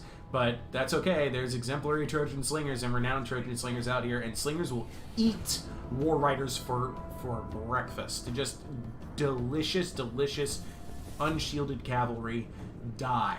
Die, die, die. No armor. Slingers are tearing it apart already. Look at the damage that they've taken. It's only been a couple volleys, and the chariots are just going to come out here and stand it and tank some of this ammo. I don't like the damage from war riders. Ultimately, they only have 100 range, and their damage output isn't great, and these slingers are going to tear them apart, especially if they're blobbed up like this. Heavy damage. They do get cover if they go into the trees, as they should. These chariots over here, looks like they're not taking a penalty from the water, which is a little strange. The water should count as mud. It's not all of them in the mud, so that's why it's not showing us all of the damage that they're taking. And the rest of the infantry for Paris is we've got heavy Trojan spearmen, champions of Troy, renowned Phrygian axemen, and we've got a medium heat shielded spear warrior on each side, and there's another renowned Phrygian axeman back here, and their javelins are just coating these black spears and turning the river red. That's right. This is... Oh, and here comes the chariots. They've kind of reached a point where they're comfortable to go around. Oh, no, no. Melee defense is only 13 points, and here comes the Andromachoi and the Black Spears. Eek, chariots, chariots, chariots. So they're doing a ton of damage to the Black Spears, though. Don't care that they're in the water. Their melee defense got really low. 8-point melee defense. And here comes a rear charge, it looks like, from the War Riders into exemplary Trojan slingers. I don't think that's going to go so hot for the War Riders. Yeah, you can see they're already losing this fight decisively. The exemplary Trojan slingers proving their melee mettle. Man, oh man, you can't treat archer cavalry like they are a light charger because they don't qualify for it. Man, oh man, these shielded spear warriors, having dealt with that, helping to deal with that war rider, they're going to try and grab these black spears and just keep them out of the fight a bit longer. Oh man, this other war rider's just evaporated. The infantry got evaporated by the Trojan chariots. Man, oh man, and Paris is actually looking really solid right now. The champions of Troy just evaporating that black spear, and with shields in hand is going to rear charge the Andromachoi. The Andromachoi is going to try and turn around and take it. They're going to try and rear charge this renowned Phrygian axeman, but I think that's going to do it for Hippolyta. I think she's out of options at this stage. Here comes just boldly charging through the water again and again and again, and time to run over some infantry. Here comes Truce from Hippolyta. That's going to raise everybody's melee defense and lower everybody's melee attack. That might actually protect the Andromachoi a little bit from the Trojan chariot charge. Huntresses are out here trying to cause some morale penalties. Nope, the Andromachoi not going to hold. It prevented some of the damage, but just still not enough because that damage is mostly charge related. Charge and movement related. The truce does not help against chariots because the chariot's damage is done on the move, as you can see with all the bloody streaks through the earth. Ugh. Oh, what a gross looking battle this has been. And it looks like the exemplary slingers, they're now on the charge themselves. Oh, hey, look at this. War Riders came back. They're like, hey, get off our queen. Leave her alone. And Paris is like, I'll have none of that, ladies. Excuse me. Oh, man. What a fight this has been. This is fun to watch. There goes Aristea for both heroes simultaneous. If I didn't think any better, I'd swear I was watching a bugged replay. You never see two heroes do the Aristea at the same freaking time. They just got there and they were both waiting for it. But Paris is chasing Hippolyta at this stage. Paris has said, your blood is mine. Look at it all. Look at them all.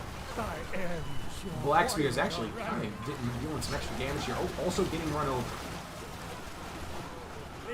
Hippolyta just trying everything she can.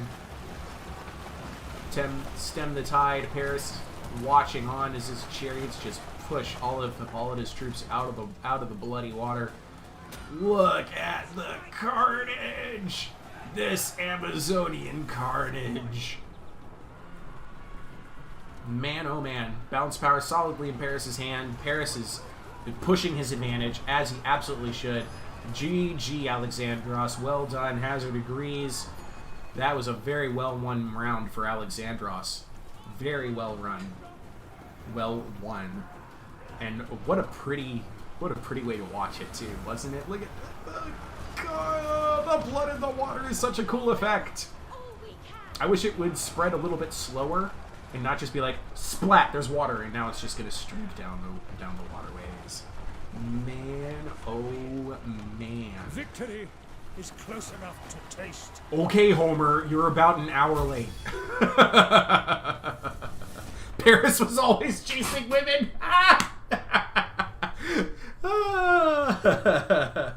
Yeah. This is YOLO Hippo charge. I think that cavalry charge into the slingers was a bug, actually. That was not a bug. Happened a couple of times to me as well with Amazon's missile cavalry. That's the problem with Amazon's missile cavalry. They are not chargers, and exemplary Trojan slingers have decent melee attack and damage. That was not a bug. That was happening as intended. Let's see here. Facts. Yes. So score is 1-1. Yes. Paris just being himself. Lore accurate battle. 98 kills for this Black Spear. 179, 125, 116. They did the work. They absolutely did the work. Considering that they were up against medium and heavy Paris infantry, they did the work. The War Riders were just a heartbreaking addition, though. I'd say only 8 kills with them. They had to get too close to the slingers and got a ton of damage done to them, and then just got charged. And then the heavy Trojan chariots, their impact in the water was devastating, absolutely devastating. Champions of Troy got value out of a very expensive unit. So very well done, Alexandros, with your 1,000 Parisian Trojans. Better luck next time, Hazard. Let's get into our next battle. Let's see, they were definitely talking about the fight. Didn't expect you to go chariot heavy on this map. Not like I played it before. And Alexandros says, didn't know of the rivers, but think that helped me. Yeah, I thought there would be more mud. Very interesting battle. We will talk more about mud versus water later. Alright, let me go ahead and verify their army picks. And also get the screen blocker back up. Let's go with Agamemnon. There he is. And then, let me check their messages to me. Alright, so this time, Alexandros is going to be playing as Argos. And Hazard is going to be playing as Sparta. So this is Argos versus Sparta. Who's got the better runners, everybody?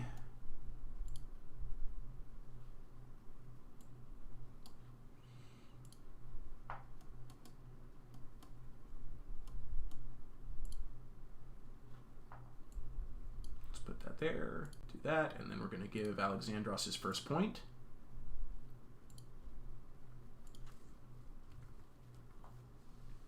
Done deal. Oh, I forgot to give Hazard his first point, too. My bad.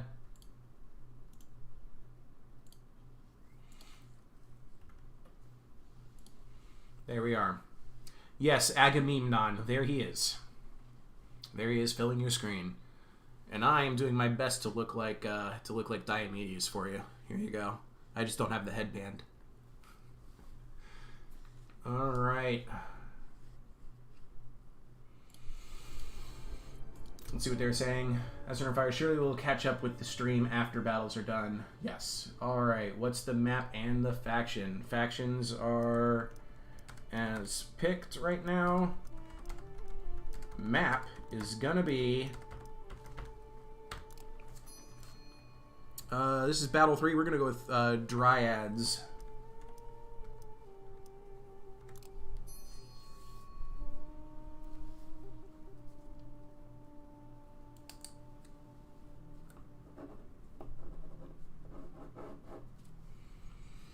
So this map is a mud related map that rings some trees. If it's a north-south deployment, both of them are going to have the advantages of and the disadvantages of mud and trees. If it's an east to west deployment, one of the players is going to have a little bit of a problem with the fact that they have to go uphill into trees from a mud position. So it just depends on how the players position themselves in the early games. This one's going to require a little bit more of a chess-like approach from both players, especially considering it's Sparta and Argos. Sparta is very, has the better medium infantry, but Argos actually has the better vanguard units and stock units, even though Sparta does have a stock tool of its own that we all know and love, the light spear runners. All right, Hazard says he's ready. Alex, let me know when you are done building. Okay, he says he's ready. All right. So Alex is picking. Let's see here. That is a. He needs a different. No, that's he played a fighter in the first battle, so that's fine. Wait a minute. It's not a. What do we call that? Yeah, that's fine. Alright, and then light infantry. That's 17 plus 2037. Yeah, we're still good. Medium is good. Heavy is good. We're good. We are ready. Good luck. Have fun. Alright. Okay, Boomer should be okay, Homer. Yeah, I've been saying that since Troy came out, Airrunner. I've been saying that since Troy came out. More like Zeus. No. Okay, Homer. Alright, so we have an east to west deployment. That's not going to be so great for Hazard. He's going to have the problem of dealing with a very muddy position at the start. Agamemnon will help me survey the battlefield. This is going to be Hazard's deployment over here. With plenty of mud, and then he's gonna have to fight uphill into these trees, which it really benefits Argos if you think about it, because Argos can use all sorts of this territory to his advantage if that's already at the center of the map. It just depends on how they want to deploy. This will be a ton of fun. We'll see how it plays out.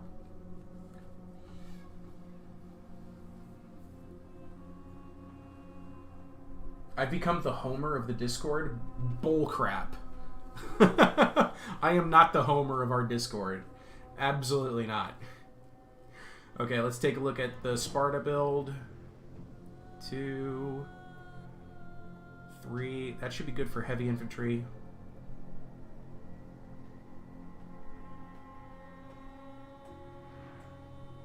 I actually got to do some extra math here.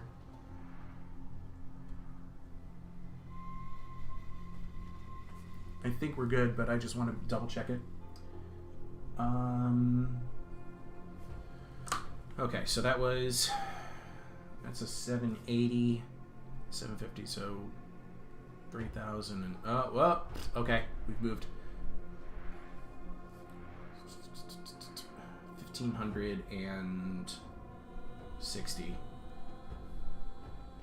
22, 2310. Oh yeah, we're good. Yeah, we're good. Lights. Yep. We're good to deploy.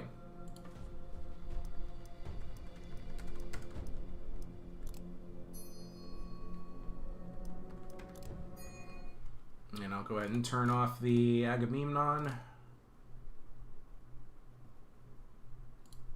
We're going into performance mode. No more skipped frames. You're welcome. Here we go.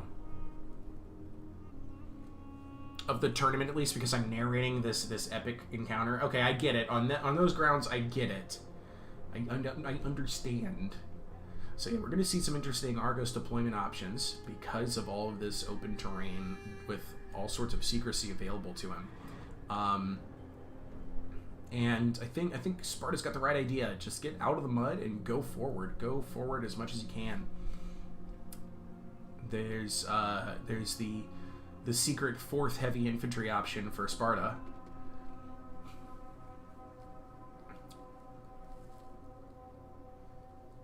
This is going to be fun. This is going to be a lot of fun. All right, while these guys are deploying, let's talk about, their heroes. So Argos has selected the Warlord Warmonger for his hero. Warlord Warmonger is an interesting, has some interesting abilities. All the Warlords do. This one is a taunt that will berserk an area of units. It's like a pretty solid ability. Ares' Thunder is also really good. It lowers morale and 30% melee defense. And then the Pain Barrier is a damage resistance for the hero, just in case he needs it. So he's got a little bit of everything going for him right here. His opponent, however, Sparta, has brought a Fighter Ravager. If you're not going to bring Menelaus, might as well bring a Fighter Ravager, because here you've got Terrify. Oh wait, this isn't the one I'm thinking is. I was thinking Fighter Vanquisher. This is the Fighter Ravager, which has the Blood Sacrifice. You damage yourself for 700 points, and boom, huge weapon damage output for himself and everybody within 40 meters. And then he also has got a Terrify ability for minus 30 morale for 20 seconds on one unit, and he can go into a rage and cause even more fear. Alright, so, yep, we're ready. We've engaged. We've got, for Argos, because they're spread out, we've got 2 Heroic Axe Runners in the back corner over here. And on the far right flank of Sparta, we've got 4 Knight Runners as well. There's 2 Savage Centaur Warriors and a Centaur Champion for Argos. We've got Renowned Axemen, a pair of them. A pair of Argive Axemen, 1 Armored Spearman with shield in hand for now. That can always change. And the Warlord Warmonger is already mentioned. Sparta is going exploring by the looks of it. He does have 3 Light Spear Runners. He's also got, for medium, 2 Spearmen, 2 Renowned Laconian Axemen, 1 Laconian Swordsman, and his heavy infantry is a combination. It's 2 Armored Spearmen and 1 Heroic Axe Warrior, but he also brought a Spartoy, which he's using to escort his Fighter Ravager in the center.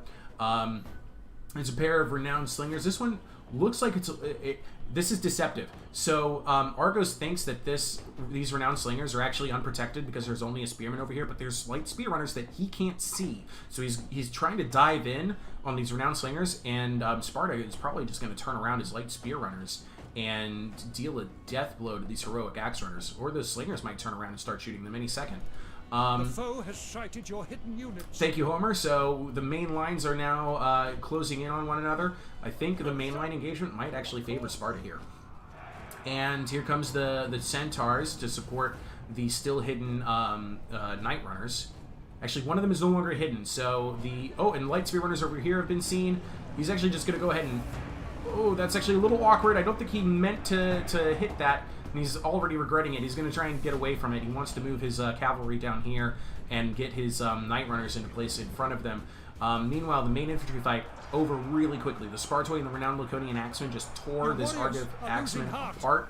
And the same thing is happening here with Renowned Laconian Axemen. Actually, this one's harder, but the Fighter Ravager can help turn the tide on that one. Slingers are ignoring the threat behind them from the Axe Runners and are just coming up here to shoot at guys that are in the tree line. I think that's a mistake. I think he wants to be focusing on these Heroic Axe Runners instead.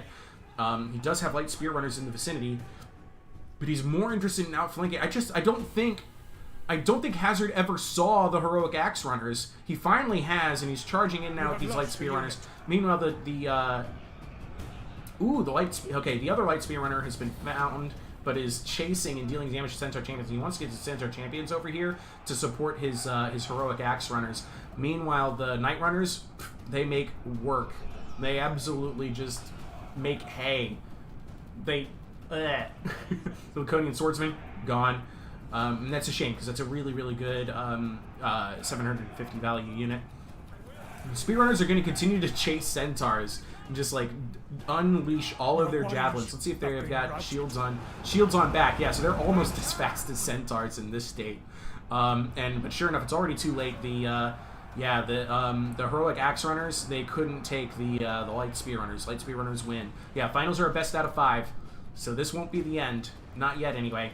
Look at this, though. This Sparta infantry clump is actually in danger of getting surrounded, but I just don't see that that Argos has the killing power to defeat this.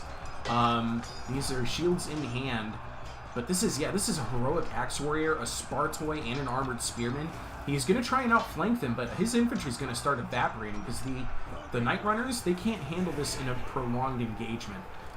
He really ought to get his Renowned Axeman in here as well, but he has completely surrounded this pocket of Spartans, but they're going to do just fine. Okay, we've got a break in the Renowned Slingers. The Centaur Champions, at the great expense from the damage they've taken from the Light Spear Runners, has done its the work it needs to do against the Renowned Slingers, but this one's going to regroup, turn around, probably start opening fire. The Savage Centaur Warriors, ooh, wow. So supporting this Heroic Axe Runner, they beat this Light Spear Runner, and now they're going to go ahead and continue uphill, and I think he wants to try and get his Centaurs over into this fight before he loses all of his Night Runners. Night Runners are doing the best they can. 56 kills, 24 kills, 32 kills. 28 kills, but as you can see, 2 of them are already routing, and the Armored Spearmen they can't hold up against all of this. So I think it's going to be too little too late for the Centaurs when they arrive. This one's going to go ahead and continue chasing this Light Spear Runner. Just make sure that it's completely removed from the battlefield before it gets hiding somewhere else again. The Warlord Warmonger is completely routed. That's a problem. The Spearmen are actually routing him off, but the Renowned Axeman can save the Warlord Warmonger. He must have gotten into a duel with the Fighter Ravager, and the Fighter Ravager definitely would have won that. Sparta's infantry is still winning this fight. As you can see, the Armored Spearmen are gone. They're so shattered, they're just off the map. But the Centaurs are now, they're trying to get in here to deal with this, but they're still being pursued by these Light Spear Runners. Relentless pursuit. The Light Spear Runners are like, don't you get away from me. I'll trip over my own feet and bounce off this tree trunk and you until you take my spear damage. You will face my spear. There is no escape for the Centaurs, and that's going to break them too. They arrived here, like I said, too little too late, and now they're out. Meanwhile, out this direction, ooh, Heroic Axe Runners, they're definitely getting routed. Savage Centaur Warriors are regrouping over here. Centaur Champions are... Oh, that was the Champions that made their way over there and got chased off by the... They got chased off by by all these Light Spear Runners. There is still some sling ammo to deal with from the Spartan slings. They're going to come in here and try and just kill as many Savage Centaur Warriors as they can. Battle of Balance of Power is now solidly in Sparta's favor, and I think we can call this one for Sparta. Yeah, the Argos hero is trying to regroup back out this way. We do get a victory for this Renowned Axeman. It's a very healthy Renowned Axeman, but it's also a very lonely Renowned Axeman. And then a Terrify activated on the Savage Centaur Warriors. He's hoping to just break this and end it. Because if he gets enough of the enemy forces routing, he can just end the battle. The Night Runners are regrouped, but their morale is going to start dipping here any second. It should be army losses. There's still a very healthy Savage Centaur Warrior that got into Renowned Slingers again. He does have a couple of tiny things working in his favor, but he can't do anything about these Light Spear Runners with blood sacrifice. Light Spear Runners with blood sacrifice for... Oh man, they had more than 114 damage there for a short while. Here comes more Light Spear Runners. He activates Aristei on his hero, and he's going to try and just valiantly save what's left of his Savage Centaur Warriors. This Renowned Axeman's going to have a good time against the Light Spear Runner, but look at this very healthy Armored Spearman with already the 13 kills. Where have you been all game? Shields on the back. He's going to charge down here like they were Light Spear Runners. These Light Spear Runner wannabes, but too heavy. They're going to rout the Renowned Axeman, and that's going to be the end of Battle 3 in favor of Sparta. Sparta wins. Sparta has won. And that means Hazard is now up to 2 wins. Yes, Hazard now has 2 wins. So, wow. Look at that. Renowned Laconian Axeman. Not a unit I often take. 300, almost 300 kills. Almost 250 kills from the Light Spear Runners. Spearman, meh. And Laconian Swordsman. That's unfortunate, but it's still a victory for Sparta. 160 kills for the Spartoi. 106 for Armored Spearmen. 104 for this Night Runner. Very nicely done. 175 for this Renowned Axeman, but at the end it was just too out of position to make a difference. And a good number of kills from Centaur Warriors. Sparta's cavalry is great. I agree. Sparta has the best Jav Cav in the game. Yeah, GG's all around. So let me go ahead and get the army blocker up. Let's go with Diomedes in honor of that last one. There we go. Is the tournament over? No. We've got this is a best of 5. So Hazard needs to win one more battle to win the whole thing.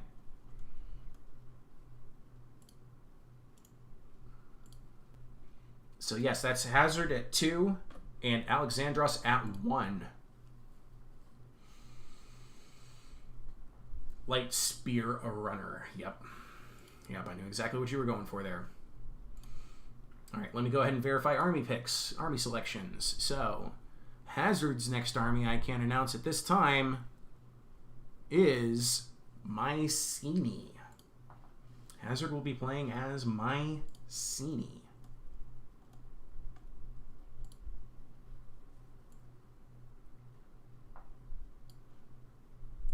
And then Alexandros will be playing as, I do believe, Salamis. Is that right?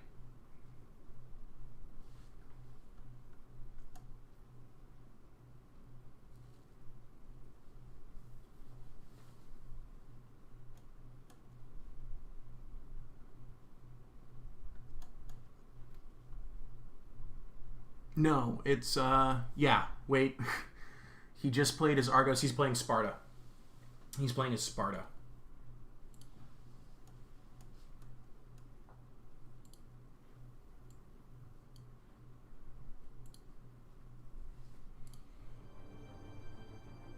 Or is he? Or am I wrong again?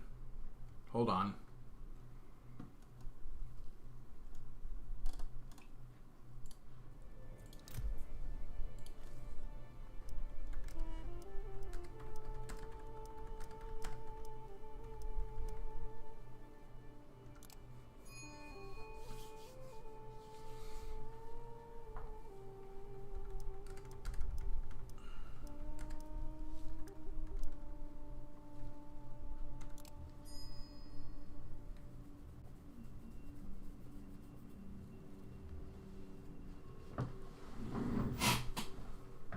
Waiting to hear back from the players about the army selections because it looks like we might be a little confused.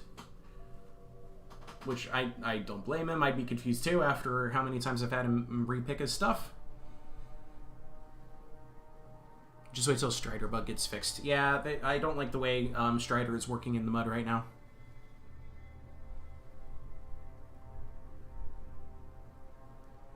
The issue is that actual Cav loses stats in Forest and Mud. Yes. But light speedrunners don't. Just wait till Strider Buck gets fixed. Oh, okay. At least not Centaur. Amazon Cav, yes, Centaurs now. Right.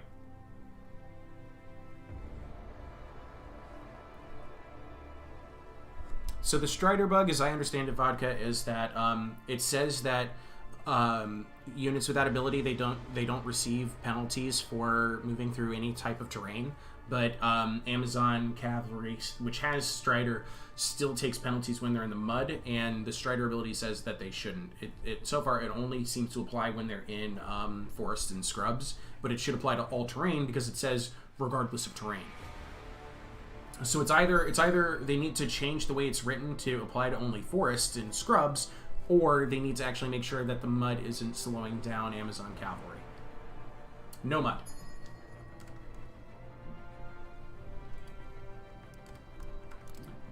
Mud displays as dark poop brown.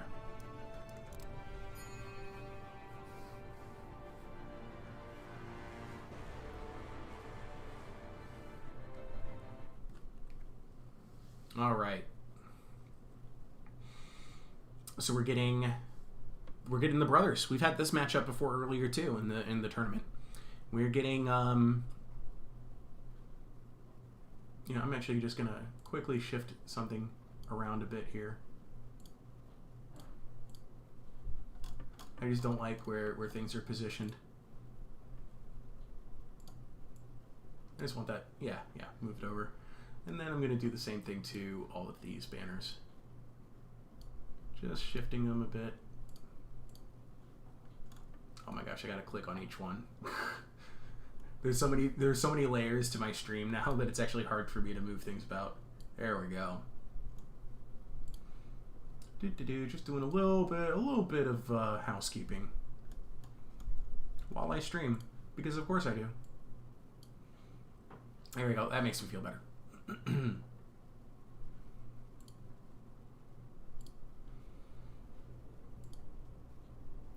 Okay, where are we? I think Alexandros is still trying to figure out his army. Hazard says he's ready. What I'm looking at from Alexandros is also legal, so we'll be good to go.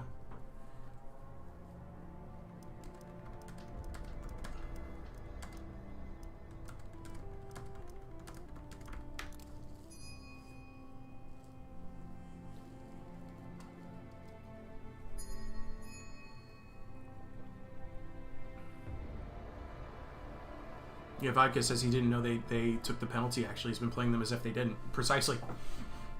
You got to be very careful with Amazon Cavalry charging in certain scenarios.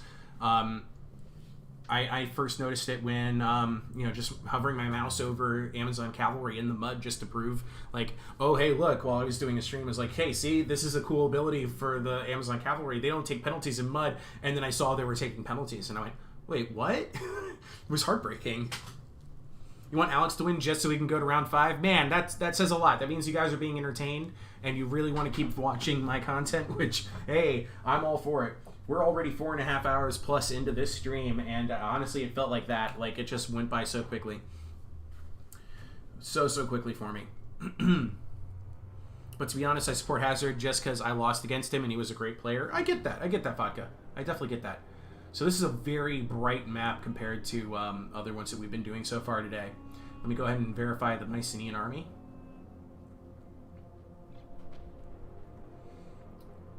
5 times 750. Oh, man. Okay, give me a second here. That's 3,750. Plus 3,750. We might have spent too much on light infantry. Hold on. 1, 2, 3, 4, 5. Hold on.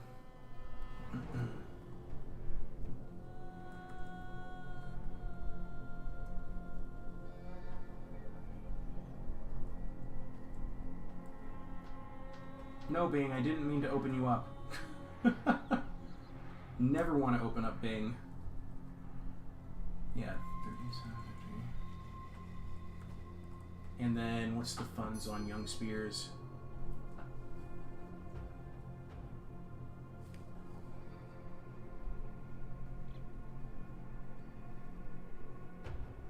Plus 720. We've overspent.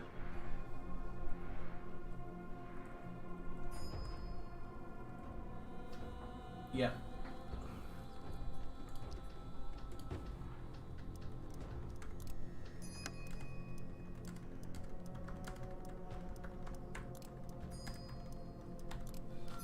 Okay, so this is the first time this has happened on stream anyway, where we have an illegal build.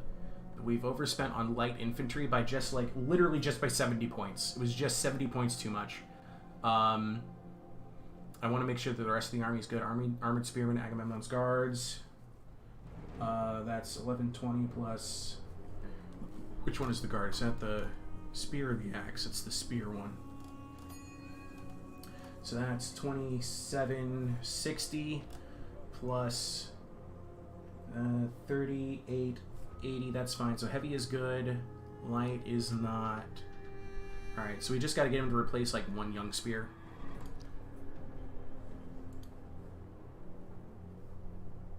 It is not exactly the same.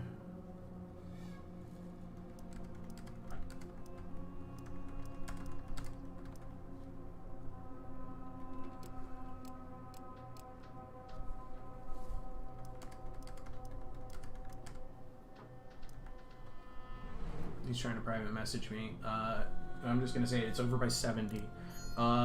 So when we reload, both players keep their armies as is. Hazard plays without one young spear and takes one Achaean slinger instead. That should make the difference.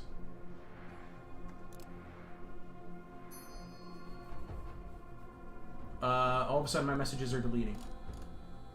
Okay. take out 1 young, add 1 ack slinger.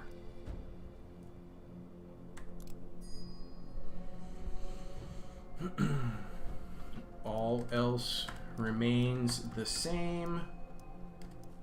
Both players. Yep.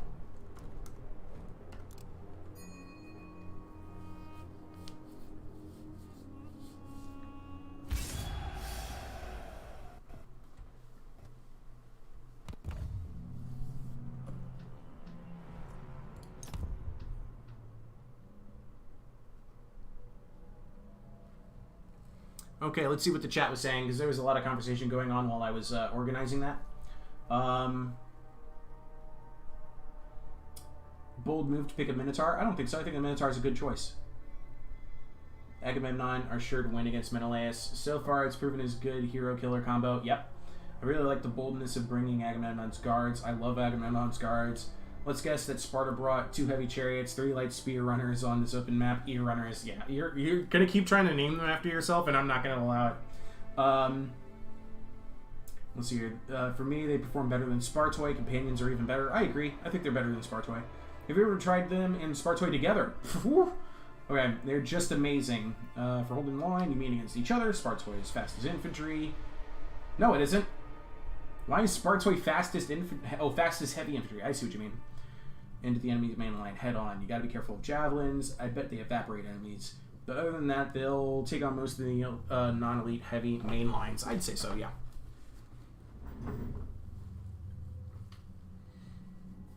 Spartoi is fastest heavy infantry. Yeah, I'd see that.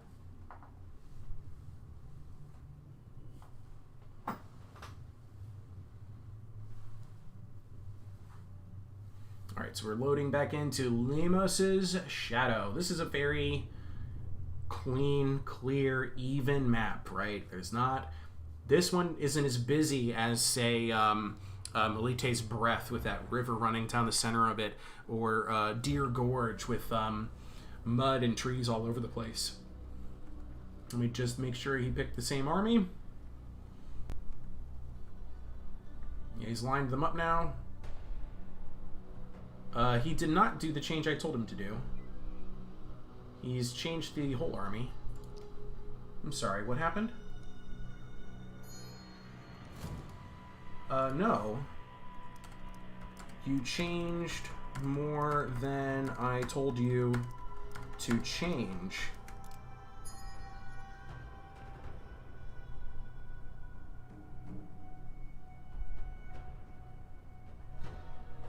I only allowed you to change 1. I dropped 1 militia and got 1 Achaean. You used rest as chevrons. No, you have 2 young spears still.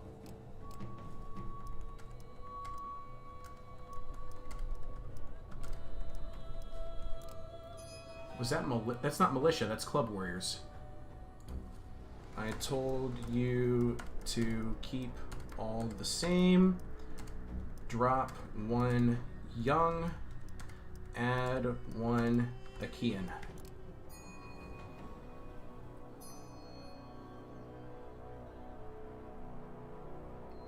It isn't there in 4,400 limits? What is he talking about?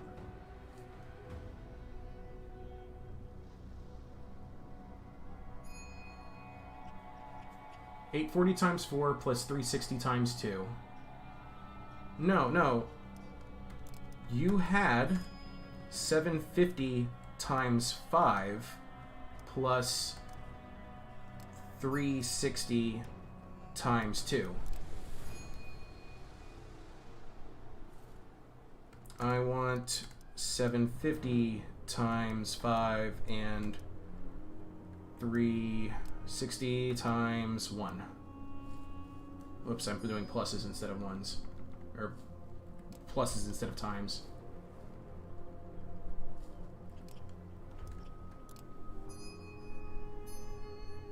No, you definitely had 5. You definitely had 5 club warriors.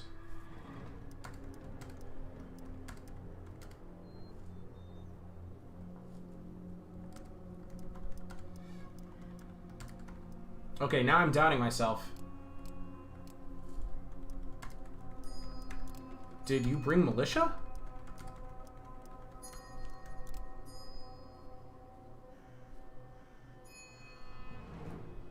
He said he had the build saved.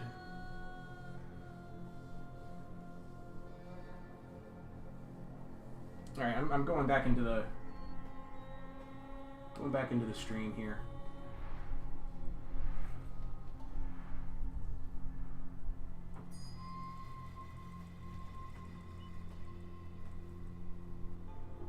Of course, I had the screen blocker up.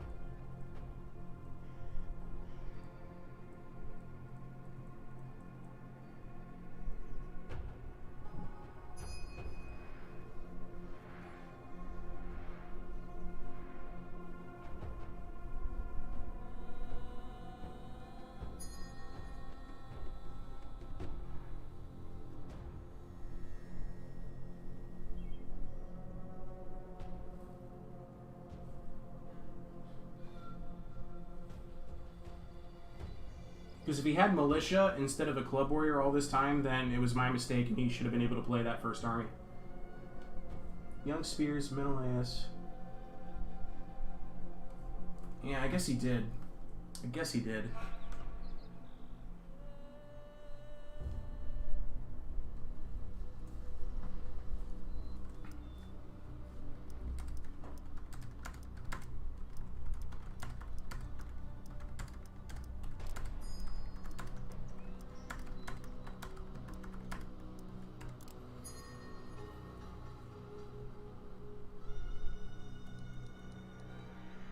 Okay, so we had 4 clubs, 2 young spears, and 1 militia. If that's the case, that's totally fine. Because that would be 3,000 plus 9... it would be 3,000 plus, like, 720 plus another cheaper than 720. Yeah, that would work.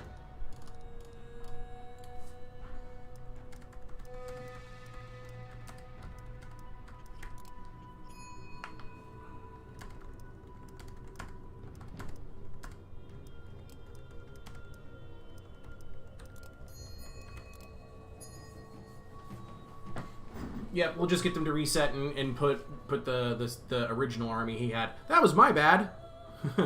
Yeah, it definitely seems like he brought militia. Use the legal army that you already had. Lol. I don't need to change it. It doesn't have to change.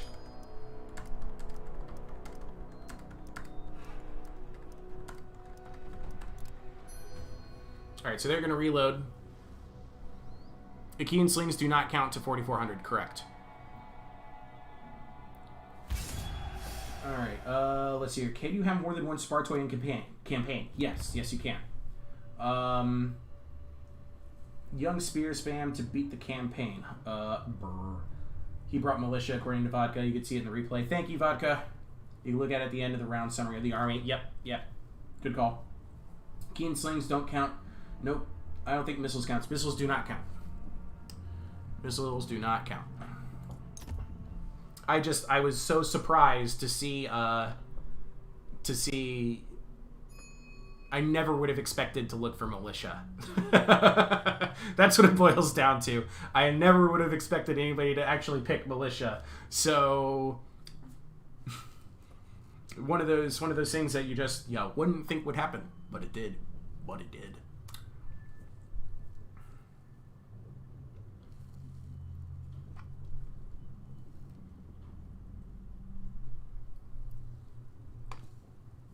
Okay, loading up here. Limos' Shadow. Take 3. Players know the rules better than I do. Here we go. Alright, so yeah, I am very, very, like, this is a nice and easy map. Just making sure. Club Warriors, Club Warriors, Club Warriors, Club Warriors. Militia. Yep. Yeah, they're good to deploy.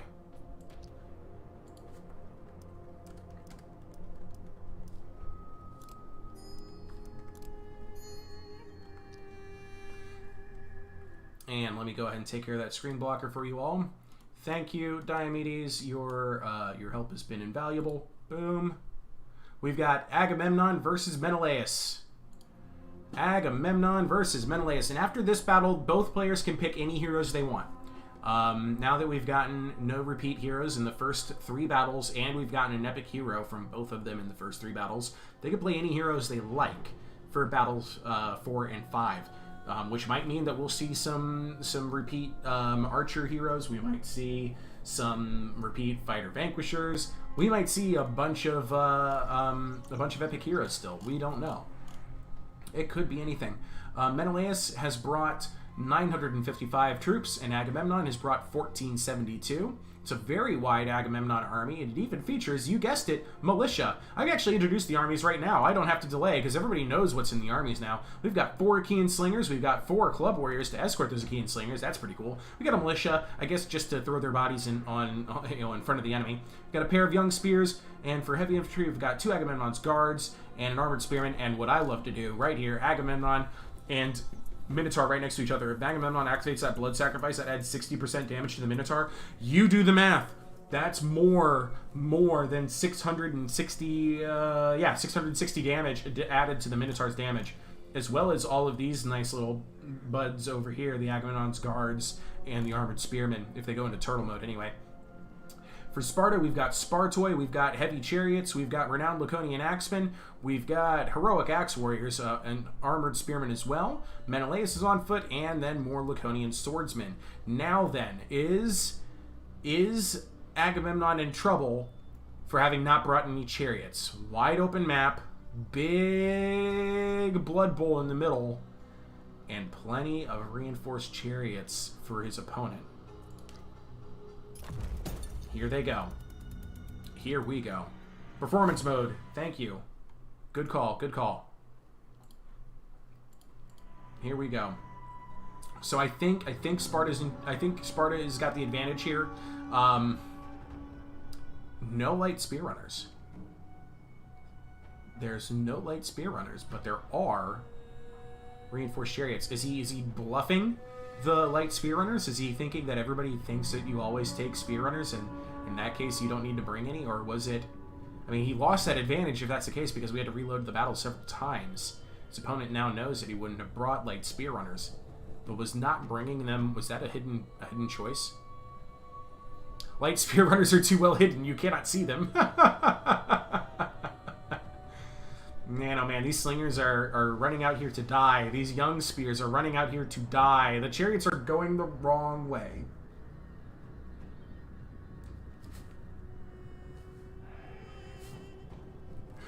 Look at the juiciness. Don't you want this tasty juiciness? Psst. Psst. Chariot friend. Psst. Look over there. Look over there. Where are you going? Where are you going? These are scrubs. Why are you in the scrubs? Look that way.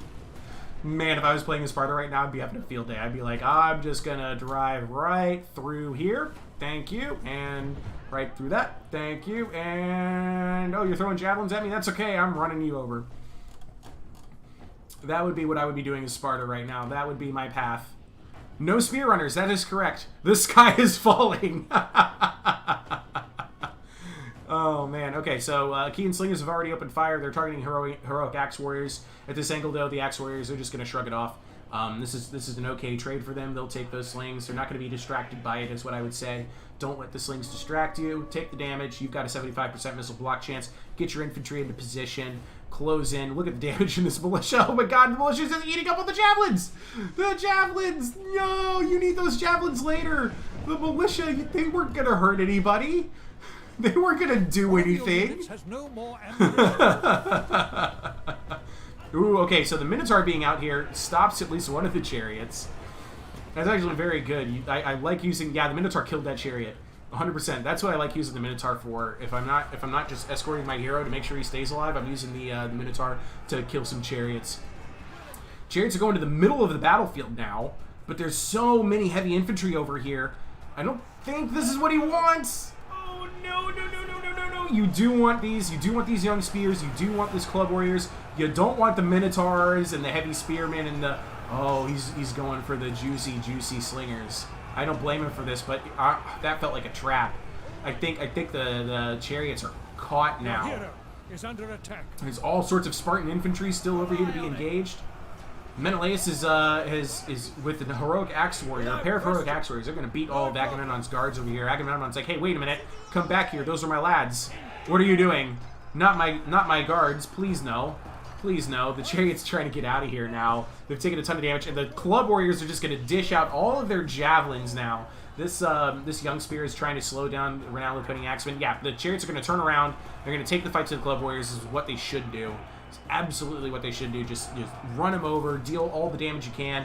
Maybe get back over here, recharge this club warrior. The Laconian swordsmen versus club warriors. This is a good matchup. They're the same cost, so it's really interesting to see. The Laconian swordsmen have the better melee defense. No, they don't. Yes, they do. Yes, they do have the better melee defense. The club warriors have javelins. And whew, Spartoi are out here. I'm not sure why they need to be out here with the Achaean slingers, but here they are. I think they should turn around and go after. They need to turn around and go after some of Agamemnon's more expensive infantry. I think we got a divine challenge or close to it. I think Agamemnon is spanking his younger brother.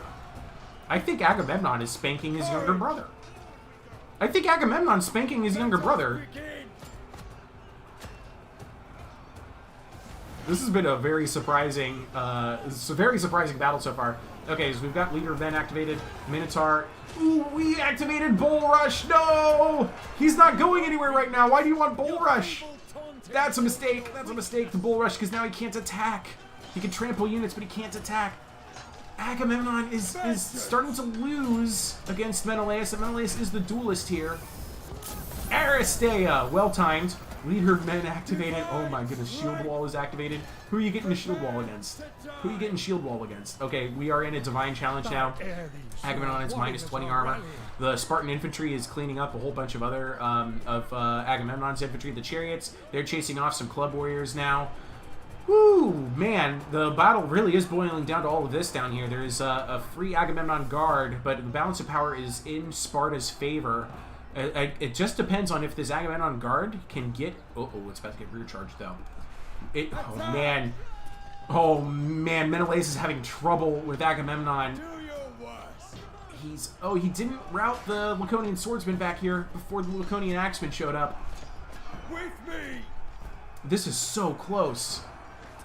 This hero duel is it might determine the whole fate of the battle. Sparta's infantry wins. Menelaus is still losing. The Minotaur is just standing here. Oh, man. If he activates, it's a rallying cry, reinvigorate. Agamemnon's trying to boost himself back up. If he activates that yell, or if he just turns around and charges Menelaus, oh my goodness! The rest of the Spartan infantry is routed off that Agamemnon's guards. Balance of power solidly in Sparta's favor, but I think Agamemnon could kill Menelaus here. The Minotaur or Agamemnon, if they get like one lucky hit in. Look at Agamemnon just run over all these Spartoi.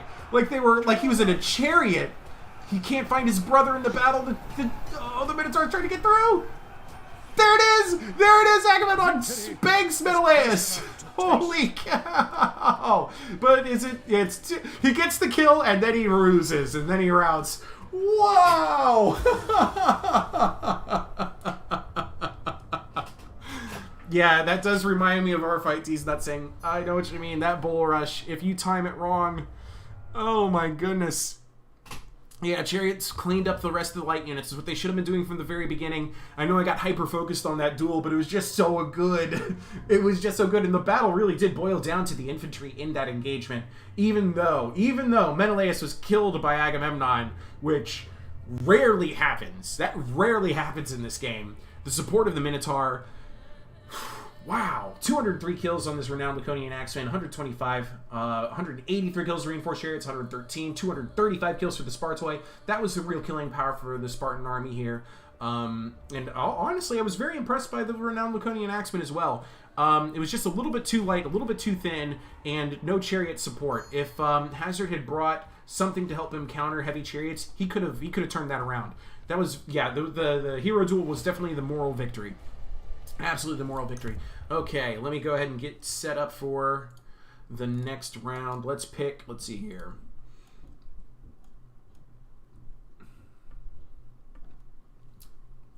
I've used most of these today. Let's go with, hello. Hi. What's up? I have a thing for you. You have a thing for me? What's the thing? Food. I have food? What's the food? Potato packets. Potato packets? It smells good. Thank you. Love you. I have potato packets. Okay. Oh my goodness. Oh my goodness, what a fight that was. Let me turn this down because now I have it over my ears. Man, oh man, oh man. I'm exhausted from that last battle. That was a lot of fun. Let me verify the army picks. This time it's going to be Alexandros as Sparta and Hazard as...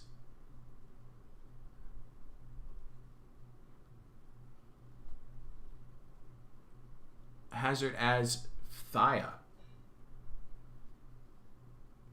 Salamis versus Thia, is that right? I think it is, yeah. Thia, Salamis, yep.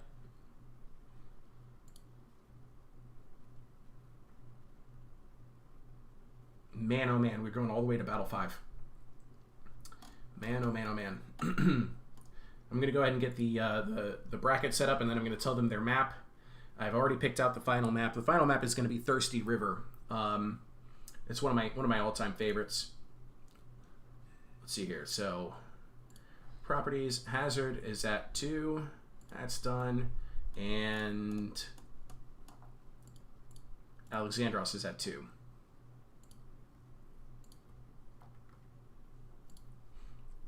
And then we're going to get for game 5, Salamis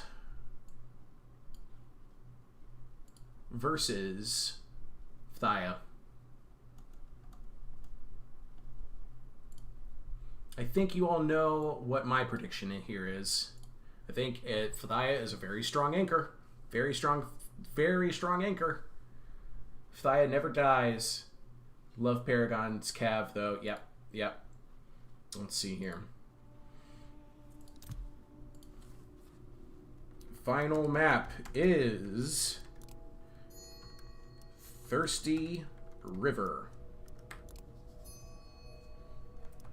That last battle was Chef's Kiss.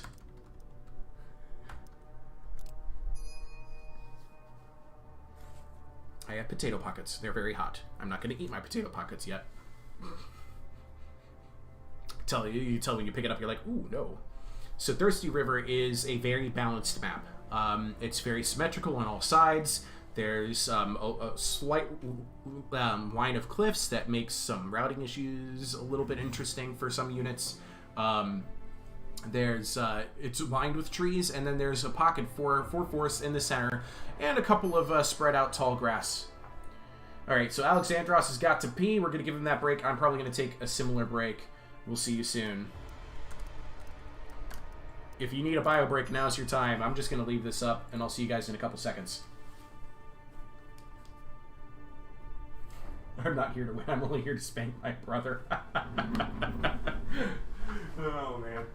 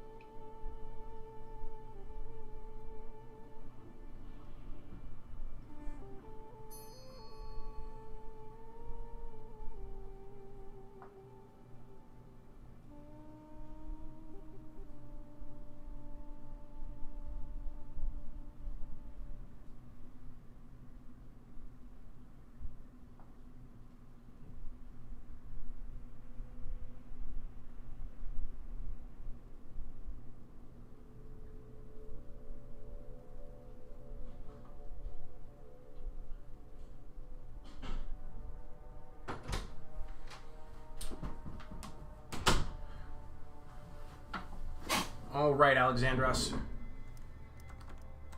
We all want to know, did you remember to wash your hands? I did. He says, of course. Whoever says no to that, right? Okay. Okay. He says, I can confirm it. All right, I'm just peeking at Alexandros' army real quick. It is legal.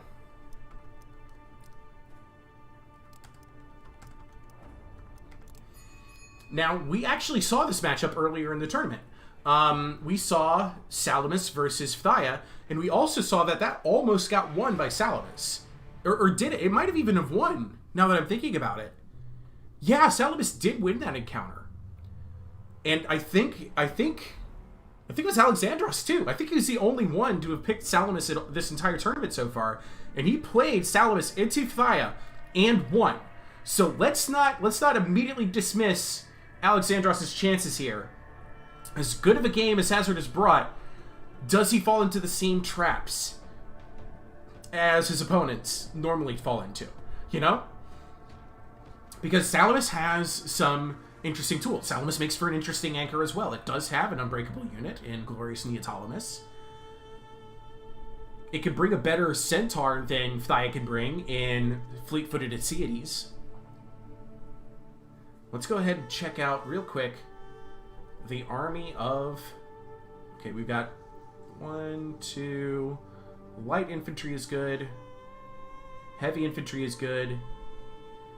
Medium infantry is good. We're good.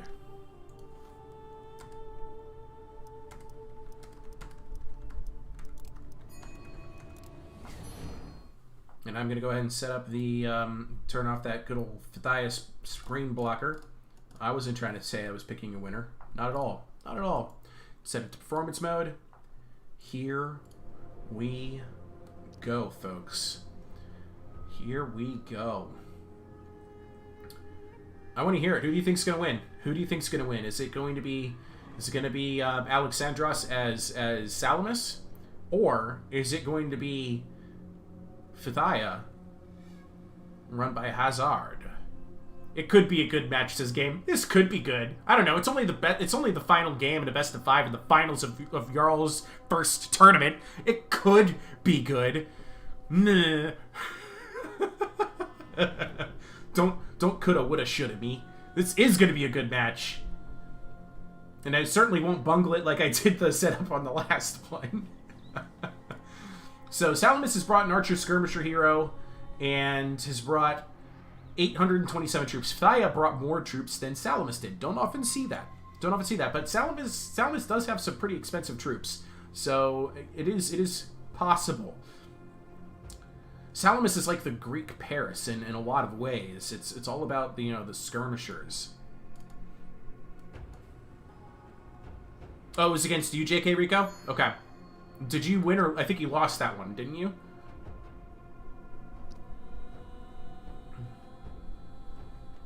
All competitors have very similar skill level. I agree, Air Runner. I think all the competitors do have a very similar skill level. I would call it Achilles wins thanks to javelins and infantry mobility. Okay.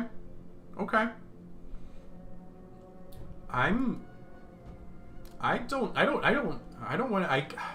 It's hard to pick.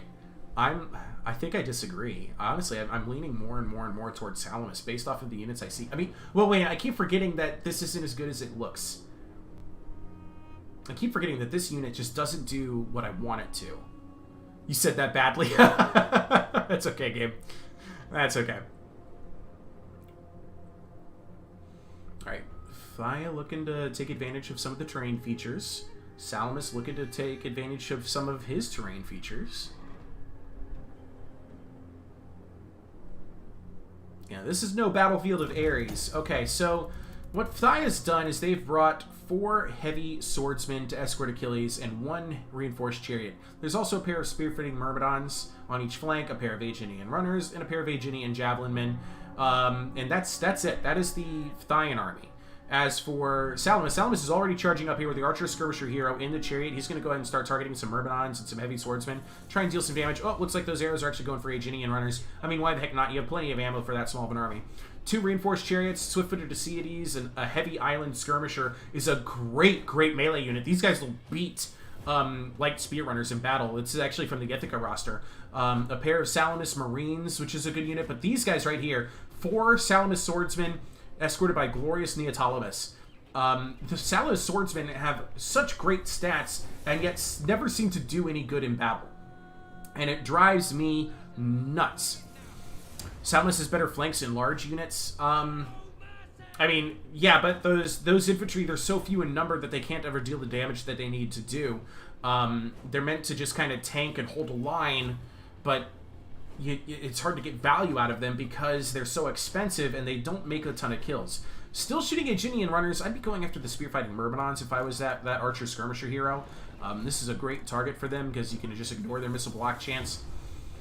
He's trying to keep some of his pieces in secrecy here, and that means he can't afford to move them yet, while Achilles is going to go ahead and start clearing the forests. Is under attack. Some javelins are going after the Archer Skirmisher hero. He's still targeting the Aeginian runners. I feel like that's a mistake. And he's trying to dodge a couple of these javelins, and they're going to go ahead and regroup with the rest of their army. Yeah, all of these troops, they don't want to get too close to these reinforced chariots, so it would cost them a ton of damage. Man, oh man, here we go. We're pushing up, and this is what Hazard's doing here is he's checking all of the areas for likely hidden deployment. He wants to make sure, he knows that can't be the entire Salamis army, so he's clearing the trees, and he wants to make sure that he's found the enemy army. If he can find what's hidden for Salamis, he can eliminate them from the battlefield. Here comes the chariots. They've had enough of this. Again, the Archer hero is still targeting the Aeginian runners.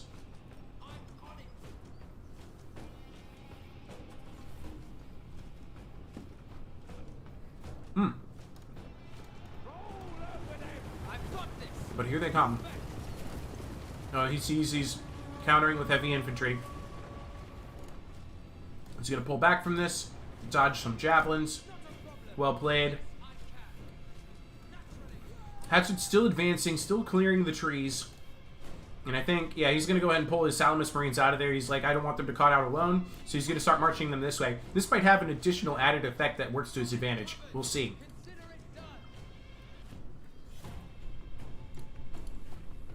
Hazard's asking about the attacking rules. Yes, both players are attackers. He is actively spending his ammo on your runners.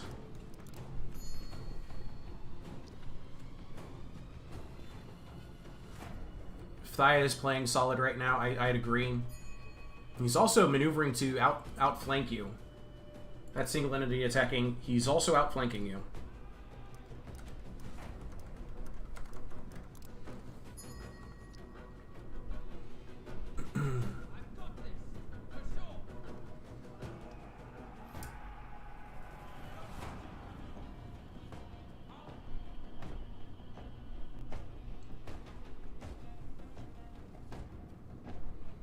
Oh man, I think we're about to get caught out here. We'll see. We'll see. Yeah, so what we were talking about... Oh, it didn't work. He's been spotted.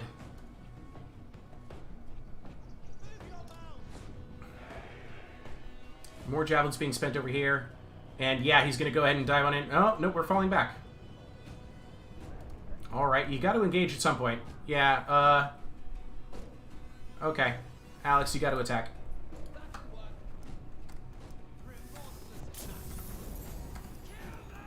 Yep, Alex, you got to attack. I thought for sure he was going to charge, but yeah, okay, now he's attacking.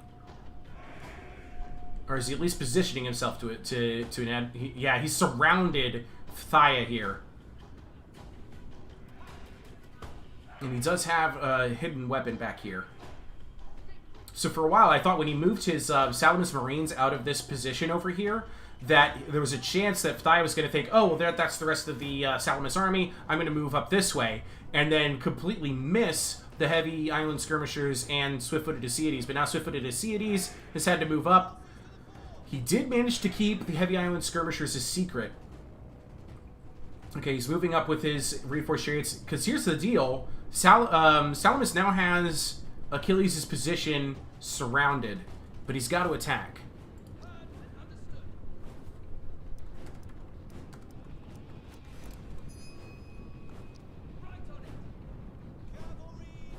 Yeah, he's still maneuvering around.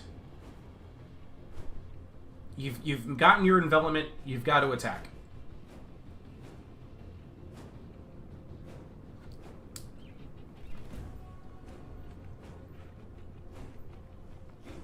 He keeps, yeah, he's backed up a lot with his swords. He's trying to get a really good envelopment, and I don't blame him, but I think he's taken way too much time on this envelopment. He really should be attacking. Why does he have to attack? Because right now he's just avoiding battle. At least one unit must always be actively expending its ammo or advancing on the enemy in some way, shape, or form. He's pulled off his envelopment, but we've got to attack. He's not doing anything. Exactly. He's got our archer heroes. He's using his ammo. The counter-argument to that is that it's just a single entity hero using its ammo, but look at this position. Like, we absolutely have got to attack.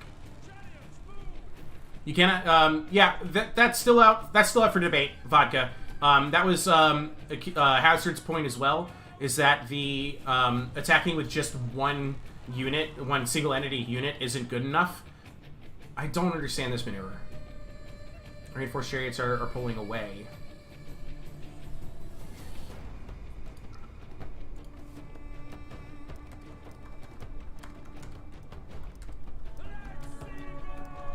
Alex, you got to attack. Final warning.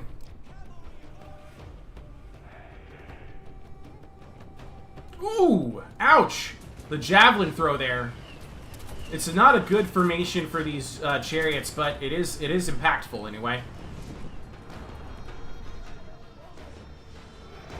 And swift-footed Asiates, it's like Alex is playing a little bit. I think what's happening here is that Alex is being way too defensive. He's too worried about playing a misstep and getting out of position. He's thinking too much about it.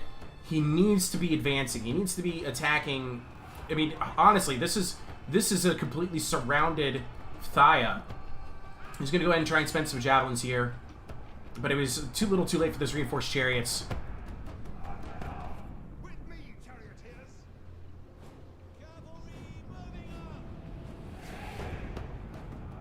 Yeah, he should attack to win. Yep. Alright, we got some chariot-on-chariot action here. And the rest of the Salamis swordsmen are going to charge in, and that's kind of left because Thaya has had to focus on so many different flanks. Because of that envelopment, there's a little bit of danger here, but he stopped moving them. Yeah, I feel like Alexandros is too much in his head about it. It's like he's second guessing himself a lot. He had a great position, and the orders just weren't delivered just right to get in here. There's a nice red blob. Yeah, absolutely. Like right here. But as you can see, like he's holding his ground. He's not attacking. He needs to be attacking. Oh, here's a good one. These spear-fighting Myrmidons facing off against two Salamis swordsmen, but here comes some reinforcements. And another Salamis swordsman. Salamis swordsman versus heavy swordsman. That's a fun fact. That's a fun matchup. Salamis swordsmen don't have the health of heavy swordsmen, but man, oh man. Okay. Battle is joined all down the line. We still have swift-footed Asiates out here. Man, these reinforced chariots just got torn apart. Thaya still has some chariots out there somewhere too, I believe, don't they? Yeah, they're stuck in the middle of this fight, but that's a ton of heavy infantry and glorious Neoptolemus as well. And here comes some more Myrmidons and some more Salamis Marines and some more heavy swordsmen. This big developing blob. Swift-footed Asiates has caught these Aegean javelin men. Spear-fighting Myrmi have flanking defense. So, yep, that's true. And look at this, Aegean runners trying to get out of here. The spear-fighting Myrmidons over here. Yeah, they've managed to fight off this Salamis swordsman, even though they've been outflanked, but they don't care. But again, the spearfighting myrmidons, even though they don't care about being outflanked, they still take the damage for being outflanked. They still take the damage. Here goes, oh, hello. Archer hero charging in here. Trying to deal a little bit of extra damage. Getting a little bit too close, I think. I don't think he meant for this to happen. Don't think he meant for that to happen, and he's going to get pinned in here by reinforced chariots. Oh, man, these Aegidian javelin men are gone. That's all she wrote for them. Goodbye. But now, can he utilize that advantage with the reinforced chariots and swift-footed Deities to hit some heavy swordsmen? I think that's his next target, or it soon should be. Spear fighting. Okay, let's see here. Maybe Cav do difference. Maybe the Cav will make the difference. Yes, the swift-footed Deities is now trying to get in here. Wow, we got chariots in the scrubs. They're going to move super slow, but he really wants to try and deal a knockout blow, I think, to the spear fighting Myrmidons, and maybe bail out his Salamis swordsman. The knockout blow against Myrmidons is next to impossible, though, because they are unbreakable. And as he's learning over here, this could go in. It is going in Alexandros' favor. His Myrmidons and his swordsmen beating the Phthyan Myrmidons and swordsmen. And there's still a free reinforced chariot out here. It might get caught by these heavy swordsmen, but the heavy swordsmen are being shot by the archer skirmisher here. Where'd he go? Oh man, he's all the way over there. Achilles has arrived at this battle. He's activated his Aristea. And these reinforced chariots, they're a ton of trouble right now because they got caught by the heavy swordsman. Here comes swift-footed Deities, probably hoping to rear charge the heavy swordsman and deal a quick blow to them, because that is somebody you can actually knock out with a really good morale-causing charge. And yeah, there goes a ton of morale. That might break the heavy swordsman here, but it might also break. The reinforced chariots got terrified by Achilles. Oh man, oh man. Yeah, that broke the heavy swordsman. Almost broke the reinforced chariots. We've almost broken this heavy swordsman. He's going to go ahead and pull his really, really shaken lowered melee defense reinforced chariots into the backs of the heavy swordsman and maybe break that as well. That's a really, really risky. He shattered it. And now he's going to go in here and try and deal as much damage as he can to the spear fighting Myrmidons. Balance of power is in Phthya's favor, however. Spearfighting Myrmidons have won their engagements over here. This is a very healthy... I think this heavy swordsman and Achilles is the reason why this balance of power is so heavily in Phthya's favor. Holy cow. Also, the Aegidian runners just cleaned up a javelin. Can he keep swift-footed Deities alive? Can he deal enough damage with the 9 shots he has left on Alexandros? This battle has gotten a ton better after a really shaky start. This is now an extremely close match. An extremely close match. Spearfighting Myrmidons valiantly charging into swift-footed Deities. Trying to cause as much damage as they can with their 19 units. 158 kills on that model. Taking a ton of damage, though, from swift-footed Deities. And the rest of Salamis' forces, these Myrmidons over here, there's only 14... No, wait. I got that number wrong. How many are left? How many are left? 10 are left. 9 are left. The archer's trying to use his ammo. I think he's trying to use that ammo against the heavy swordsman. Somebody regrouped for Salamis. Yeah, we got back a Salamis swordsman. 25 men in the unit, but very, very low on health. Swift-footed Deities, it's a good target. He's going to charge the Aegidian runners, but he's going to charge out here with his heavy swordsman. Try and catch him while he can. Man, huge damage coming in from Alexandros' hero. 4 shots left. 110 kills. Man, oh man, oh man, oh man. Aegidian runners chasing that. Oof, oof, oof. Achilles! Achilles left. Oh, man. How? Okay, the question is, how can Salamis kill Achilles? At this stage, how can Salamis kill Achilles? Oh, no! His hero shot one of his own swift-footed Deities! Oh, no! Every arrow counts right now. Inspired aim activated. He got off in another shot. Killed some more of the heavy swordsmen. He's trying so hard to keep swift-footed Deities alive, but the Aegidian runners are keeping pace right now. Their speed's 47. The speed on swift-footed Deities is 68. The hero's out of ammo. He managed 120 kills.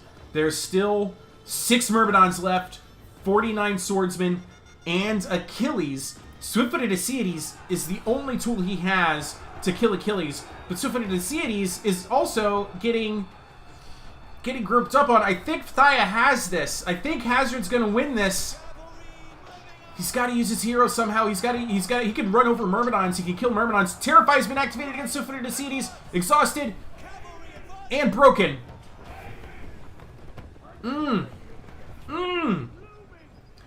Achilles is gonna take this out. Keep your units together, Thaya. Absolutely. Keep your troops together. But also, don't let Swift-footed Illiad come back. Have everybody chase that. Here comes Alexandros. He's going to try and get some attacks in here. He's going to go ahead and charge in with the chariot. Achilles is going to turn around and meet the challenge. That might give Swift-footed Illiad a chance to regroup. This is where the battle is, right here. I don't care what's happening over here. They regrouped. They regrouped. Myrmidons are going to try and do something about it. Oh, he didn't see! He has to micro his hero. Oh, man, but he might be caught here. He's surrounded now. Shattered. That's it. That's going to do it. He just saw his Swift-footed Illiad is back. The hero's now on foot. The end.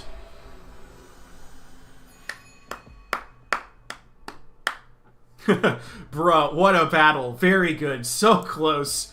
One Spear Myrmidon left. Oh my goodness. Achilles MVP. Man, oh man, oh man. Hazard on fire. Wins the tournament. Look at Swift-footed Illiad's kills. 248. 211 kills for Glorious Neoptolemus. I love these units. 120 kills for the Skirmisher. Salamis. Salamis is a Thaya counter? Could it be? Is it true? I think the answer to that is yes. Man, oh man. Awesome series. Yes. Awesome. Well done. Okay, now, I'm gonna, again, like, everybody, congratulate Hazard on Fire. Well-deserved, well won. I want to talk about the one unit must always be attacking rule and to clarify something that I said. I did not establish in the rules that I wrote that you need to have, that one single entity unit doesn't count. I did not establish that in the rules. So that play from Alexandros was perfectly legal, to use up the ammo on his hero like that. Because I did not establish in the rules that I wrote that a single entity unit expending its ammo is not enough. That is the case in Warhammer Cup rules, but I did not establish that as a rule for this tournament. That's why Alexandros' play there at the end, perfectly legal. It didn't matter anyway. Alexandros was a little bit too timid when it came down to it and wasn't able to make the difference against Hazard, who had a much more confident, like you could tell by the way the two were playing in the early stages of the battle, Hazard was much more confident with his gameplay, and as a result was able to put Salamis into that position. And Salamis, honestly, Alexandros just had to realize, you know what, I've got my opponent surrounded, I should just go. And if he had gone earlier, he could have turned that around. Alexandros says, well played, well played. I made some mistakes. I think Salamis comp like this can win. Just a few things went too much in your favor. And Hazard says if he didn't bring Achilles, he would have been dead. That would have been the end of it. There were some mistakes. Indeed, you got some ammo on your chariots early. He went the wrong way around the hill. Okay. Good job, everybody. Good job. Let's talk more later. Good night to you both. There we go. I didn't have this factions, but it was hard to crack it. Yeah, absolutely. Alright, I'm going to go ahead and ditch out of the lobby, close that off, and I'm going to go ahead and end this stream with more of my good buddy Rick Lloyd's music. Please enjoy. There we are. Man, oh man, oh man. What a series. Congratulations, Hazard. Well won.